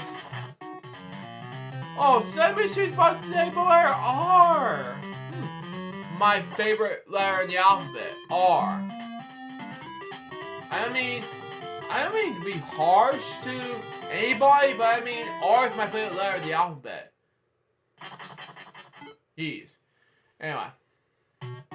Got 150 points. Category is... it's man-made. So what is it?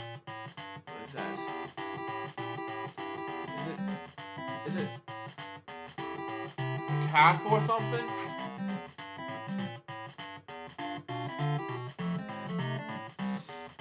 Oh, man. Oh, it's, that's not what I'm looking for. Sorry. What is this piece of plastic? Oh, it's a wall. That is not even a man-made. Got it. Thank you. Well, it's almost 5 o'clock because I'm taping this episode of FwL right now, but I'm not doing any streaming right now. But basically, I'm not here to do streaming, but I'm here to do some taping instead of a streaming episode of FwL. What are gonna do about it? What's what happens? It's just basically we're almost there at 400 shows. Oh, I know what this says. Spade.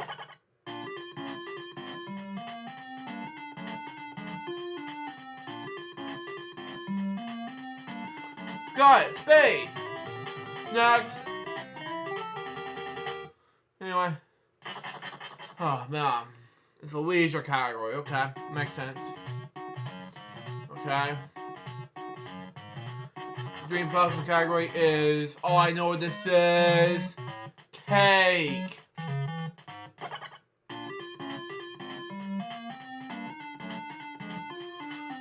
Got it.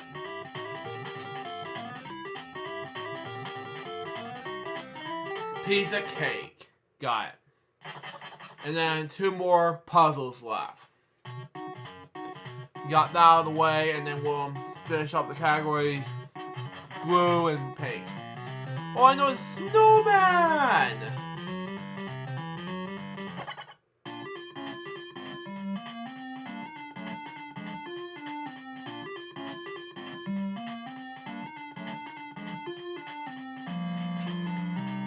Got it. Okay, makes sense. Ugh. Level 1, part of it easy, it's just level, okay. I gotta pay attention to level 2 pay puzzle, anyway. Category is, oh, you gotta be kidding me. This one, I don't know. What's this? Oh, scroller, okay.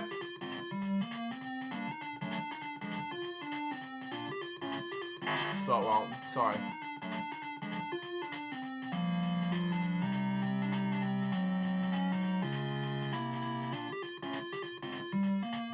Got it. Thank you.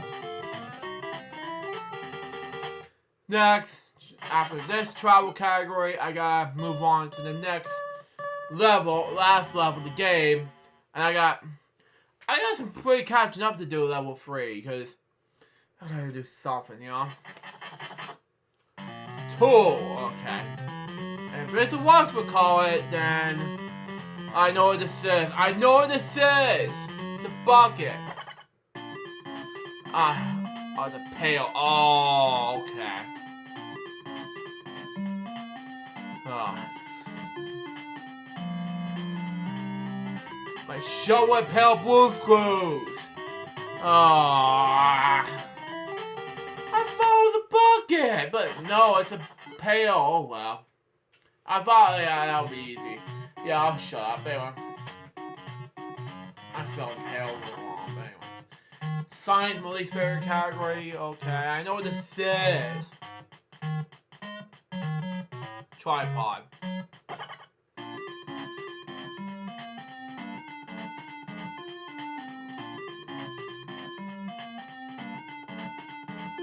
Got it. Okay. Now, 2 more puzzles left and I'm done with the game. To win this game. Anyway, yellow puzzle in the category is office. Okay. To make more sense anyway. You gotta get it free now. Otherwise, ooh, what is this? Notebook? It is a notebook.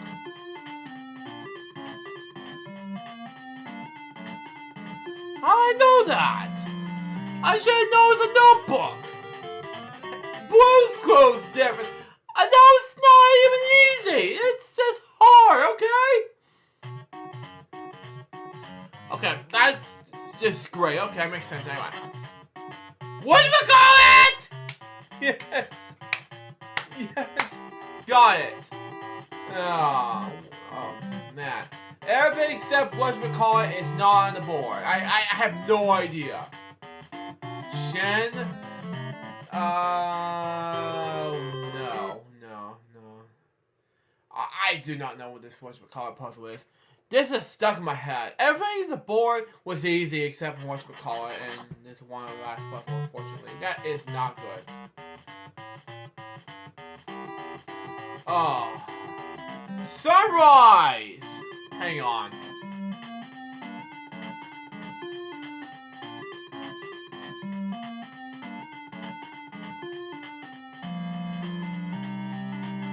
Got it. That was easy. Oh, hold on. That was easy. Exactly. Anyway, just a reverence gig. I'm gonna have to do it for the next 10 seasons. Take away your shoes.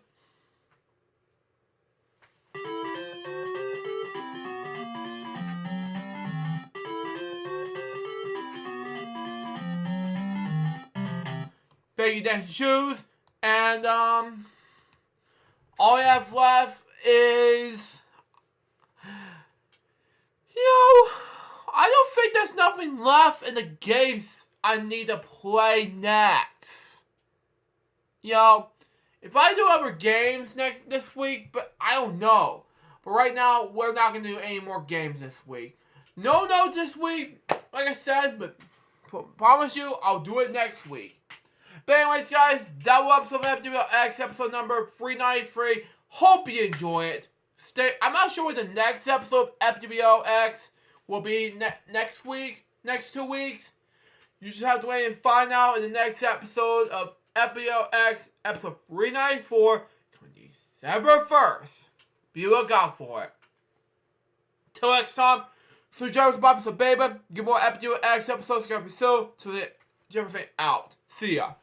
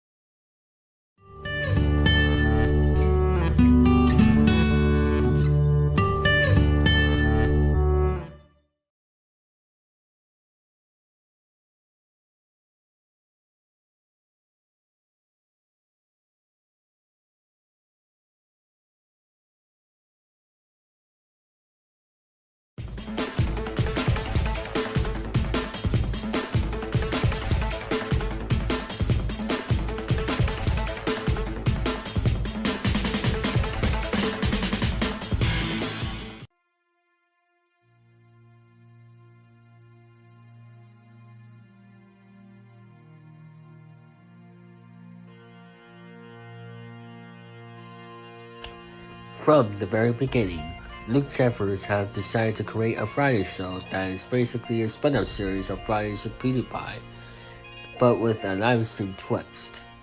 And since then, he focused heavily on tech topics, game segments, throwback segments, and more. However, there are some ups and downs towards this show for the past nearly 10 years now, and then a lot of rafters along the way. For nearly 10 years, FwL has been making you guys entertained, talking about somewhat about politics, and of course playing games. And now, for the 10th season of the row, it's time for FwLX. Today, Luke Jeffers and Betty Mooney will be going over the subject topics, playing video games, as usual of course, a return of LJPC BM throwback content, somewhat I watch segments, and many more fun. And now, here's the host of FwLX, Luke Jeffers and Betty Mooney.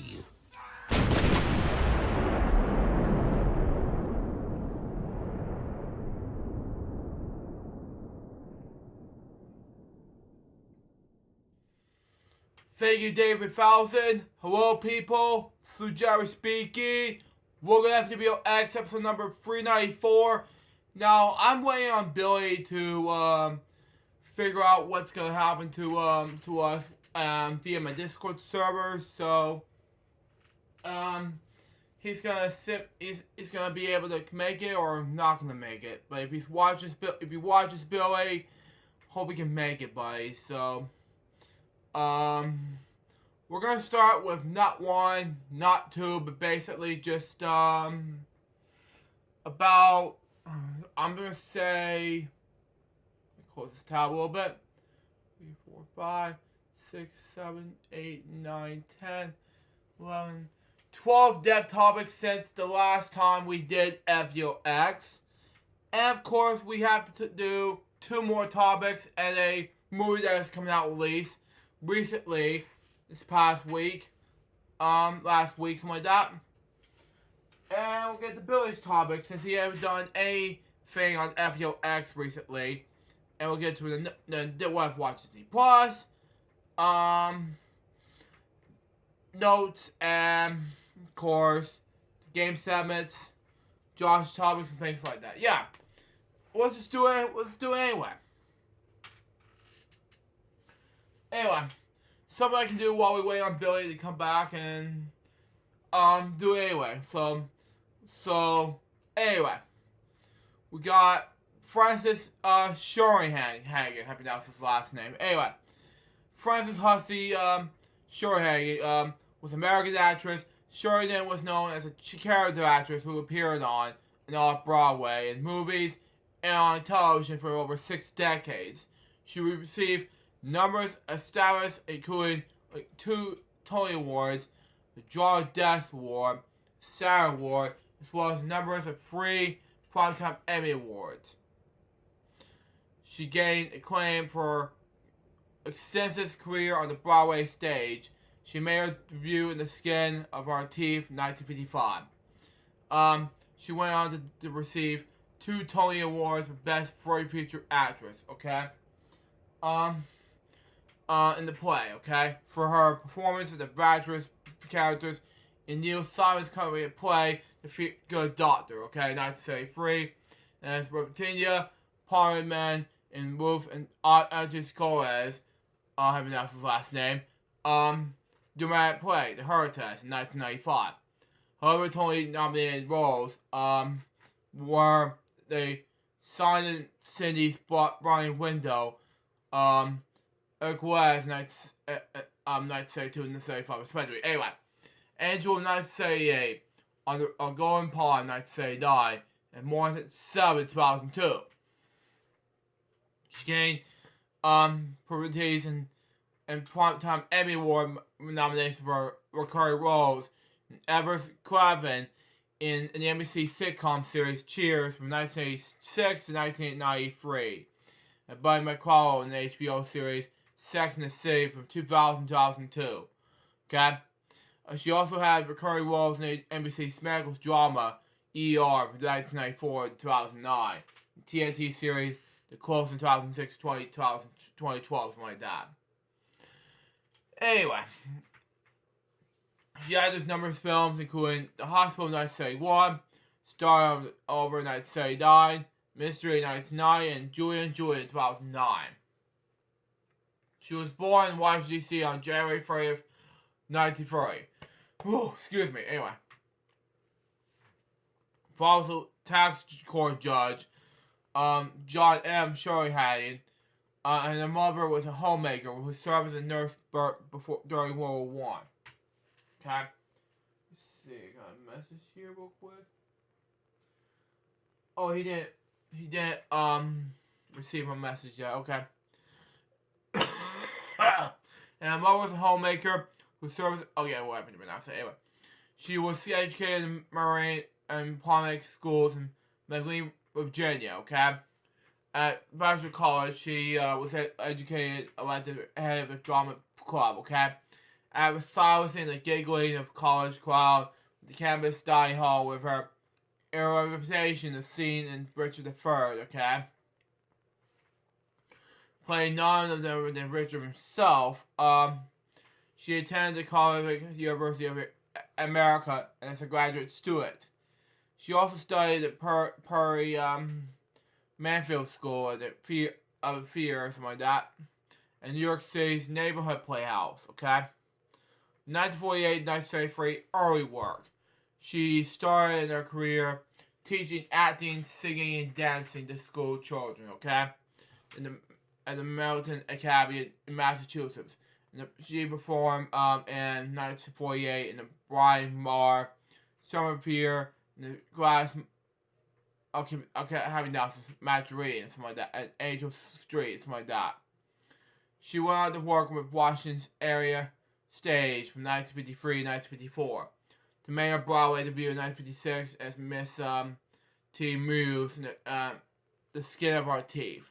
The same year, she had her off-Broadway debut in V's Carnival, and her TV debut in The Great Break Robbery at Armagh CBS, okay?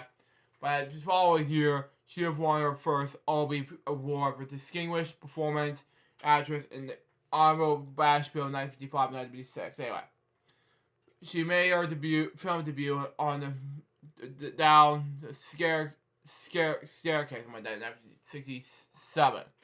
Okay. Following this, she worked precarious with that in Hollywood. She got character roles in the Patty Chelsea Whitten Hospital 1971, Two People 1973, and Billy Wilder's Fedora 1978, something like that.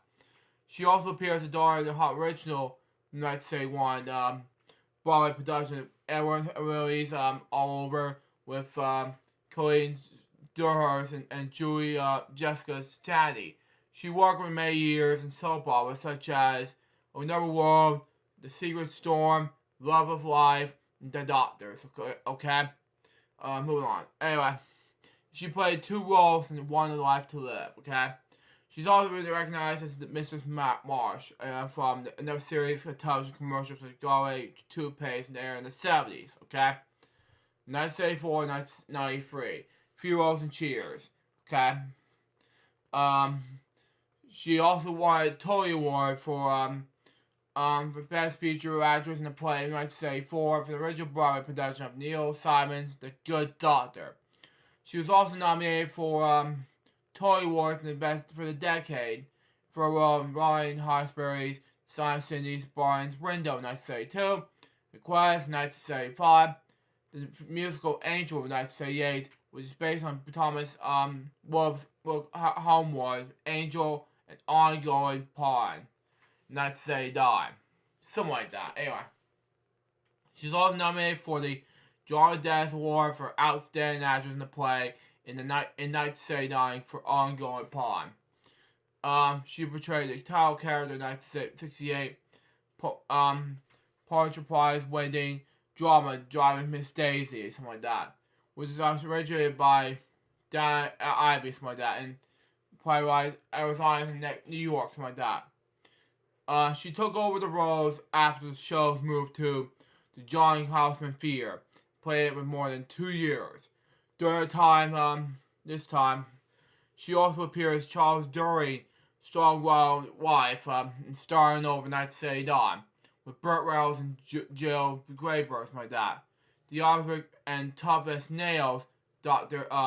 Brian Rapars, opposite Sean Connery, the late Sean Connery, that is, in Outland 1981, excuse me, forget it. During the Gamer, her Sarah Award for the Best Supporting Actress, and played roles in Bright Lights, Big City 1988, Dog Hollywood 1991. Both alongside Dr. Michael J. Fox. Her work as Sheriff Buster, Richard Farnsworth's wife, Deputy Virginia in Writer's Mystery 1990. Adaptation of Stephen King's 1987 novel with the same name. The performance as Dr. Lynn Wormheld in Brian D. Palmer's 1992 political horror thriller Raising K, which I've seen it before many times on YouTube, VHS, and many times. Anyway, got her 2 more career Saturn Award nominations for Best Supporting Actress. Anyway,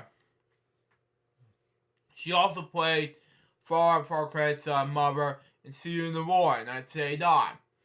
She'll also be best known for TV audiences as Esther Cobbin, mother John Ratzenberger, who's known as Ham in Toy Story, Boston Postman character Cliff Craven, something like that. On the long-running series Cheers, which she played from 1986 to 1993. For her performance, she received 2 Primetime Emmy Award nominations, 1994 to the 2014 Final Rose. Excuse me. She also won a Tony Award, second Tony Award, for Best Feature Actress in the Play 1995, the rival of the Harris, something like that. She received her 7th final Tony Award for the nomination for 2002 revival of the Paul Osborne's Mornings at 7, something like that.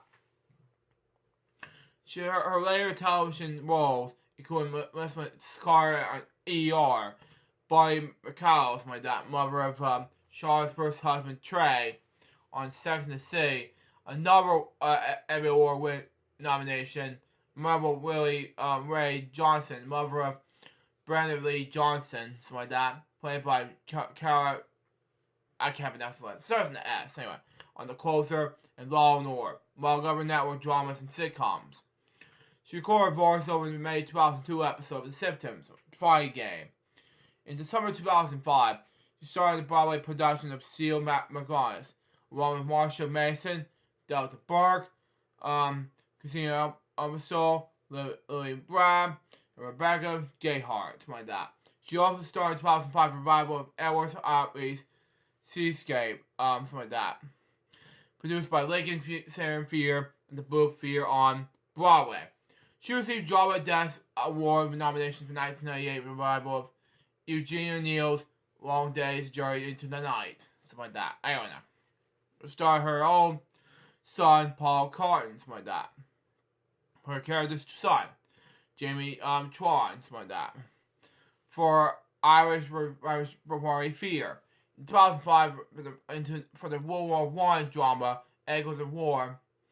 In 2013, she was awarded for Obie Award for Lifetime Achievement. She was included in the new Wall Street Walk of Fame. Her final film roles include Irene Rapper, one enormous local townfolk trapped in a supermarket, in Frank Darball's Horf Chiller, The Mist, 2007. Real life joy of cooking author Irma Rosberg, Julia, 2009. Clearwater Aquarium owner Gloria Forrest in Darwin Time in 2011. In her final screen appearance, Claire in the Water romantic comedy, and So Is Gold in 2014, starring Michael Douglas and Diane Keaton. Her personal life and death goes with this. She met Thomas A. Collin while graduate school and was married him in 1956 until his death in 1991. So has 6 children, 4 sons, and 2 daughters. She was a long-time resident of New Montreal, New York. She died at home on November 27, 2023. She was 93 years old. Let me check my Friends series is up to. If not, then we'll move on to the next topic. He probably will not be on until next 2024. Okay, that's fine. It's always going to be difficulties in his end. Okay, whatever. Okay, so I'll just do it without him, I guess. But Okay, so anyway, my next step topic has to with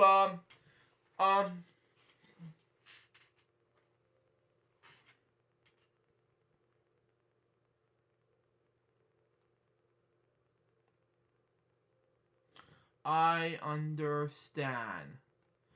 Anyway. My next step topic has to do with Shane McGowan. But it was Shane Patrick McGowan, something like that. Born Christmas Day of 1957, surprisingly, till his death date, November 20th, 2023. Anyway,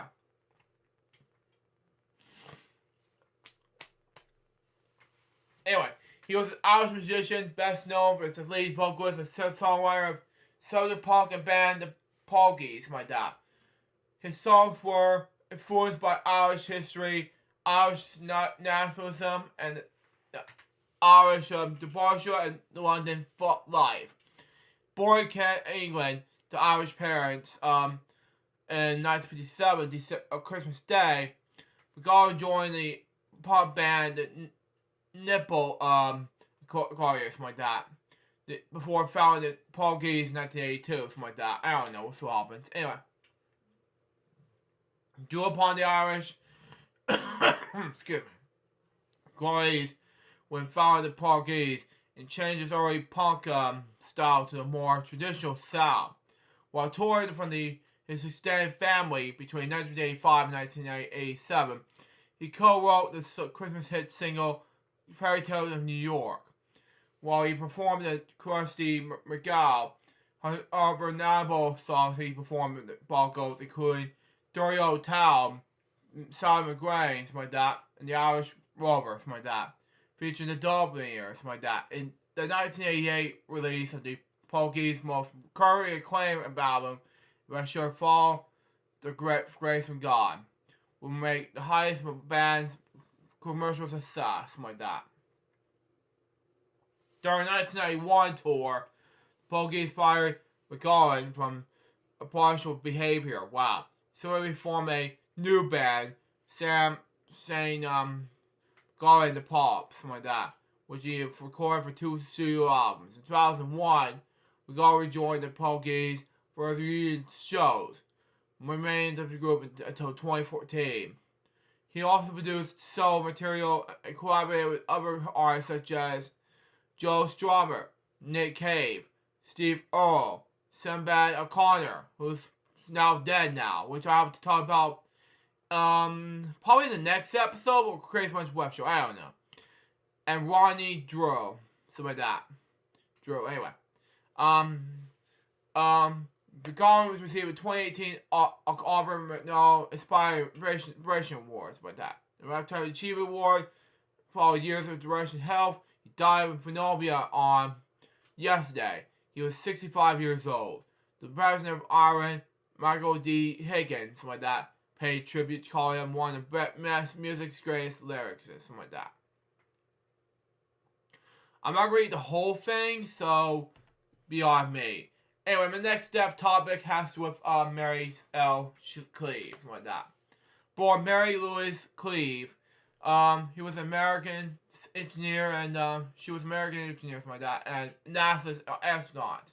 She also served from 2005 to 2007 as NASA's Associate Administrator of the Science Mission Directorate, something like that. She was born in Southern New York as the daughter of Orange Cleve, Robert Cleve, anyway. Both teachers.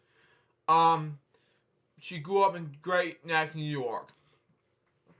Now, have an older Chewie Carter and a younger sister, Bobby Cleve Bosworth, something like that. In 1965, Cleve graduated from Great Neck North High School in Great Neck, New York. In 1969, same year Sesame Street came out. Anyway, she received a Bachelor of Science degree, Bachelor of Science from Colorado State University. And in 1975, a Master of Science in Microeconomy from Utah State University. In 1979, she received a doctoral in civil and structural engineering from Utah State University. Her career began. She had graduate research with psychologist, research engineer assignments in the Ecology Center, Utah Water Research Laboratory, Utah State University from 1971 September to June 1980. Her work includes research in the repository of the actual experiment of cold desert and so-called across my dad and the Great Basin Desert south of Snowville, Utah. Something like that. Snowville, Utah. Something like that. Excuse me, forget it. Algae removal with enrichment, sand formation of Medium River flow necessary to retain concerned game fish and the effects of increased salinity of oil sail, leachate, something like that, and freshwater population, something like that. She worked on the development and service improvement and essentially the document computer program, Forte Tron for short. For current and future processing of data from service and implements with Utah. And design and implementation of aerial biology center and the workshop and biology techniques for the Marshall West with that. NASA career begins when she elected as an astronaut in May 1980, something like that. Anyway, my glasses are gonna get burned, especially while I was reading FwL. Anyway, her technical assignments has been included flight software validation. Anyway, in the social I can't pronounce it. SAO. Anyway, Capcom 5 space shuttle flights, malfunction personal book, crew and equipment design, a version of 2 space flights, creep log a total of 10 days, 22 hours, 2 minutes, 24 seconds in space. Wow, orbiting the Earth 132 times and traveled 394.94 million miles. She was a mission specialist on STS-61B, November 26, December 3rd, 1985, and STS-3, May 4th to 8th, 1989.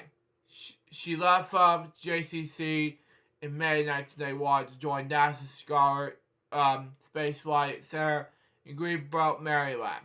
She worked in the laboratory for asteroid process with the project manager for C-Wi-Fi, something like that. Yeah, sea viewing, wide fields of view sensor, something like that for sure. Anyway.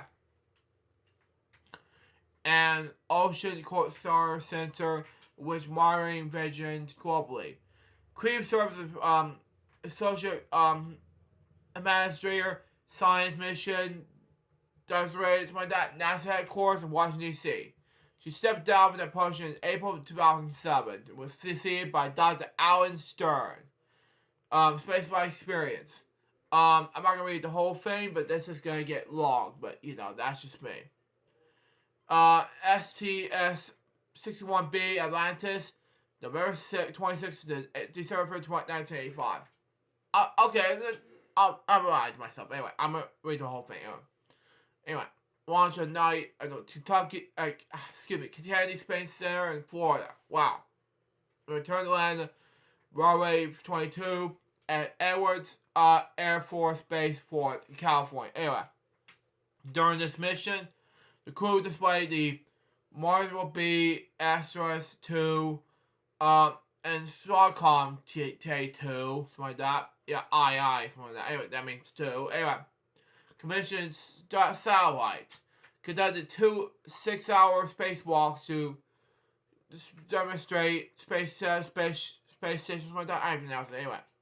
Construction techniques for the ease assess experiments. Operation the commission flow and robotics so analysis CFES for short. Anyway, experiment for McDonnell Douglas. The Gateway Special GAS for short. Anyway, container Telsat Canada conducted several Mexican payroll specialists. Anyway, experiments like that. For the Mexican government, test the Arbor Experience Digital Autopilot OEX DAP for short. This was the heaviest payload weight carried to orbit the space shuttle to date. The mission duration was 165 hours, 4 minutes, and 49 seconds. And now, let's get the STS, buried in the space velvet Atlantis. May 6th to 8th, that day died. It was a tour-day mission during which the crew successfully deployed the Magneton Venus exploration spacecraft. First U.S. brainwave science mission launched since 1938. And the first brainwave probe to be deployed in the shuttle, like that. It arrived at Venus in August 1990 and radar mapped over 95% of the surface of Venus. It also been one of NASA's most successful scientific missions, provide valuable information about the mission atmosphere and magnetic field. In addition, the crew was also worked on secondary payloads involving information crystal growth, electrical storm, and Earth mission for studies. The mission's duration was 96 hours, 57 minutes, and 45 seconds. Honor commemoration. In 1995, Cleve featured a postal stamp in a series of issue on, I can't pronounce this A word, sorry. To commemorate the 20th anniversary of the first manned moon landing. On January 2018, 2009, the international speaker, the Hayden, distinguished lecture series. Cleve told students and others at the Georgetown University about education and their career, showed the original film as a shuttle mission in 1985, unlike the Challenger in 1986. She died on November 27, 2023. She was 36 years old. Now, the next death topic has to there's going to be two politics about this whole, let's say, there'll be two death topics regarding politics. One of which has to do with Sandra O'Connor, okay? Was an American astronomy politician and jurist who served as the absolute justice of the Supreme Court of the United States from 1981 to 2006. Anyway, O'Connor was the first woman to serve as the U.S. Supreme Court Justice. A moderate conservative, O'Connor was known for the personally reserved opinions. Now, I saw this in the Alert Report episode on YouTube back in 2010. I'm like, wow, okay, makes sense. Anyway, nominated by President Ronald Reagan, okay? She was considered a swing vote for the Regardless Court in the first 4 months in the Roberts Court. Porter O'Connor's treasurer of the court. She was a judge elected officer in Arizona, okay? Which makes sense in any way. Anyway, served as the first female majority leader of the state Senate, and the Republican leader of the Arizona Senate. Okay. Upon nomination to the court, O'Connor was confirmed, obviously, by the Senate. Okay. July 1st, 2005, she's now in preparation to retire. Excuse me. Federal nomination successor, Samuel Otalio, was nominated to take her seat in October 2005. joined the Corps on January 31st, 2006.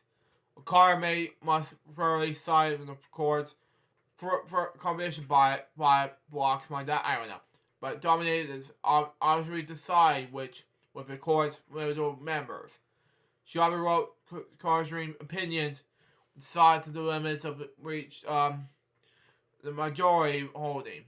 Her majority opinions in landmark cases include these. Could be Barney Lager, something like that, and Handel v. Rumsfeld. She wrote in the part of her Cronium majority opinions of Bush v. Gore, the presidency with the 2000 wise. It was one of the three co-authors to lead opinions on Glenn Brotherhood v. Casey. Okay, makes sense. Anyway, during her time in the court, O'Connor was regarded as one among the most powerful women in the world, the planet that is. After retiring, she succeeded Henry Kissinger, which need now pass. Anyway, as a coordinator at the College of William and Mary. On August 12, 2009, O'Connor was awarded the Presidential Medal of Speech by President Barack Obama. Sandra Day was born in El Paso, Texas, the daughter of Harry Alfred Day, the rancher, and Anna Mae Wilkie on March of 26, 1930. Excuse me, okay. She grew up in the 198,000-acre family we call a ranch near Duncan, Arizona. The ranch was 9 miles from the nearest paved road. Anyway, the family home did not have running water or electricity until Sandra was 7 years old. As a youth, she owned a .22 Collier rifle. Excuse me. It was shoot about coyotes and jackrabbits. Wow. Okay. She began driving as soon as he could see over the dashboard and had to learn to change the flat tires herself. Sandra had 2 younger siblings, a sister and a brother, respectively 8 and 10 years her junior. Her sister was Ann Day, okay, who served in Arizona. Okay, I misspoke, yeah. It starts with an L, I cannot pronounce it, sorry. Anyway, she wrote a book with her brother, N.H. Allen Day, Lazy B, growing up with the cattle ranch in the American West in 2002. About her childhood experience in the ranch, most of her early schooling, day until living in El Paso with her most material grandmother. Okay? And attended school at Radford School of Grace, my girls, excuse me, private school. The family cow ranch was too far from any schools, although Day was able to return from the ranch for holidays and the summer. Day spent her 8th grade year living the ranch and riding a bus 32 miles from school. She graduated 6th in her class in Dawson High School in El Paso in 1946. When she was 16 years old, Day enrolled in Stanford University. Okay? She graduated with a BA at Comics in 1950. She continued at Stanford Law School with a law degree in 1952. There, she served as the Stanford Law Review. It was presented under Chief Future Supreme Court Judge William. I can't pronounce it. It starts with an R. Sorry. It starts with an R. I cannot pronounce it. Anyway, day in 1950. While the relationship ended before graduated early, moved to Washington, D.C. He moved to her in 1951 and proposed marriage. Day did not accept the proposal, and from starting at R, one of the 4 she received was a student at Stanford. Day was on the cost of that. College, she was about 10% of her class. Anyway, early career marriage. Anyway, well, in her final year at Stanford Law School, they began dating John J. Carter III, while he was her only one class year behind her. 6 months after her graduation, December 20th, 1952, O'Connor and Day were married at a family church ranch, like that.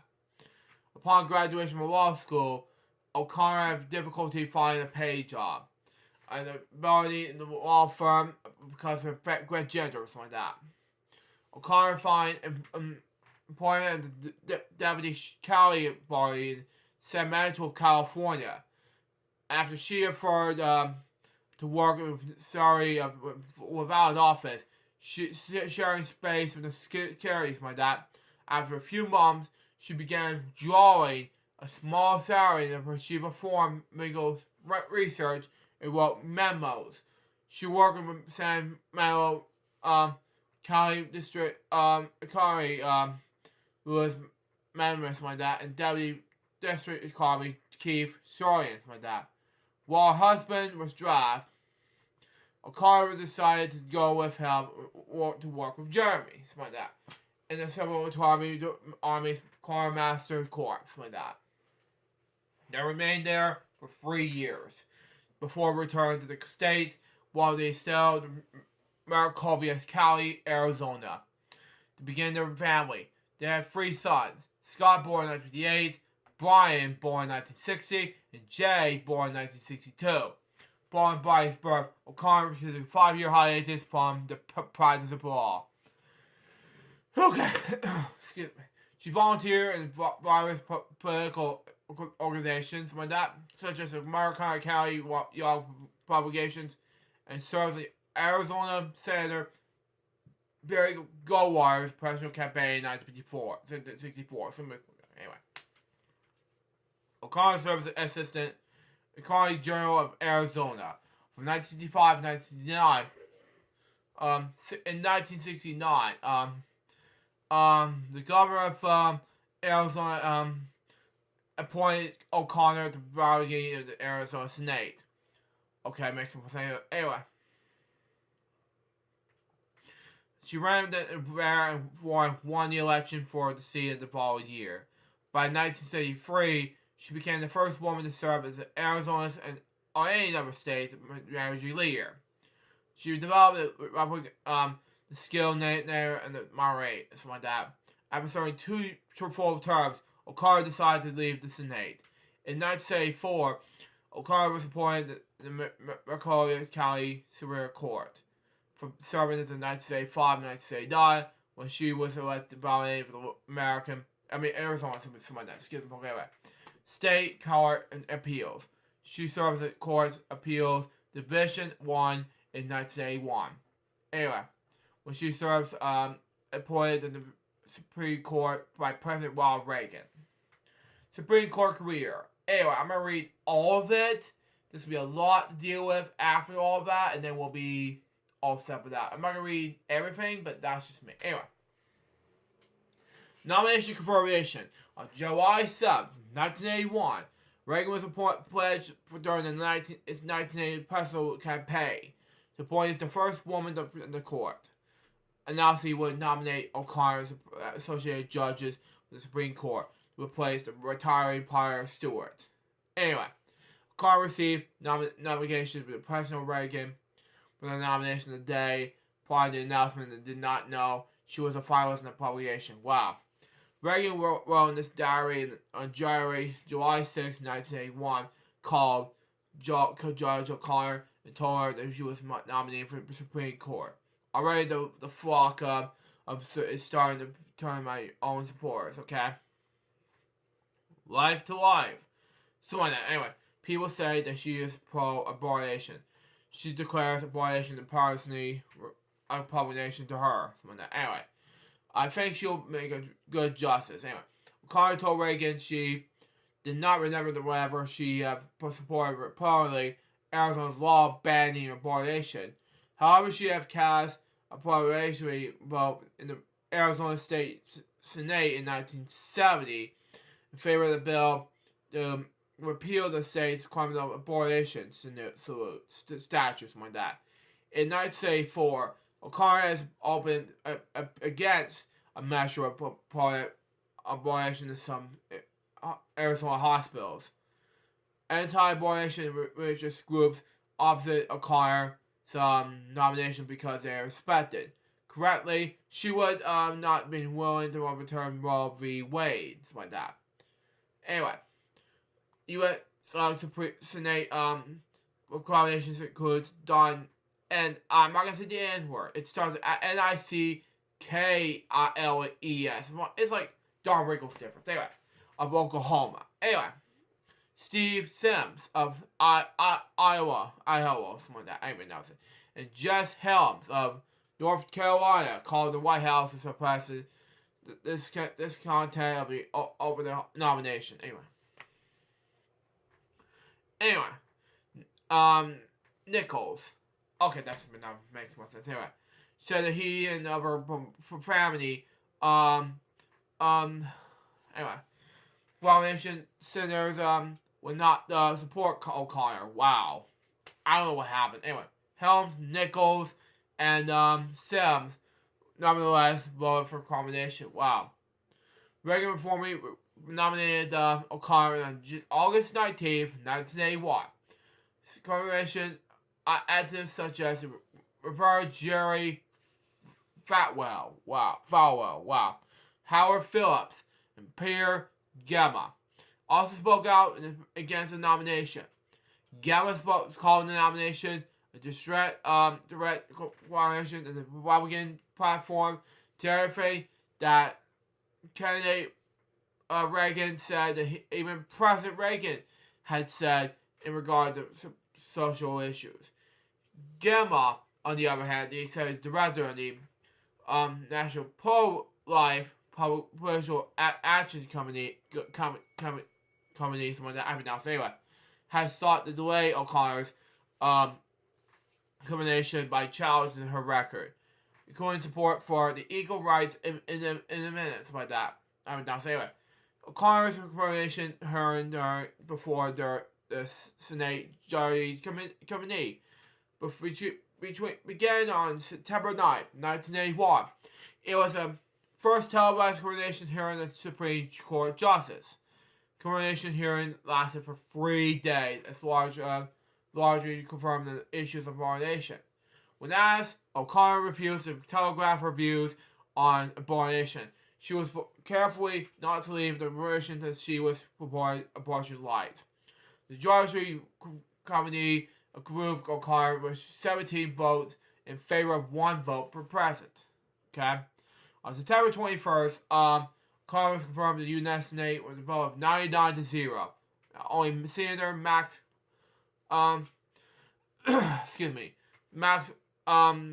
Bachwas of Montana was absent from the vote. He sent O'Connor a copy of River Runs Through It movie, which is, by the way, what's this? Oh, it's not a movie. It's more of a storybook. Anyway, by way of apology. Anyway, her first year of the court, she was even 60,000 letters from the public. Anyway, more than any other justice in history, her terror began with this. Anyway, O'Connor said she felt a responsibility to a demonstrated woman to do the job of justice. She faced some more privacy concerns, including the lack of a woman's restroom near the courtroom. Wow. 2 years after O'Connor joined the court, New York Times published an initial that mentioned the 9 men. Of the Scouts, the Supreme Court of the United States, O'Connor responded to the letter of the editor, reminding the Times that the court was no longer composed of 9 men and referred to herself as FwOTSC, First Woman Supreme Court for short. Anyway, O'Connor was a prominence of the closely among justices of the court, often enslaved the justices to eat lunch together. In 1993, Ruth Bader Ginsburg became the second female Supreme Court justice, which, by the way, let me check if she's passed or not. Let me see.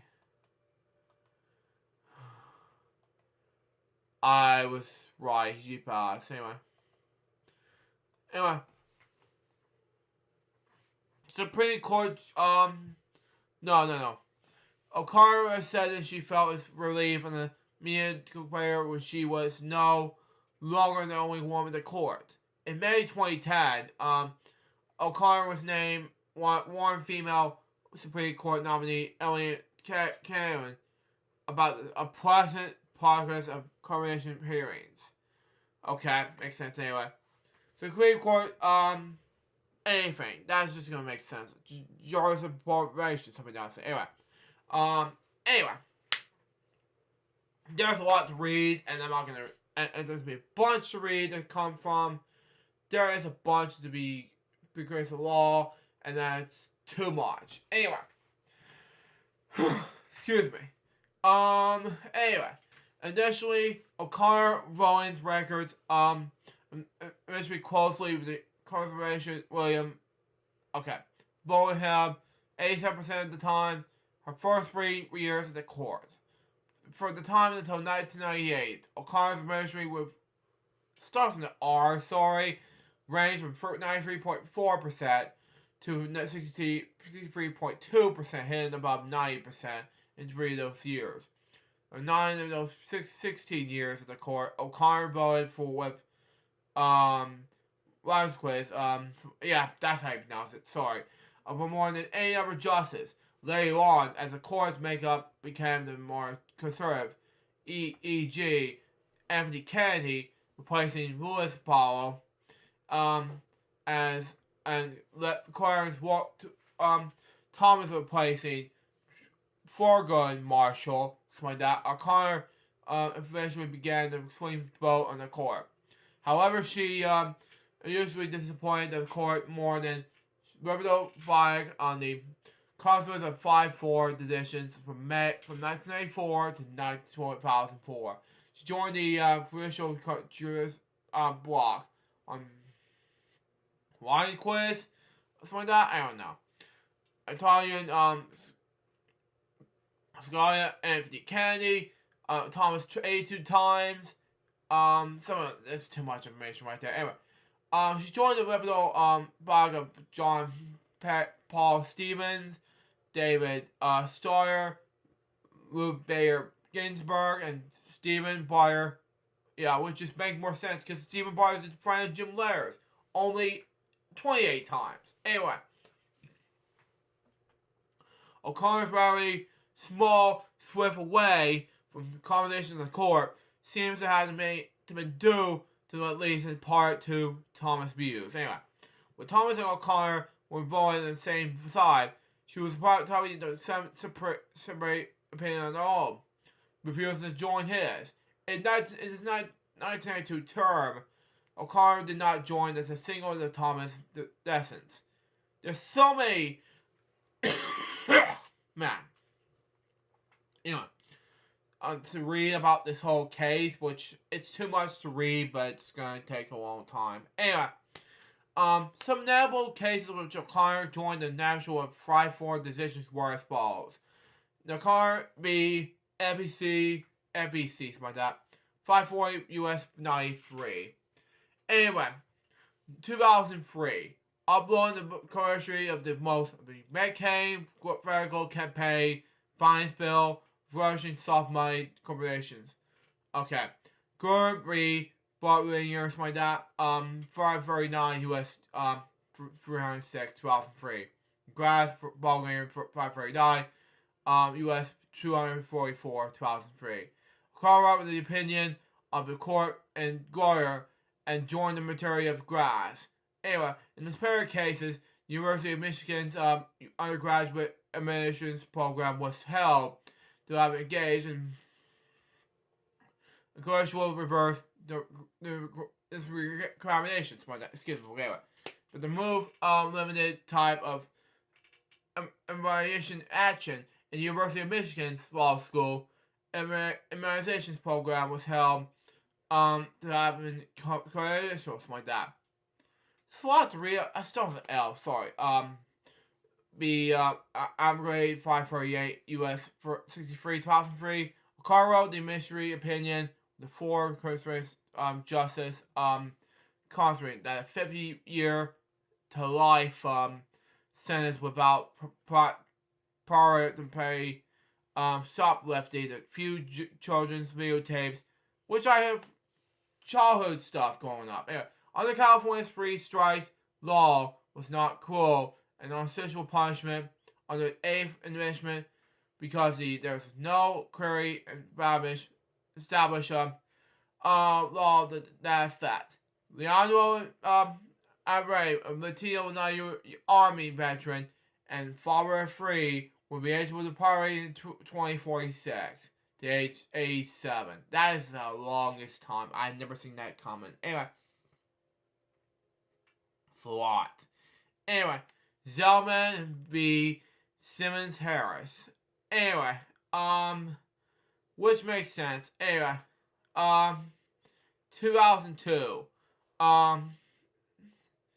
Anyway, O'Connor joined the military holding the use of school vouchers and racist schools did not violate the First Amendment's established cause. United States versus Lopez. The year I was born, really? Anyway, okay. I missed one of them. Anyway, 546 U.S. for 649. This one, the last one. Anyway, the bottom one part of it is 514 U.S. 549.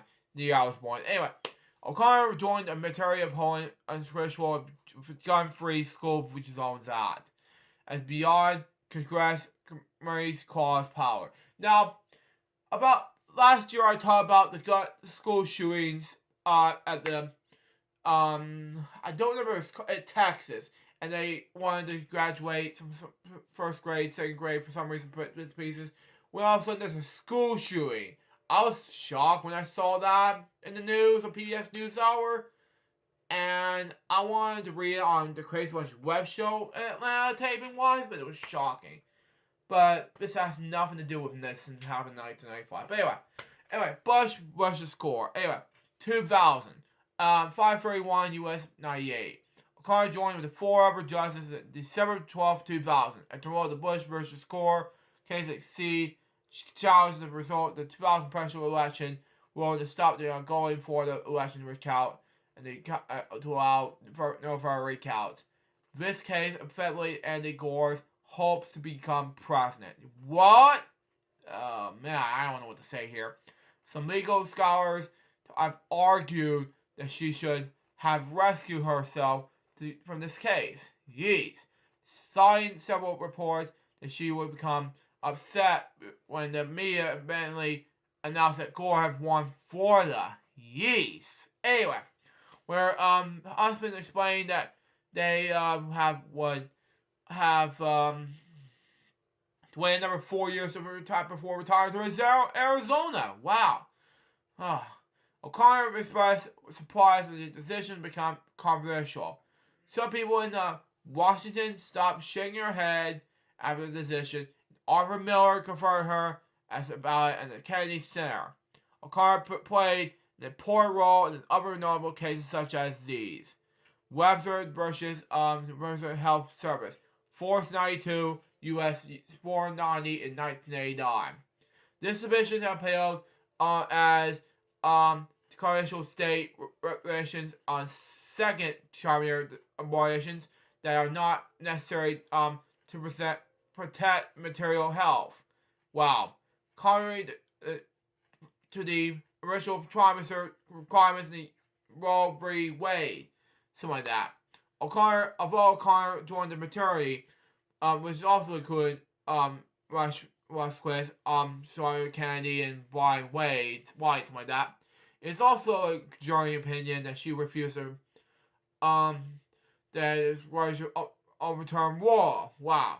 And on February 22nd, 2005, when Marshall and Stevens were senior to her absence, she began the senior justice pressing over oral arguments in the case of Keel v. City of New London. Oh man, this is going to make more scarier. Anyway, becoming the first woman to do so before the court. Now, there's a lot to read on.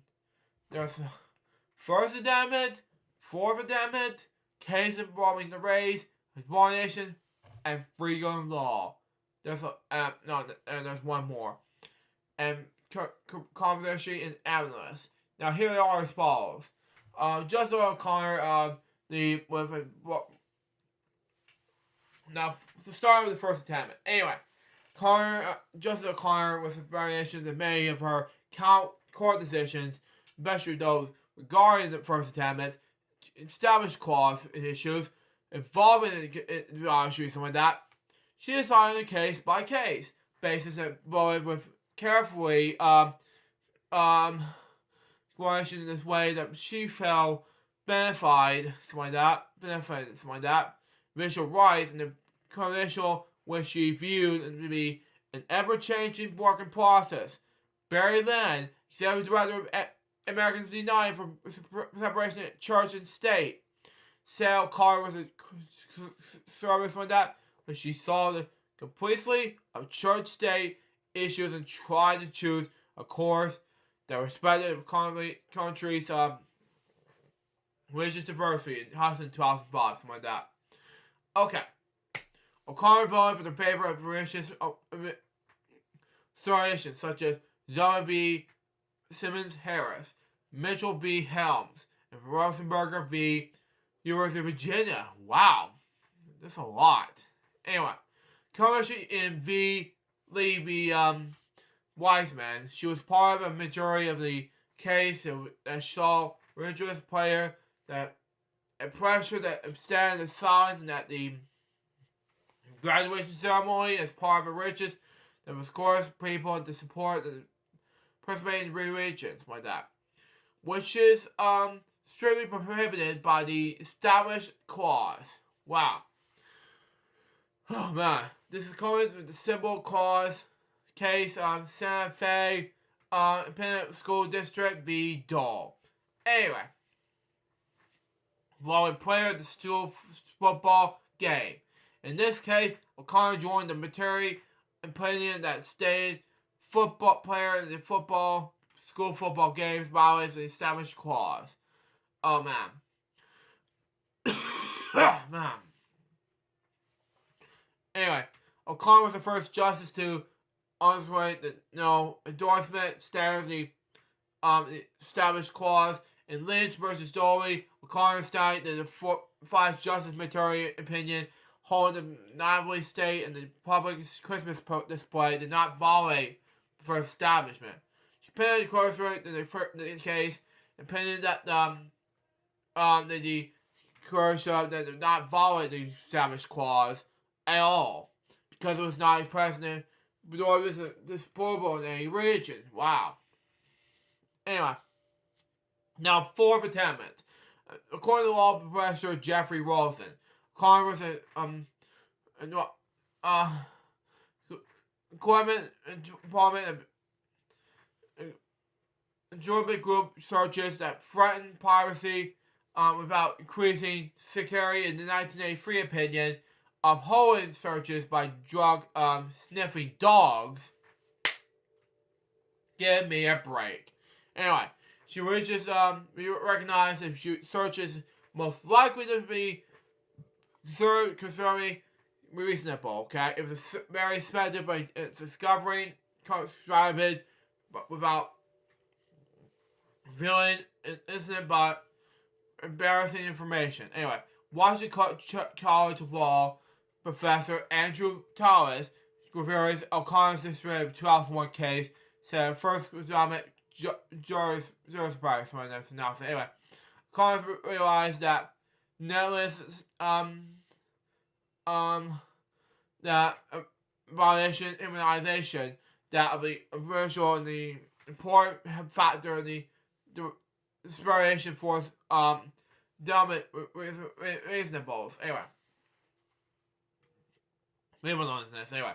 O'Connor once quote that social contract theory of John Locke, something like that, as influence our views on the reasonable and causal of justice government actions, something like that. Anyway, case involving race. Now, this would be more racism, so yeah, makes more sense. Anyway, in the 1990-1995 Missouri v. Jenkins rulings, O'Connor voted for the majority of that district, of course, have no authority to require the right state of Missouri to increase in schools, okay? make sense in any way. Anyway,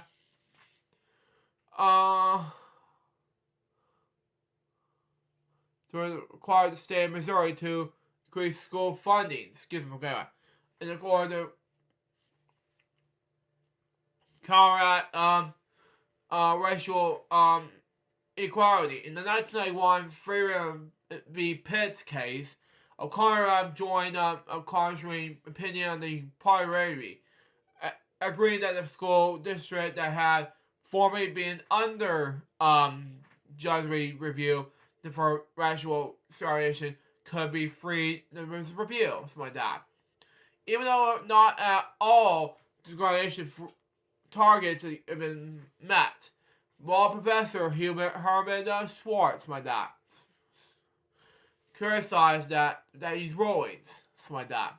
Right, that in both cases, both the fact and the effects, something like that, of the segregation were still present.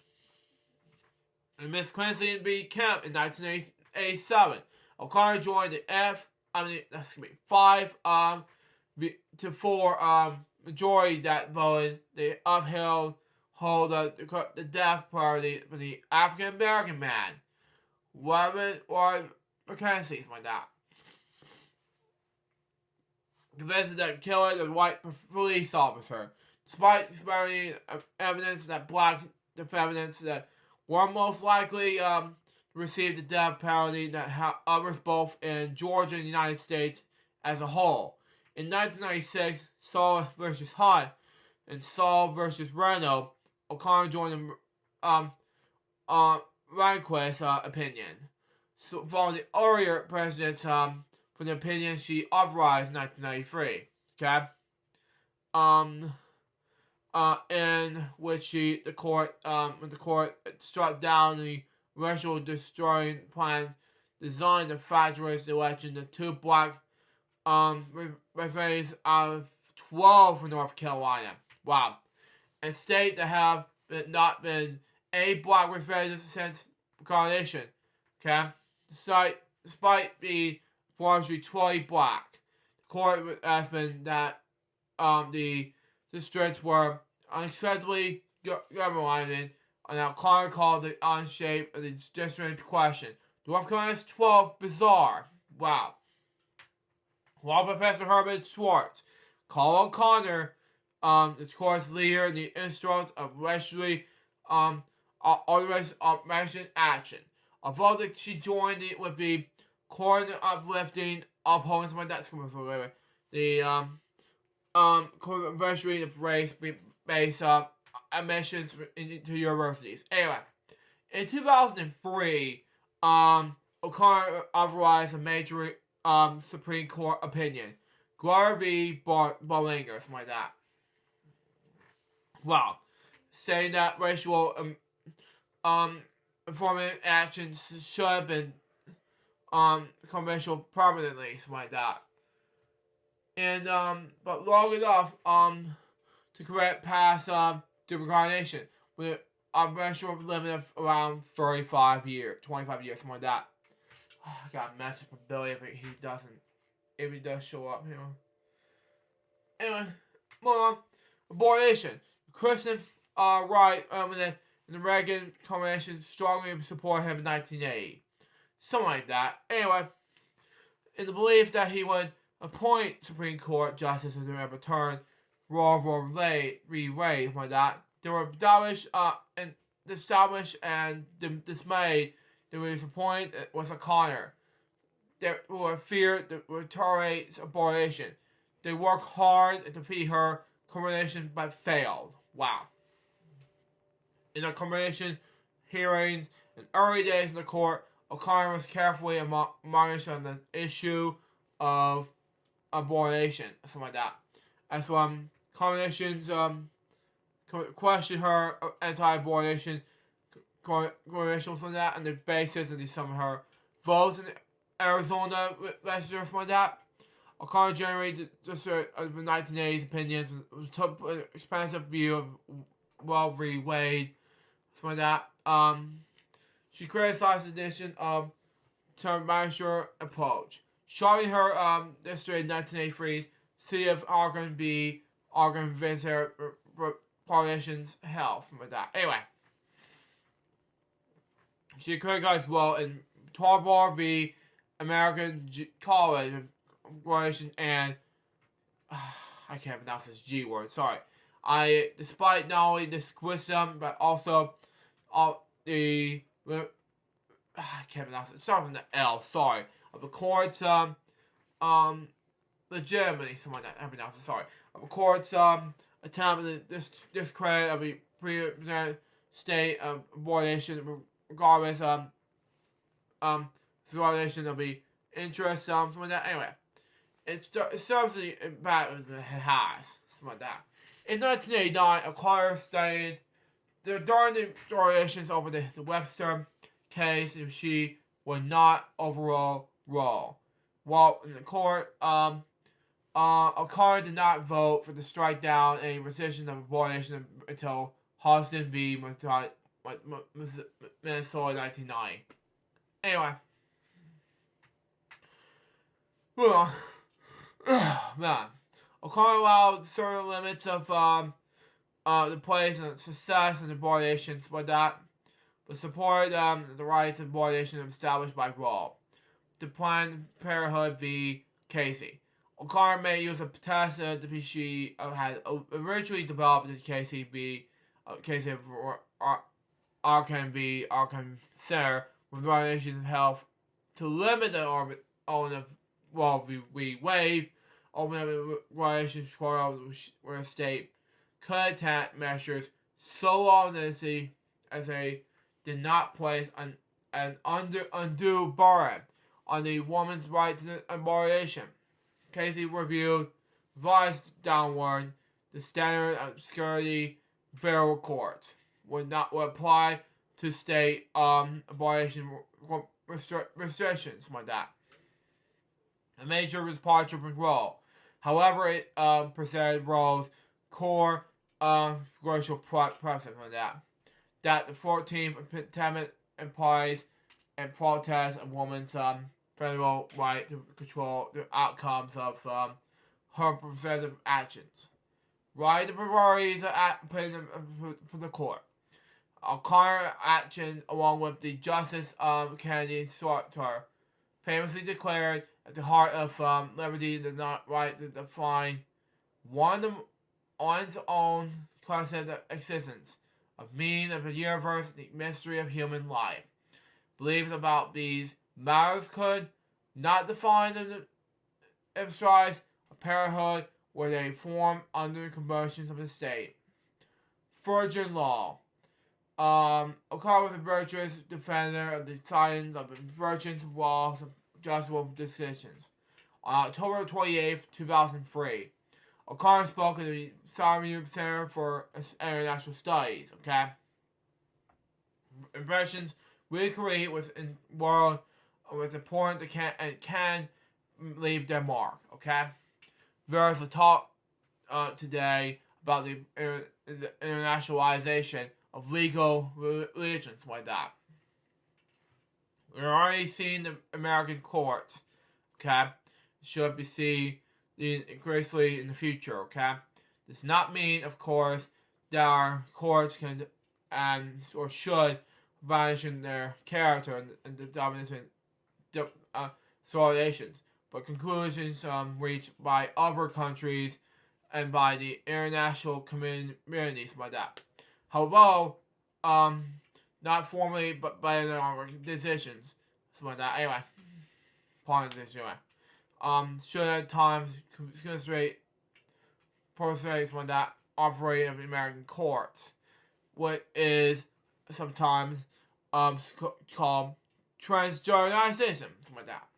In a speech she during the 2002 court case of Atkins v. Virginia, is which the majority decision which included her, of course, cited the principle of the death penalty in Europe. Oh, my eyes are burning me.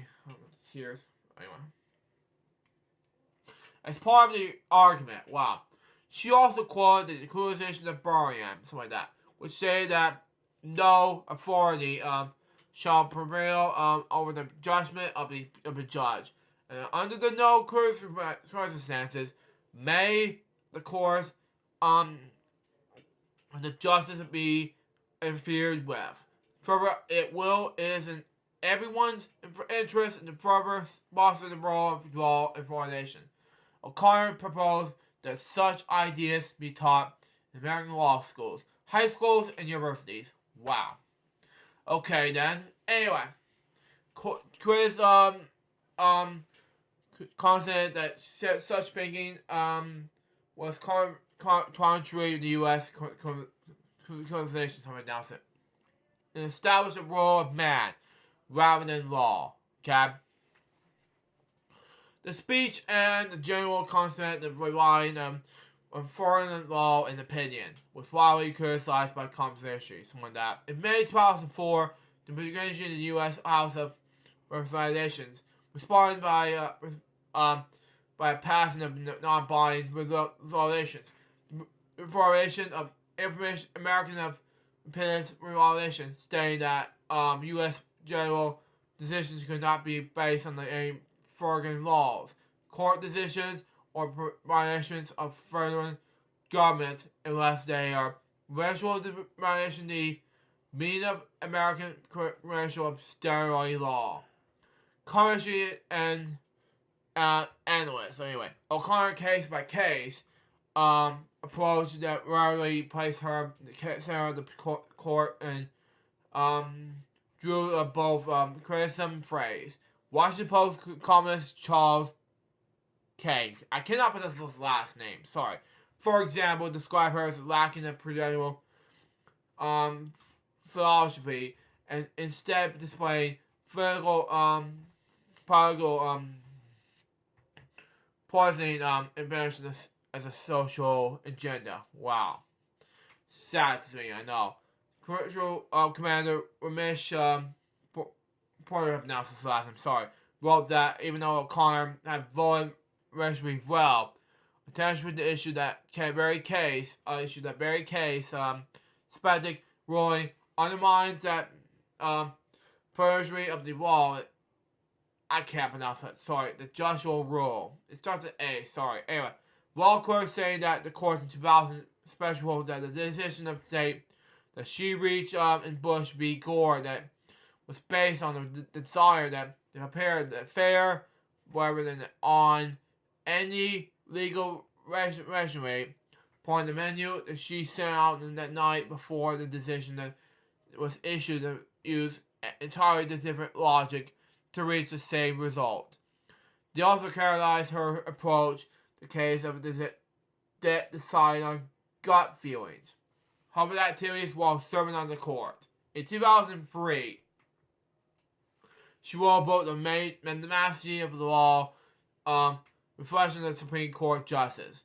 In 2005, she wrote a children's book, Kiko, named her favorite home, which argues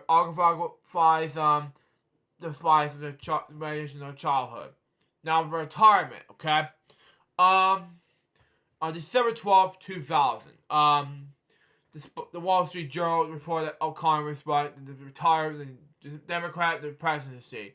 An election night party in Washington, D.C., home May and Samuel Will, former Ambassador Water, Samuel, something like that.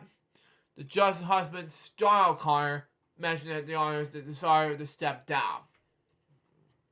According to these three witnesses, Mr. O'Connor said his wife would be ready to retire as the judgment was in the White House and would choose her replacement. Justice O'Connor declined to comment. Okay, by 2005, the commission that court had been charged for 11 years, the second longest period in American history, without any such change. Rehnquist was widely expected to be the first justice to retire during Bush's term. Excuse me. Owing to this age, his battle with cancer. Although rumors of O'Connor's possible retirement were criticized as well. On July 1st, 2005, O'Connor announced her mission to retire. In the letter to Bush, she stated that her retirement for act of being to a service would take effect upon the creation of her successor. However, it did not prove a reason for her departure. However, the Supreme Court spokesman confirmed that O'Connor was able to spend time with her husband. On July 19th, Bush nominated D.C. Circuit Judge John Roberts to succeed O'Connor. O'Connor heard the news over the car radio on the way back from the fishing trip. Okay, she left with excitement and highly qualified choice. He had argued numerous cases between the court during her tenure. However, she was disappointed that her replacement was not a woman. Wow. O'Connor had expected to leave the court before the next term that was started on October 3rd, 2005. However, Rexburg died on September 3rd. Oh, wow. That year. Anyway, created back in the court.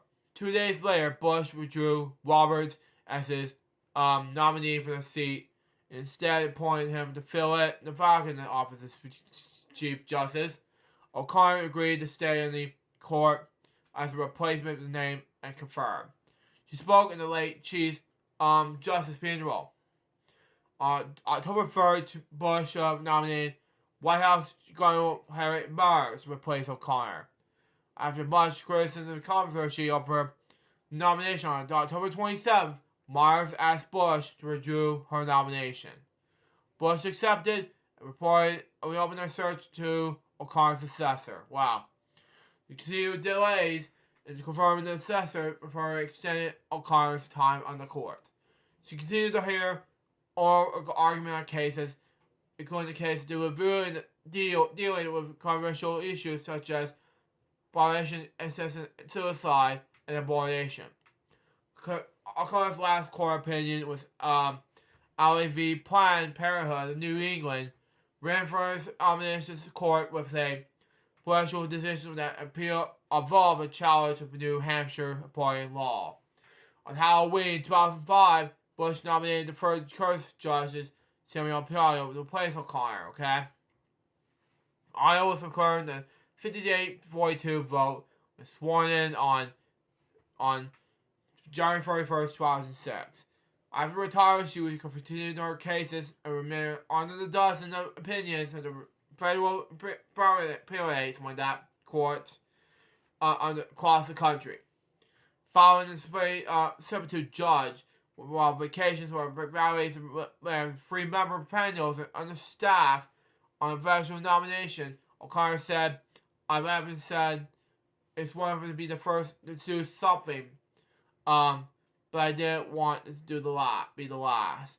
If I do a great job, I might as well be the last." And indeed, when I retire, I was not replaced. Then I'm by a woman who gives one pause to think, or what I do wrong to lead the death. Anyway, post Supreme Court years.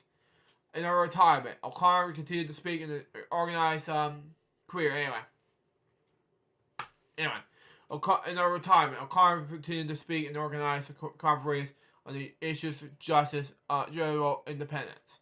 During a March 2006 speech at Georgetown University, O'Connor said that some of the political attacks on the independence of the courts posed during the direct threats, something like that. Anyway, and the actual freedoms of Americans. She said any reform of the system is debated, something like that, as long as I not moderate by revelation a decision that political leaders disagree with. Anyway, also knowing that she was against federal justice reforms driven by negatively biracial reasoning. Courts interrupted the law if it wasn't written. Anyway, not as a congressman might not have wished it was written. It was a lot of generation before the country's falls into dictatorship, something like that. But we should avoid those ends, these ends by avoiding these begins, something like that. She had go concerns in the independent justice, something like that, during the dedication address to Elon University School of Law. in September of that year. Oh, wow, Marshall School. If you watch this Marshall Brown dispute. Anyway, on November 19th, 2008. Something like that. Anyway, O'Connor published an introductory essay, a theme issue of introductory O'Connor issue in the Denver University School Law Review. She called it better, anyway. She called it better public understanding of justice accountability. On November 7th, 2007, a recovery of her landmark opinion in Strickland versus Washington in 1984, sponsored by the Commercial Project. O'Connor outlined the lack of proper legal provision for many of the poorest defendants. O'Connor also argued the creation of a system to permit selections for judges, a cause in which she had firmly embodied. On August 7, 2008, O'Connor impression was by that former president of Joshua was by that well and the initial in the virtual times like that, stating concerns about the friend mutual and the Muslim opinion leader Arwell Abraham. I pronounced his last name. Sorry. Anyway, first name I pronounced it. Anyway, in October 2008. Okay, I pronounced it. Anyway, O'Connor spoke in the racial equity educational the conference hosted by the Charles Hamilton Houston Institute for Race and Justice at the Harvard Law School. When the conference, she's awarded the Charles Hamilton Houston Justice Award alongside the Desmond Tutu and Doris Arias, something like that. Anyway, following the court's Citizens United and Federal Elections Commission decision on corporate vertical spreading, Connor had measured criticism of the decision, telling Georgetown Law School and lawyers, students, lawyers, anyway, that the court that created an unwelcome new path, wealthy interest with an extra influence on general elections, something like that. Anyway, O'Connor argued in favor of President Obama naming the replacement of Antonio Salina in February 2016. Wow. More days after Salina's death, wow. Obama's Republican arguments that the next president should be going to fill in the vacuum. She said, I think we need somebody there to do a good job now. And let's get on with it. And that you just had to pick the best person to go under the organization. Wow. Circumstances. Wow. And important that authority that must do so. And it's important position that we must take care of about this nation and as a people. And I wish the president will he as he makes make choices and go down the line. It's hard. I felt the same way with you, Connor, you know? Anyway, Judge William H. Pryor Jr., the criticized jurist, has criticized O'Connor's speeches. Yeah, I don't know what to say here, Pryor. I don't know. And Hope said, organized in the factory of piracy based on the part on Connor's opinions and the welfare judges face a rougher time. The public eye today is in the past. O'Connor provided her time in the Supreme Court by saying that she regretted that the court's heading the Bush court versus Gore case in 2000 because it swallowed up the public. Give the court a less time perfect explanation. The former justice told the Chicago Tribune that maybe the court should have said, we're not going to take it, goodbye. Yeez! Anyway, it turned out the election authorities in Florida haven't done a real good job. Anyway, they're trying to mess it up. And probably the Supreme Court had the problem at the end of the day. Yeez. Anyway, activities and memberships. Now, this will be a lot to deal with and to read, and then we'll do it anyway. As a retired Supreme Court Justice, O'Connor continued to receive a full salary, maintain a staff office with at least one law clerk, okay? As her cases on a part-time basis at federal district courts, of course appeals, the visiting judge. By 2008, O'Connor has sat for cases of the 2nd, 8th, and 9th circuits. Anyway, O'Connor heard the Arizona voting rights case in which the Supreme Court later reviewed. There the Irritable Council of Arizona, a 7-7 majority O'Connor and the rest of the Ninth Circuit panel and struck down the provision of Arizona's voter registration law. Okay. O'Connor had hired a clerk in the October 2015 term, but did not hire a law clerk in the special term. The Senator Dale O'Connor project on the state of the judiciary one that named O'Connor. Irene from the 2006-2008 Independence of Judiciary. From 2006, she was a trustee with the board of Rockefeller Foundation. In 2005, O'Connor was elected the honorary fellow of the National Academy of Public Administration. On October 4th, 2005, the College of William and Mary announced that O'Connor was accepted.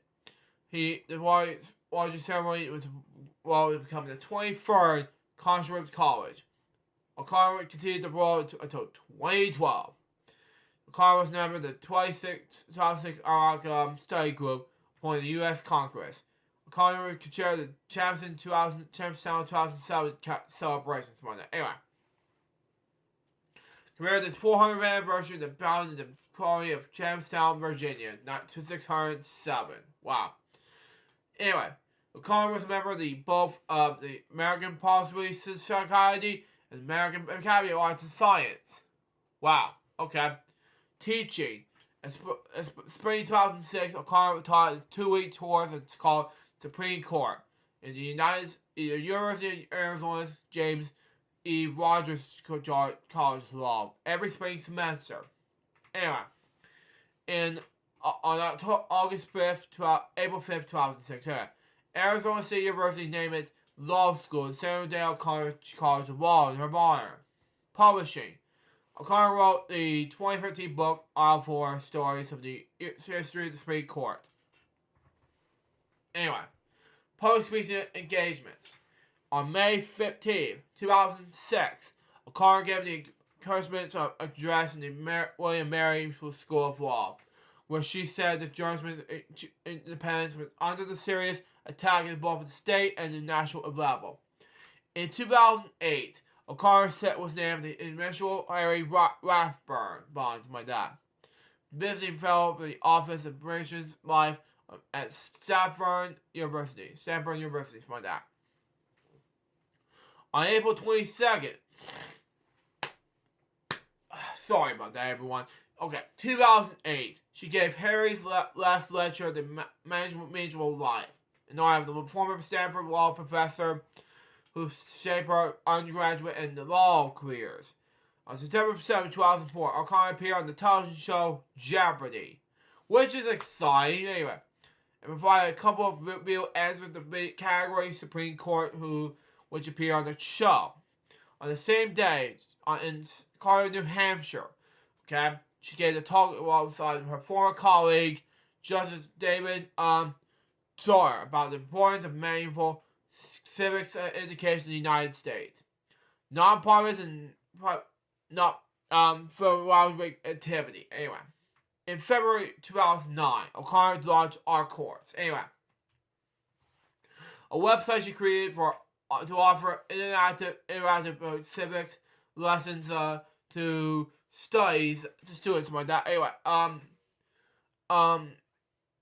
and teachers, because she was concerned about the lack of knowledge, okay, among most young Americans like me. Anyway, about how their government works. Anyway, she also serves as co-chair of Lee H. Hamilton for the campaign for the civic message of schools. Anyway, on March 3rd, 2009, O'Connor appeared on the television program like Daily Show with Jon Stewart to promote their website. In August 2009, the website added 2 online interactive games. Wow. The ministry expanded, becoming Ike Civics in May 2010. Okay? Offered the free lessons and plans, games, and activity video games to middle and high school educators. By 2015, the iCivics games will have 72,000 teachers and registered users, as the games have been played 40 million times. Okay? O'Connor serves as a board of trustees of the National Civilian Center in Philadelphia, Pennsylvania, by the way. Anyway, a museum dedicated to U.S. accomplishment, Constitution. Anyway, tears in my eyes. Anyway, by November 2015, O'Connor had them transferred to be a trustee of the center.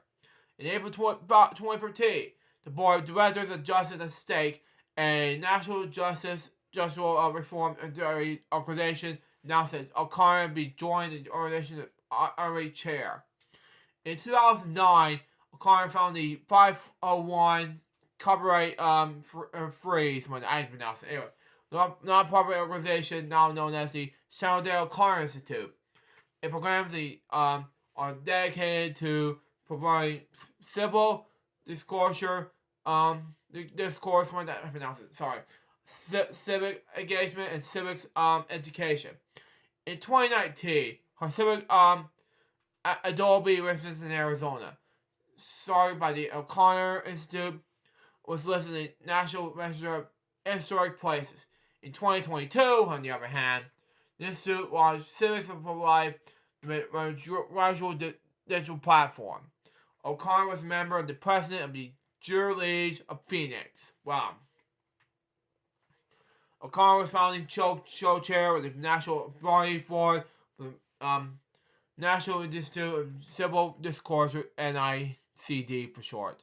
The institute was created at the University of Arizona after the 2011 shooting of the former Congressman Gary Cliffords. Anyway, that killed 6 people and wounded 13 others. Anyway, legacy and awards will not be included in this list in this episode, but that's just me. Anyway, upon her appointment to the Supreme Court, personal life. Anyway, O'Connor was her husband moved to Carnegie area of Washington, D.C. O'Connor became active in the Washington, D.C. Social scene. O'Connor played tennis and golf in the spare time. Okay? And she's benefited as a member of the Russell Church. O'Connor was successfully treated with breast cancer in 1988. She has been removed that year. That same year, John O'Connor left the Washington, D.C. law firm and Miller measure in this practice, which required him to split his time in Washington, D.C. and Phoenix. Her husband suffered from Alzheimer's disease for nearly 20 years, until his death in 2009. He became involved in the raising awareness of the disease. After retiring from the court, O'Connor moved back to Phoenix, Arizona. Okay? In May 2016, her younger sister Ann Day was killed in a car accident in southern Arizona. The result of the car accident was a drunk driver. Wow. Illness and death. Around 2013, O'Connor's friends and colleagues noticed that O'Connor was becoming more forgetful and less commercial. By 2017, back in problems with led O'Connor needed to use a wheelchair. Wow. Led to use the movement assist living factory. In October 2018, O'Connor announced her effective retirement from public life and disclosing that she had been diagnosed with early stages of Alzheimer's life dementia. She died today. She was 93 years old in her Phoenix home. Anyway, due to commissions related to Alzheimer's dementia and the proprietary illness, after her death, Justice will leave Chief Justice John Roberts Collin and the advocates for justice civil education, the fiery independent of Denver of the role of the law in the public statement. Be right back for my next topic, which is Rosalind Carr. When I come back, stand by.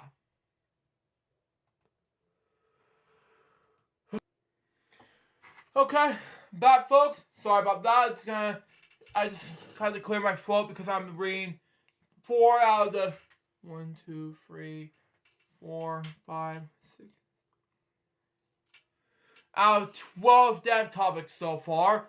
Now let's read the next dev topic, which is Rosalind Carr. She was born Eleanor Rosalind Carr, better as Eleanor Rosalind Smith. Anyway, was an American writer, activist, and humorist who served as the First Lady of the United States from 1977 to 1981. As wife of President Jimmy Carter. For all her decades of public service, she was perhaps best known as a the activist of the women's rights and mental health. Anyway, Carter was born and raised in Plains, Georgia on August 18, 1947, Plains, Georgia. Anyway,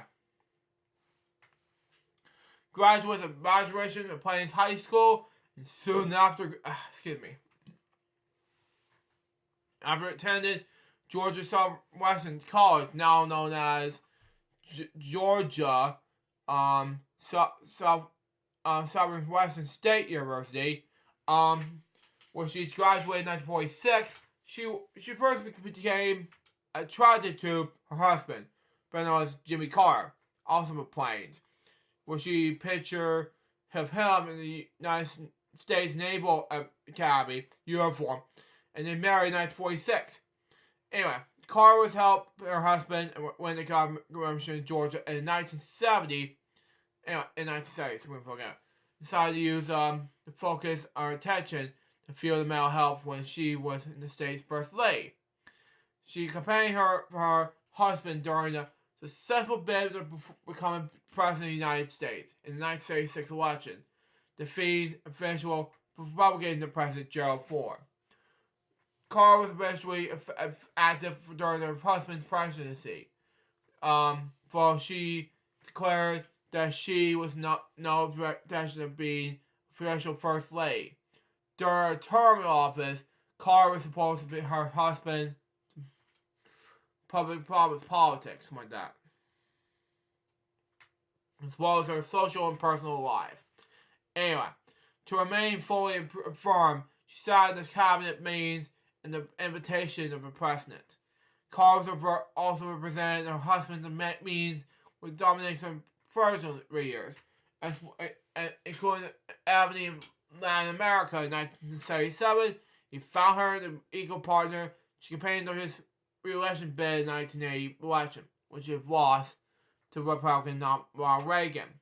After leaving the White House in 1981, Carter continued to represent her mental health and other causes, wrote several books, and became involved in the national and international book Carter Center. She and her husband have also contributed to the expansion of non-public housing organization Habitat for Humanity. In 1987, she founded the Institute for Caregivers, that makes sense anyway, to reform and support for the caregivers. She received the Professional Medal of Health Freedom alongside her husband in 1999 from President Bill Clinton, and she died in November 2023 of the 19th. She was 96 years old. I'm not going to read all of it like I did last time with President George Bush, but I am going to read the funeral, okay? But on November 27th, a motorcade which began the planes arrived in ominous where a car casket was carried in the Fulby or Mel car center to the waiting her by performers of Carter's United States Secret Service detail.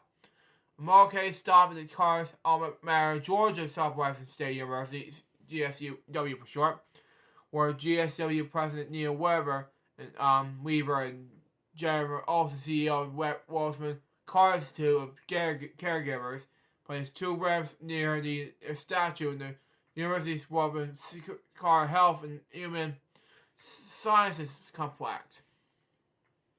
The motorcycle then traveled to the Interstate 75 and 285 car center in Atlanta, where she later reposed in the center's Jimmy Carter Special Library Museum. During this time, Carter was held and the public paid their respects. A tribute was held at the Glen Memorial Memorial Church in Auburn University, in northwest East Atlanta on November 28th. The service was televised on all television stations of Atlanta market, and was also carried to some cable networks nationally. Jimmy Carter was in hospital care, attended the funeral. Dominated blanket covering images of Roosevelt himself, and with reference to her hometown plains. President Joe Biden, First Lady Joe Biden, something like that. Vice President Kamala Harris, Second Gentleman, Doug Emhoff, something like that. And former presidents Bill Clinton also attended. All women first ladies, Hillary Clinton, Laura Bush, Michelle Obama, Melania Trump attended the tribute service. Georgia Governor and First Lady Brian and Mary Kemp was also in attendance, as well as Atlanta Mayor Andre Dickens, as well as several others. France and PBS journalist was my childhood favorite. I met her before. Julie Woodruff offered a spoken tribute. Garth Brooks and Rachel Yearwood, which I see her in Rachel Yearwood in You Are Below in Stuart Little, performed John Lennon's Imagine in the ceremony.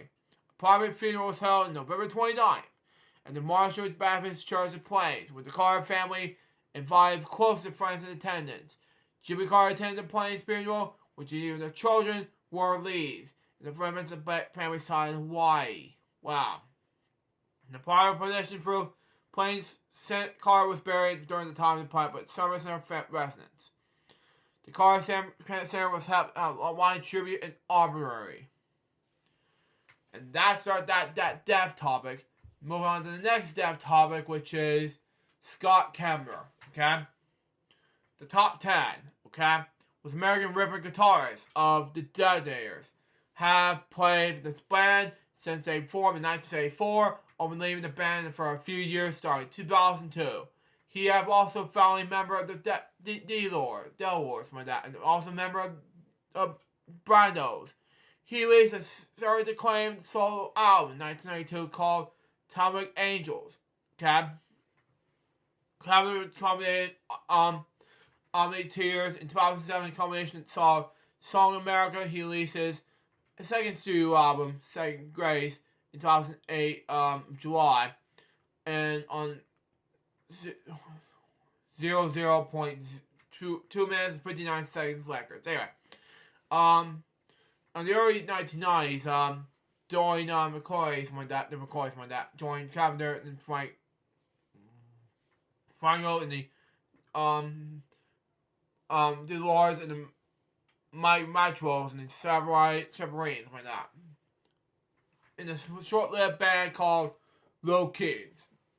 Anyway, a live album was later released, but not widely criticized or promoted. In the summer of 2008, Smiley said that Carpenter was in words that they just in fair and place. Anyway. Okay. Scott would be stopped regularly by musicians and music fans thanking him for the effort and the records he had made with Dead Lords. The Detonators has been all lies. Carpenter's music and impossible is not like he was a rare music master making free chord rock and roll. It's part of the 50s and 60s. Sound fresh and viral. But something like that. Songs you born twangy, heartfelt, political, and personal. The Devil Wars reunion album and tour was done in 2015, and Kevin sang and played guitar. On the Carter Olsen album, Half Harmony with Trouble, from Cyril Stevens' All I Need Was You. He died of combinations of dementia in the nursing home in Connecticut on last Wednesday. He was 69 years old. No jokes, please. Anyway, my next step topic has to do with this political topic, and I'm not going to read anything about this next step topic. It has to do with Henry Kissinger.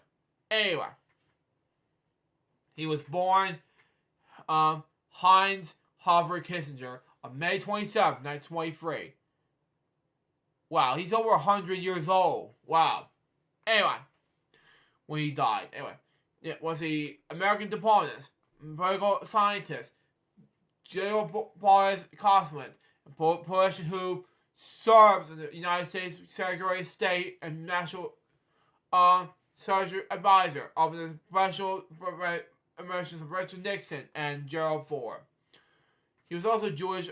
He was a Jewish representative from Nazi Germany on 1923, May 27th. Anyway, with his family in 1948. Excuse me. Fought in World War II in the United States. And he's proud that he graduated Somebody College from Harvard College in 1950, where he studied under William Ronald Elliott, something like that. He earned his master's degree, master's of art, and doctor's of philosophy at Harvard University in 1951 and 1954, respectively. Kissinger played a prominent role in the United States Russian policy between 1957 and 1977. Pioneering the policy of Georgia of the Soviet Union, orchestrating the opening of relations of the People's Republic of China, engaged in what people become known as social diplomacy in the Middle East and the Copper War, and negotiating the Paris Peace Accords, like that, which ended American involvement in the Vietnam War. After leaving government, he formed Kissinger's Associates, something like that. An international cooperation forum. Kissinger wrote over a dozen books of international history and international relations. His legacy is pioneering subjects of American politics. He has been widely cited by scholars to be a federal Secretary of State, like Senator O'Connor did. But that's been considered, which I talked about earlier. Anyway, was considered to be for honoring the use of anything that falls on anything that moves. Anyway, but it's bombed in Colombia. Okay? But it's determined to be a blind eye to war crimes. Confirming that by American allies to do support, to be partially approach the politics called Republic. Anyway, for his actions running the ceasefire in Vietnam, Kissinger received the 1973 Nobel Peace Prize under Russian circumstances. He died 2 days ago. I'm not gonna read everything about it, but he has to do. It's gonna be a lot to deal with. But Kissinger married Anneliese Ann Fisher, born in 1925, and still alive to this day. Anyway, on November 6th, on February 6th, 1949, they have two children, Elizabeth and David, divorced in 1964, and in 1955, he met Austrian poet Augsburg Bachmann during a seminar in Harvard. The two had a romantic relationship that lasted several years. On March 40th, 1974, he married Nancy McJane, something like that. They live in Connecticut and New York City. His son David served as an executive with NBC Universal Television Studio before becoming a Conyo O'Brien's production company in 2005.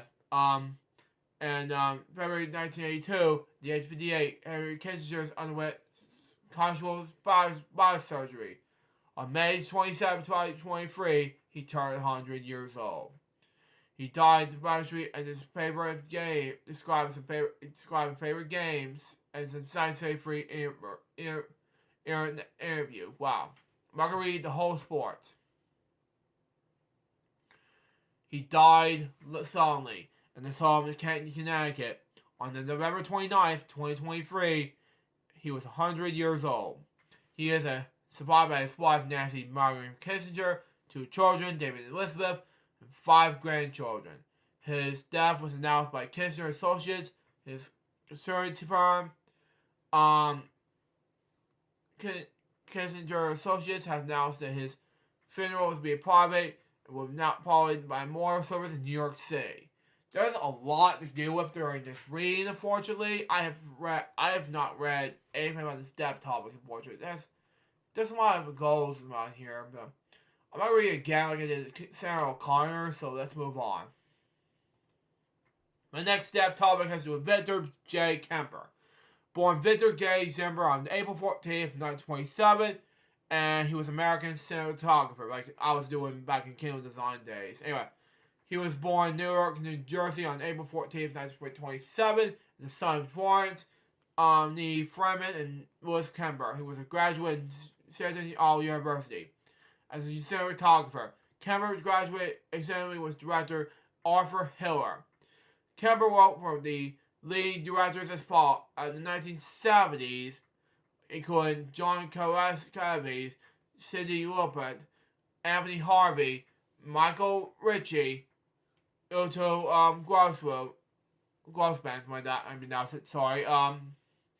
Peter Yates, Carl Watts, Louise May, G. Lee Thompson, Elise Carrison, George Roy Hill, Robert Wise, Carl Reiner, Bob Robinson, Ivan Kaiser, Richard Arborough, Norman Jolson.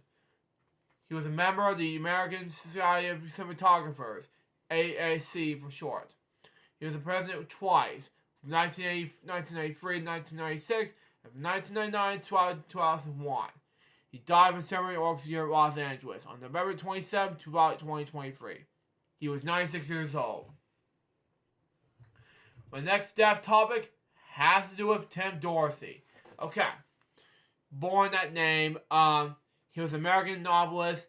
He was best known as a series Sarge A. Storm's mental disturbed villagers anti-hero that ravaged across Florida. Which you watch this, Billy, Florida for you. You're missing out on it anyway. It was in his own moral code against the virtual early life criminals. He was born in Carmel, Indiana on January 25th, 1961. It was taken by Florida with his mother at the age of 1. Grew up in Riverhead Beach, Florida.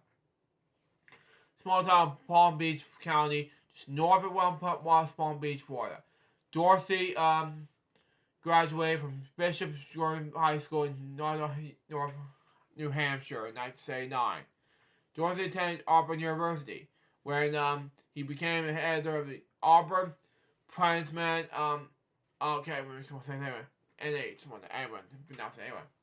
The student newspaper. Anyway, he wrote about racism and the airborne. Dorsey graduated in 1963 with a bachelor's degree in transportation. After graduation, he moved to Montgomery, Alabama. Served as a police reporter at the local newspaper.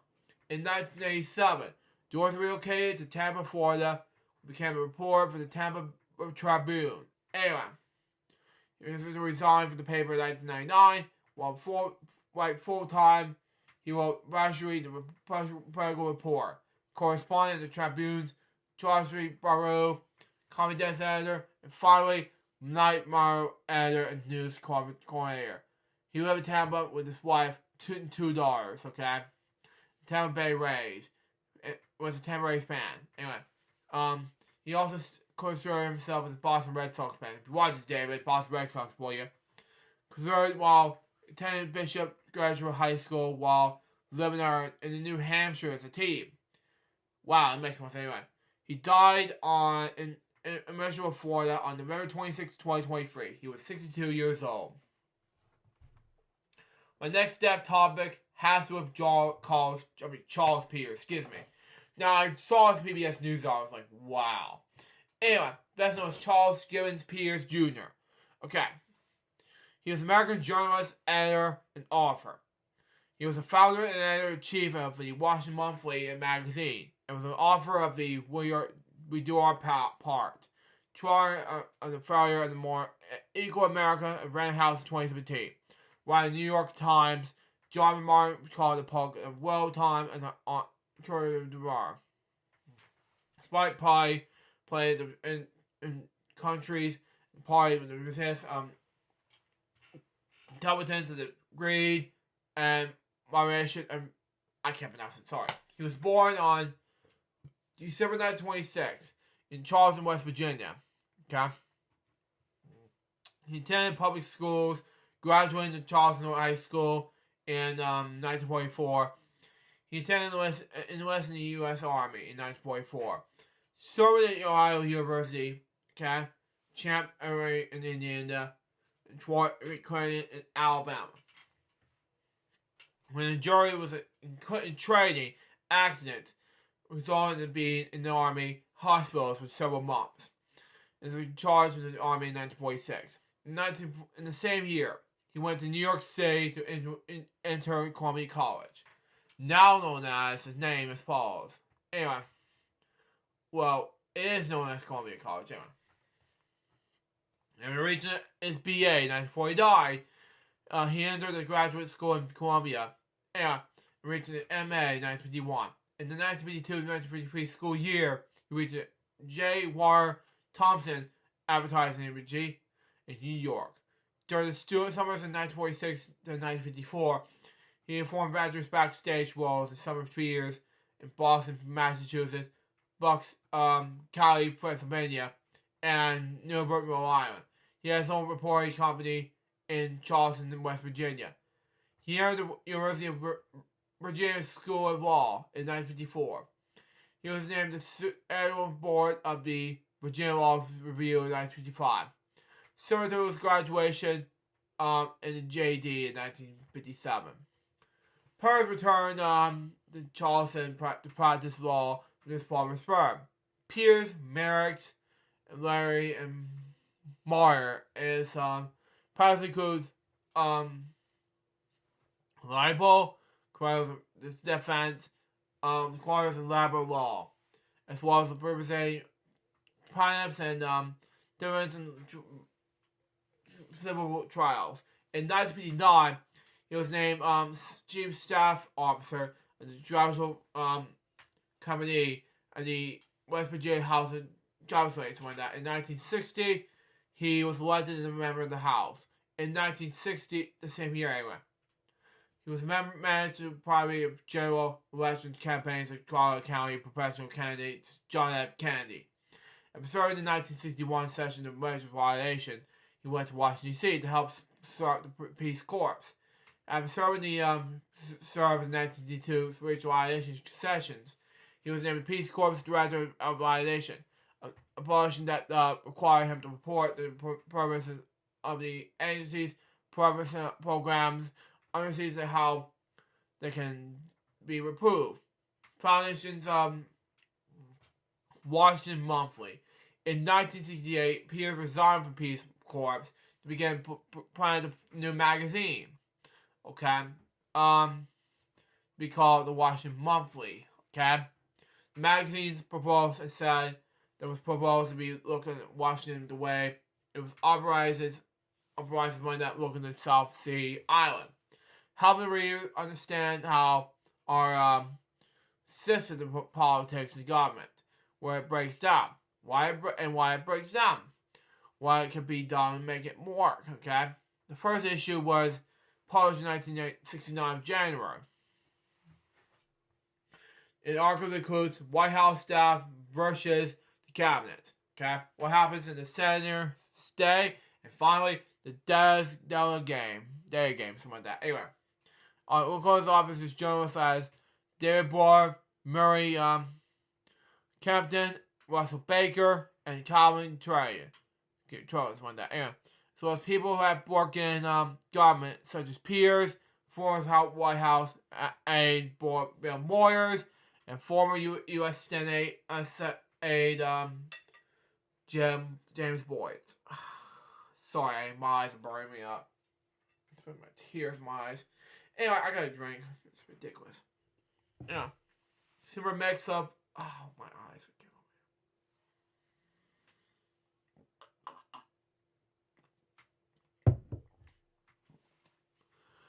Anyway.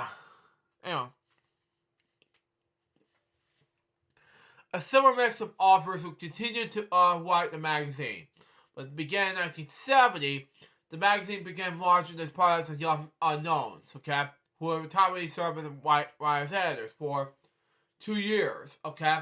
Among them were Tara Branch, okay, Samantha Grizzard, some of that, James Spells, Walter Shabio, Michael Kensley, David, I can't pronounce it, starts with an I, sorry, Nicholas Lemon, Greg Ezerbrook, Mickey Claus, Joe, pronounce his last name, starts with N, sorry, John Alter, Tiffany, Noah, Steve Waterman, and Matt Copper, Jason, Murray, James Barnett, Catherine Boo, and John, Mashin, okay, that's all the names I can think up. Anyway,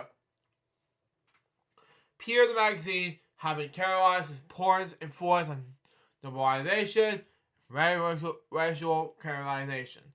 Peer serves as editor of the Washington Monthly until he retired in 2001. But he continued to write a magazine called titling the Windmills for the magazine until 2014. Russell Baker, in an interview in the online magazine Columbia College Today, called Peters a great editor at the age of not producing great editors. In 1998, he found a non-profit organization called Understation Government, with the purpose of the improvement press conference executive branch of government. It is a branch of government sponsored the first ever prize for preserving journalism, given in 2008 to government journalist Michael Grosswald, something like that. It has published reports on federal agencies, including federal validation, federal administrations, like that, and the Consumer Product Safety Commission. Peters retired from the nonprofit in 2012 and ceased in operation in 2014. In 1957, he married Elizabeth Albo, a former ballet dancer who had been attending college. They have a son. After several years of poor health due to heart failure, Peters died in his home in Washington, D.C. on November 23rd, 2023. He was 96 years old. My next topic has what Peters spells. Born on March 1st, 1954, bearing with Peter Alexander Spells. Anyway, was an American voice actor. He has voiced in hundreds of television films and shows. As follows. Battletech, the animated series, as Captain Miles Hawkins. Burrow of Alan Deckers as Dictators, like that, as Moose Trials, like that. There are movie roles as follows. Digimon, which I grew up with. Alan the Lost Digimon as Grizzlymon. There's a lot of Digimon, digital monsters he was in. As follows. Meramon, Watermon, and initial voices. Blackjack is Mr. Brain. I mean, there's a lot of anime, but he's also in live action. American Dreams gets Gus. Guire is Ramsey. ER is Trip Reporter. Mary Children's Elmo. Wow, I did not know that. News Radio's Cameraman. Lewis Clark in the New Avengers Superman as L.Y. Sykes. He's also in movie roles, which I explain one more of this. And that's Yes Man as Security Guard Hollywood Bull. And that's Man in Black 2, just one of them. It's Captain Larry Bridgewater. And that's basically all I can think of. There's a lot of hard to choose from, but he's also in one video game, and that's it. And that's 7 Samurai 20XX. And that is, he was the voice of Roger. He died of pancreatic cancer in Robbins, Indiana, on November 19th, 2023. He was 69 years old. And my last death topic, has with Suzanne Shepard. Okay? Born Sadie Trezine Sham. He was born Halloween night, 1934. It was American actress and theater director. born Sadie Strong to Sure on Halloween 1944 to a Jewish family in Elizabeth, New Jersey. Darb Door. Really boy door, anyway. Madison, Cook, and David Shern, okay? A server of jukeboxes and vending machines. She began using the name Suzanne when she was 13, okay? She attended Benton High School and Benton College. When she studied acting and with Sanford Masters like that. She later went on to teach master's program in acting study, the first woman to do so, okay? Shepard was also a founding member of Compass Players in the early 60s. Excuse me, Anyway, along with Alan Alda and Alan Akron, something like that. She was best known for the portrayals Aunt Tweety in the film Mystic Pizza.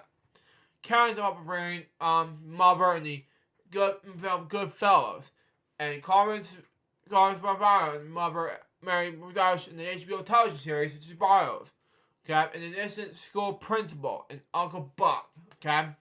She also played the role in Mrs. Soprano in the 2000 film Russian for the Dream, and Big Ethel in The Dirty Shame. In 2016, she played the role of Lucille Barmeshwell, Marcos like that, and the mother of Detective Anthony Marco, played by former Special Sport co-star Steve Starswell in Good Cop, Bad Cop.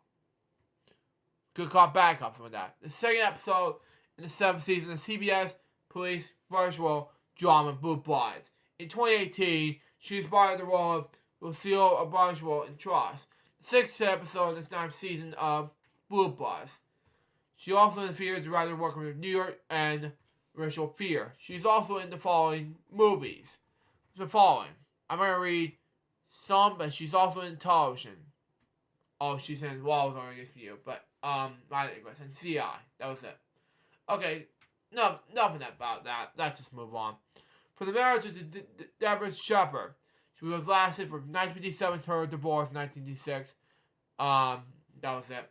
She had a son who died in 2011, and the daughter artist Kate Shepard. Her second marriage to Carol Catkins lasted until 1996 until his death in 2006. She died from cardiovascular disease and kidney failure in her home in Manhattan on November 17th, which is 2 weeks ago. She was 89 years old. Now, we're going to do one more science special about these 12 depth topics right now.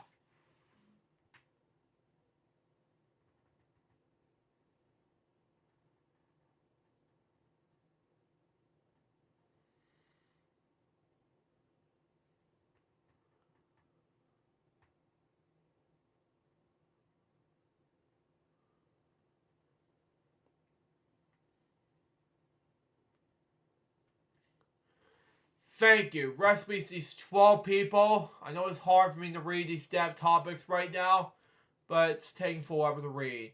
So, after this, my next depth topic has to do with a very bad news from Sesame Street, okay? After 50 years plus, Sesame Street is switching up its format, okay? The changes are due in 2025, okay? When the show is entering its 56th season. I'm sorry to say this, but they might finally time that the butt be deeper than Monsters and the Oscar Grouch, okay? According to Hollywood Reporter, the one children's show, Sesame Street, will return its 56th season in 2025, but has undergone an extensive makeover. One of its favorites of most epic storytelling that the classic magazine saw has been since episode in 1969. It's part of this that means the 30-minute show will move away from a series of short segments. I am so upset about that, unfortunately. To a format that is better, restoring the traditional television series. Unfortunately, I am not happy about that. I am so not ready to do this. I'm ready to do, say, like 50 seasons, but not all 50 plus seasons, because it's not going to happen. Anyway, there are 2 segments of Robert and 11 plus each. Unfortunately, I'm not happy about that. there is not way we can do this. You know, with a new animated sequence coming in between. The live action portions could be focused on an A and a B story, which might constrain, which I am not, sadly, I'm not a huge fan of, sadly, which is not going to be a good thing. Anyway, instead, brief spot featuring Elmo, which I'm not going to be good about that, but it's not going to be a good thing. For example, the Elmo focus might focus more on this current situation across both halves of the show, which, another storyline figure in. Unfortunately, that is not my thing. Because I am a Sesame type of guy of Sesame Street. That is not the case, you know. Unfortunately, no, that's not going to be anything. Anyway, but the A story, the B story will come together in something really help us without whatever concern, focus, and what we're trying to have. Whatever lesson they're trying to make, K. Wilson Solids, the executive vice president and chief creative development president of the Sesame Workshop, told THR. Kids love a little bit of Pearl. They love having the emotional stakes. In the 9 minutes, it's kind of hard to really dive into those areas really effectively.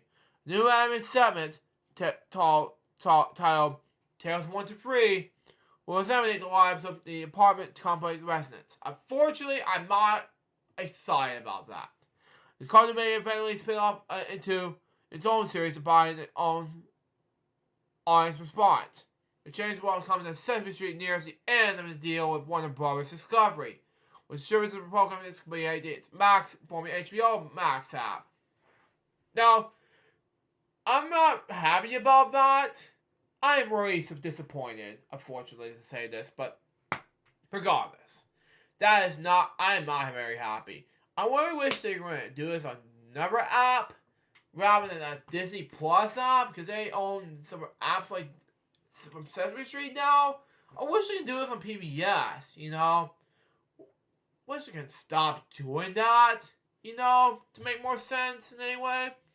But, you know, that's just me. And I have 2 more topics left to read, and then we get to our Web Watch Disney Plus, and we got 2 game segments. I'm gonna eat a pizza. This is ridiculous. Anyway, the next topic I'm gonna read is the studio behind Chicken Run, which is gonna be coming out this month on Netflix. Anyway, Chicken Run, the Dawn of the Nugget, by the way, is run out of clay. Army and Animations, with studio behind films such as Chicken Nugget and Wallace and Gromit. Anyway, it's running out of clay. Gromit's going to be converted to stop motion, like Breaking Bad, which is my childhood, by the way. According to Telegraph. Anyway, the studio has been stubbed with clay called Lewis Newsplant. Anyway, this week there are classic characters since epic in the early 70s to life. But this March, the only factory that produced the Miracle Clay closed down. Naturally, operating animation bought all the remaining stock, which is spoiling only enough for 1 more film. Next year's latest installment of the Wallace and Gromit franchise. So the hunt is on the replacement of the clay to get both Cincinnati's hot studio lights to be realized enough to live up Lewis Newsplant's 50-year adaptation. Wow. Thankfully, in violation of the Empire's Clay storage in the studio's upcoming long-awaited sequel, Chicken Run, not Dawn the Nugget, which is coming out on December 15th on Netflix. Hopefully it will prove warfare of the previous Clay used during this production. And my last topic I'm going to read, it has to do with Good Burger 2, okay? What is that? Okay, has to do with this year's animated comedy film starring Kenan Thompson, Kel Mitchell, and Julian Bell. It is a sequel to the first film, okay, which is based on the comedy sketch featuring the Nickelodeon series. All that. I'm not gonna read the whole thing because the plot, because I don't want to spoil the whole movie per se. Go watch it because I haven't watched it yet. Unfortunately, that's just me. Anyway. Talking to the sequel for Good Burger concerned in 2018, and it's interest of Thompson and Mitchell 3 years after the pair were united in the sketch. The Tonight Show starring Jimmy Fallon in 2015. The sequel was announced in March 2023 under the current title, along with both actors returning as Dexter Reed and respectively. The film was produced by Nickelodeon Movies and Awesomeness Films. Awesomeness Films did Smosh Movie and, of course, this film. It was filmed on May to June of that same year, which is 2023. Anyway, mirroring the same production window as the original. Okay. The film was released on November 22nd, 2023, which is last week, on the streaming service Paramount Plus. Okay. Development. In 1998, Alan Paperbacks published a children's novel, Good Burger 2, Go. Okay? That serves as a sequel to the original film. The book written by Steve Holland, featuring Ed, on the short change, Customer Around the Globe. On September 23rd, 2015, both Kenan Thompson and Kel Mitchell made a Good Burger sketch for the reunion on the Tonight Show starring Jimmy Fallon. On March 2018, Mitchell said there was a talks of Good Burger 2, and in December, he and Thompson said they were ultimate version sequel or a reboot. Wow. On December 2021, the director said that the original film, the current CEO of Paramount Pictures, Brian Williams, revealed that he wanted to create an animated series based on Good Burger for the Paramount Plus streaming service, and hoped to have Thompson and Mitchell involved in some collaboratively. Mitchell expressed that he had been interested in robbing Good Burger. Wow. He was the youngest son being a fan of the film. In August 2022, shortly after receiving his star at the Hollywood Walk of Fame, Thompson confirmed he and Mitchell were working on a sequel. During the 74th Primetime Emmy Awards, where Thompson served as host. Wow. The duo once again hinted the sequel after performing a skit with Tomo. I can't pronounce his last name, sorry. In October 2022, Thompson confirmed that the screenplay was finished. He with him and Mitchell teasing the script, the joint Instagram post. In March 2023, both Thompson and Mitchell officially announced that the sequel's title is Good Burger 2. In addition to simple factors responding to their roles as Dexter Reed and respectively. Film as this follows. Principal choreography took place on May 18th, 2023 to late June in North Providence, Rhode Island. A former Friendly's restaurant, which is, by the way, was to use as stand-in for Good Burger. Anyway, I wonder what will happen to Friendly's now. Anyway, Friendly's, which by the way, because I remember this very well. Number one, it has to be. Oh, it's not in Georgia anymore. Okay, it's in different states now. Number one, it has to be. So I remember Friendly's used to be a restaurant food. Wait, Stanley the founder died? He was 106 years old in 2021. Okay, makes more sense. What happened to Curtis now? Died in 2019. Oh, okay, makes more sense. Back on subject. Anyway, release. Good Burger 2 released on Paramount Plus on November 22nd, 2023 in the United States and Canada. It will be released on the next day in the United Kingdom and Australia. Wow. The soundtrack released on November 22nd, 2023. It featured Vic Mesa, Marta with Young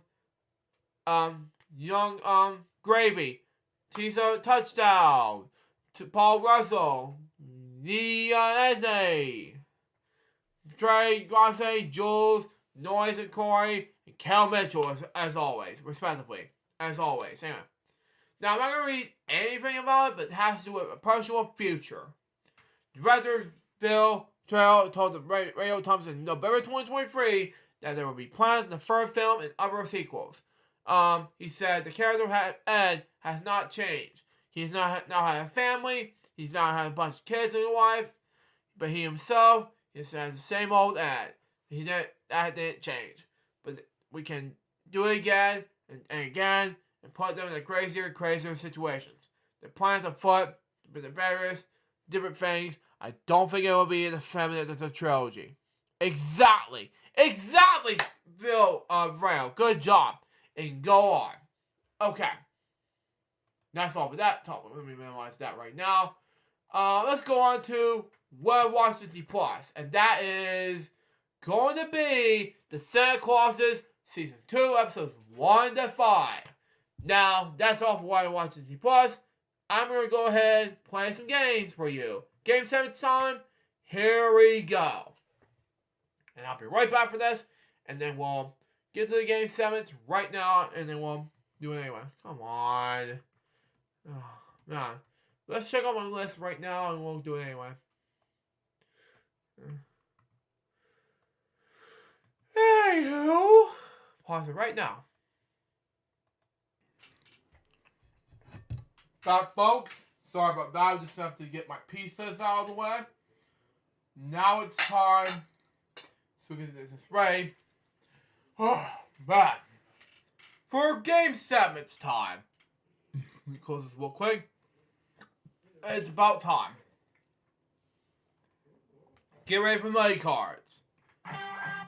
None of this game works, and here we go. Let's open the card. That is a $4,000 higher than 9. Change the card. That is a key. $2,000 lower. 7. $4,000 higher. It's a key. Not bad. $10,000 lower. It's an 8. Change the card. That is a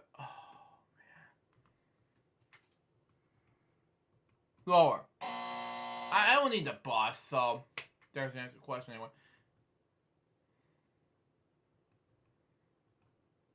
Lower. It's okay. It's a push. That's okay. 10. Lower. It's a 9. Not bad. Let's go ahead and move on to the next game. Super Scratcher. 11. 13. 12. One more is 25,000. 14. 7. Oh, sucky. 9. One more is 10,000. Not 8. 25,000. Excuse me. Wait. 6. Yeah! Yeah, that's more like it. Anyway, review it. And that is 1 to 5. Wow. Wow. Let's turn up a little bit. So, getting ahead a little bit.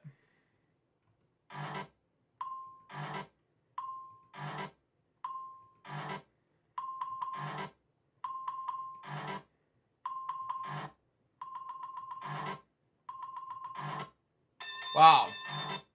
$1 million! With no strikes! Home stretch. 1. Not bad. 1. Oh, red. 7. No, it's sucky. Not bad. 2. Say, net competition. 8. Another red, blue. 9. Okay. Yellow. 3. Another one of those net competitions. 4. One more, it's $10,000. 10. Okay, not bad. Review it, and that will be. Should have said 5 and 6. Oh well. Barnes Banana Challenge, and that will be it.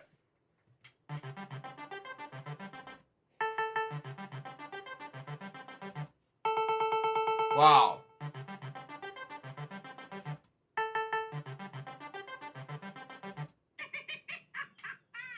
Wow.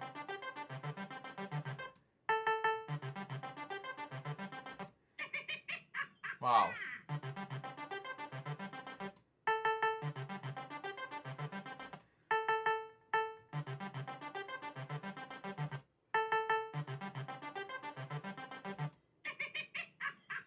One more amount. Come on, we can do this.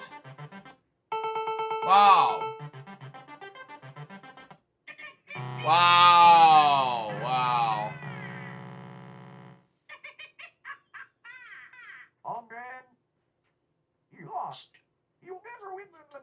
challenge because I am number one. Give me my banana sack. It's not bad. We have, let's say, nearly 2 points, close to be second prize. Oh well.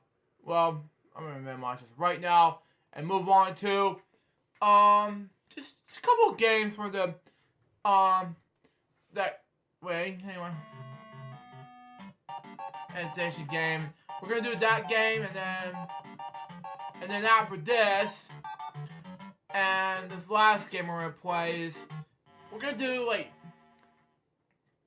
Soul Game. We haven't done a Soul Game of Family Feud in like months anyway. I know what this is. The sex.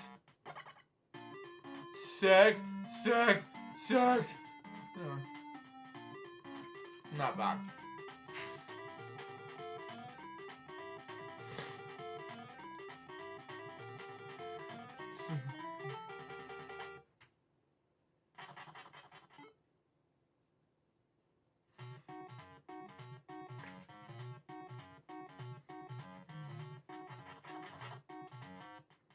Seven mysteries by the day by the letter number 6 and the letter R. My favorite letter. Next. Excuse me.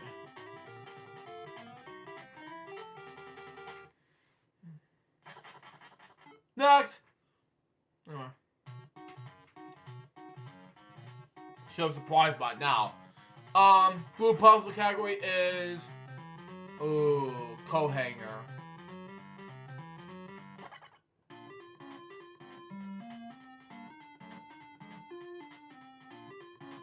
But well, anyway.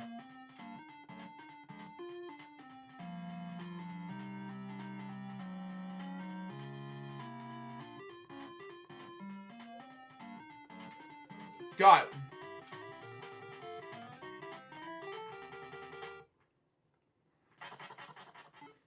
Got one more puzzle for blue. I mean red, excuse me. It's okay, man. Pink. Doghouse. That's what any of these dogs need to belong.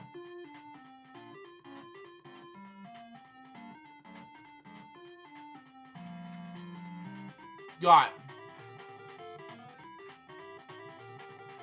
It's a man-made category. Next.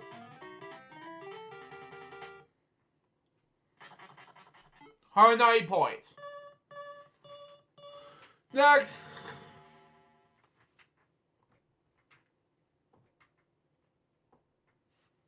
Yellow puzzle in the category is it's a banana.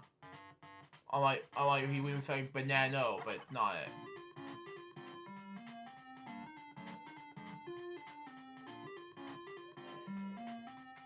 Next.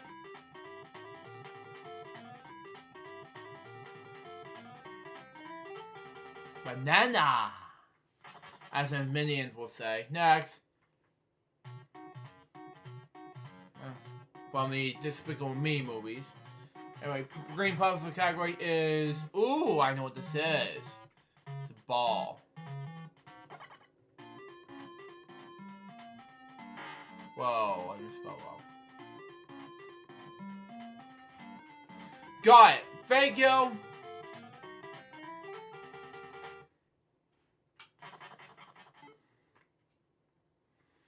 Got the paint puzzle. No. We're in the blue puzzle at the moment. But anyway. I know what this is. I know what this is.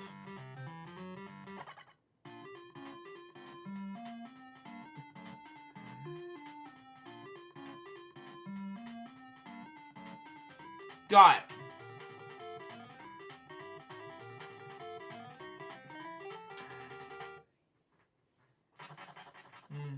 Got 340 points right now. And then the category for this paint puzzle is... Oh, it's a thing. What? I don't get that. Fortunately. Is this... Why do you call this a thing? And all of a sudden you get this in the paint puzzle. Why?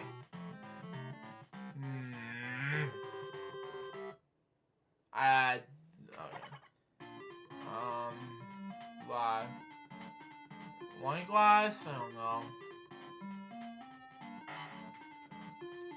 Is that how it was? Warn you. I don't know. Who put that as a thing? Jeez, that was not even the answer? Why? Oh man. What is this called?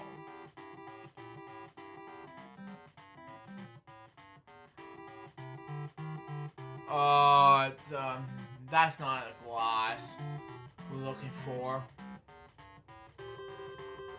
That's a bottle! Oh well. We're looking for a bottle. Anyway, next. Anyway. Come on, let's do something about it.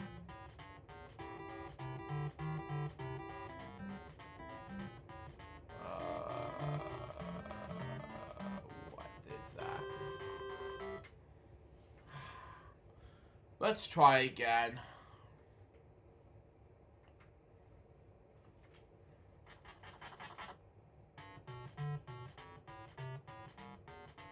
Okay.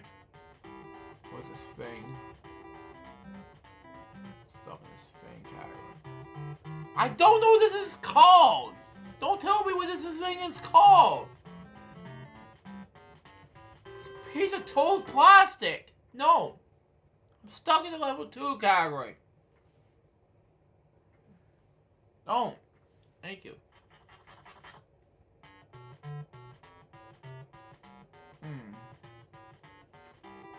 Oh, umbrella! Thank you!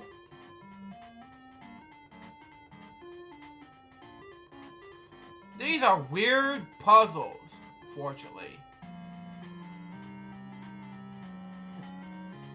Thank you!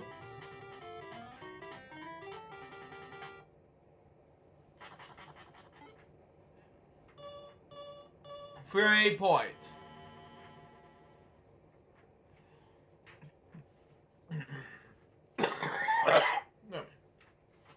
Okay.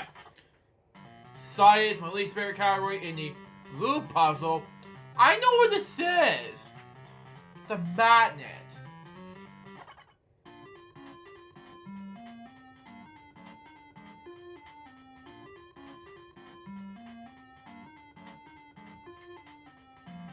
Got it.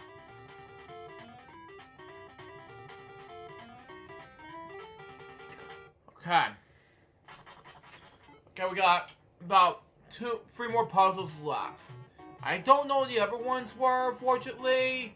So there you go. We got 2. Okay. This will make more sense. The axe.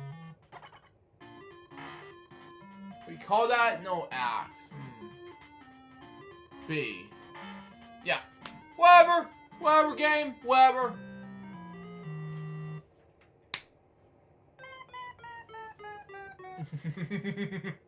Whatever game. Whatever. It's a Sharpie.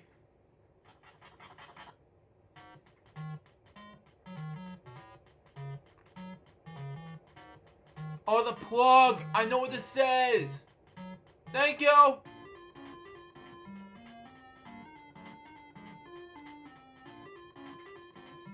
Got it. Thank you.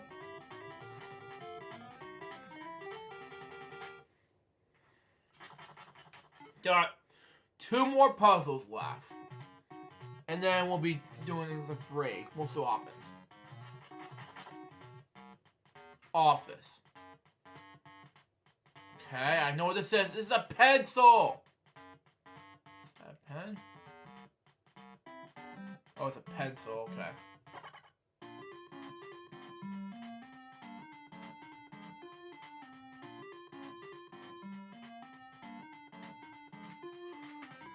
Got it.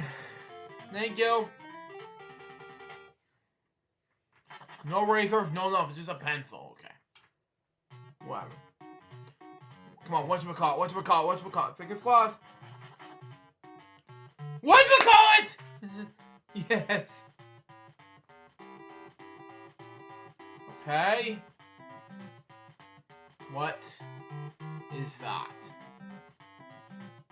I know this weather forecast.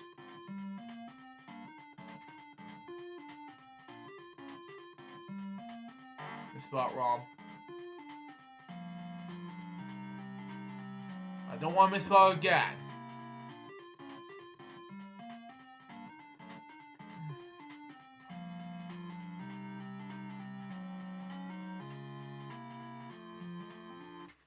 Got it!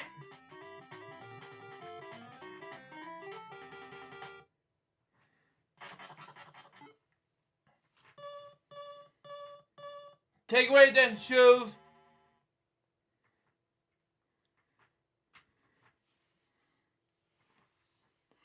I'm the winner! Anyway.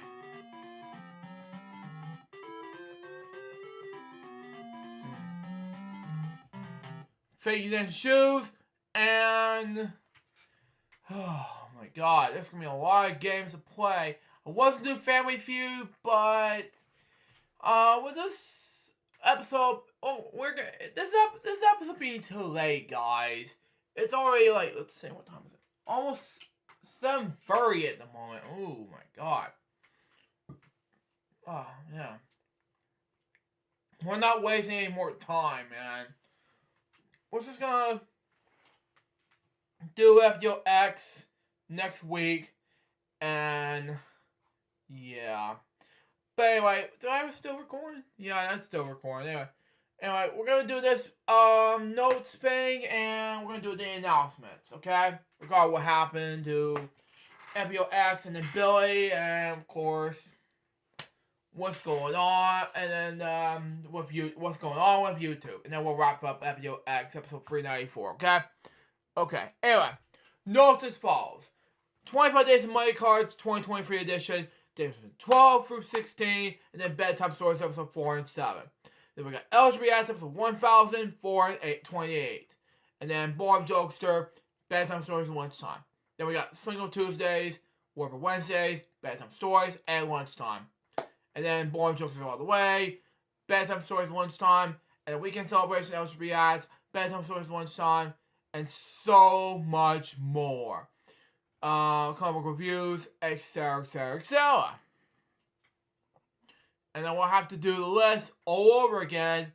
When we come back, we will just have to finish it off. So, yeah. We'll be back to do FwX episode number, let's say, 300 and, yeah. Yeah, I guess it'll be, 395 sometime around next week. We're gonna do a start early because I'm gonna watch a funeral roast for Anthony for Smosh. So I'm not gonna be able to do much FwX that week because Billy won't be here for the rest of the year, and that's my first announcement. Okay, Billy is not gonna be around the whole rest of 2023 because he's having major issues with Discord, unfortunately. But regardless, he'll be back for the rest of some parts of 2024 to celebrate the 10th anniversary of my show, FwX. Because it's supposed to be his and my show, and not everyone else's, so there you go. Anyway, what else is new for me, okay? FwX, starting on 10th season. We're going to be changing the plans, okay? No more streaming on FwX. We have been discussed this on last 3 episodes. We decided to push it forward, okay? I want to do streaming on FwX, but we decided we're no longer doing streaming, okay? FwX is no longer a streaming show, but we decided to do a more of a taping wise type of show per se, because I want to make it more exciting for you guys, so that way it's more easier. I can make more judgments and exciting, more successful for you guys, and that way I can do it anyway. And I'm going to say this is my last topic for today, and that is of course YouTube, okay, and Google. Unfortunately to say this, YouTube and Google will be deleting every single YouTube video, including Google and everything else, starting today. Because I have been cautious about YouTube, so unfortunate to say this, everything will be deleted today, so I'm cautious about my two Gmail accounts, unfortunately. But I have been cautious awareness about that today. But today, we'll have to fix this up at the end of the week. For to say this. So today, we're going to have to time this off, so it will take 2 or 3 weeks, okay, to get my Gmails back, okay? Let's say months, okay, or actually years to finish this off. Let's just see what happens. Because YouTube has been dead for me at the moment. So, it was harmful, it was lacking my time, everything. So, David, if you're watching this episode of FwX right now, I know you've been thinking, YouTube has been deleting so many YouTube channels, you know, at the moment, you know. Saw in the news this past May, thinking about to delete YouTube channels at the moment, after being active for 2+ years and more. But unfortunately, that has to go. It's been too much, you know. But some can be on your network, and some can be on mine, and on my main channel, and some of it can be on my second channel. But that's just me. My advice to you, David. But that's just me. And that will episode for this FwX episode for a day, December 1st, 2023. And happy December 1st, everybody. Hope you enjoy it. Stay tuned for the next one's going to be FwX episode 395, which is going to be about the, it's going to be an early bird FwX episode. Not sure what it's going to be about as yet, but we'll see what happens.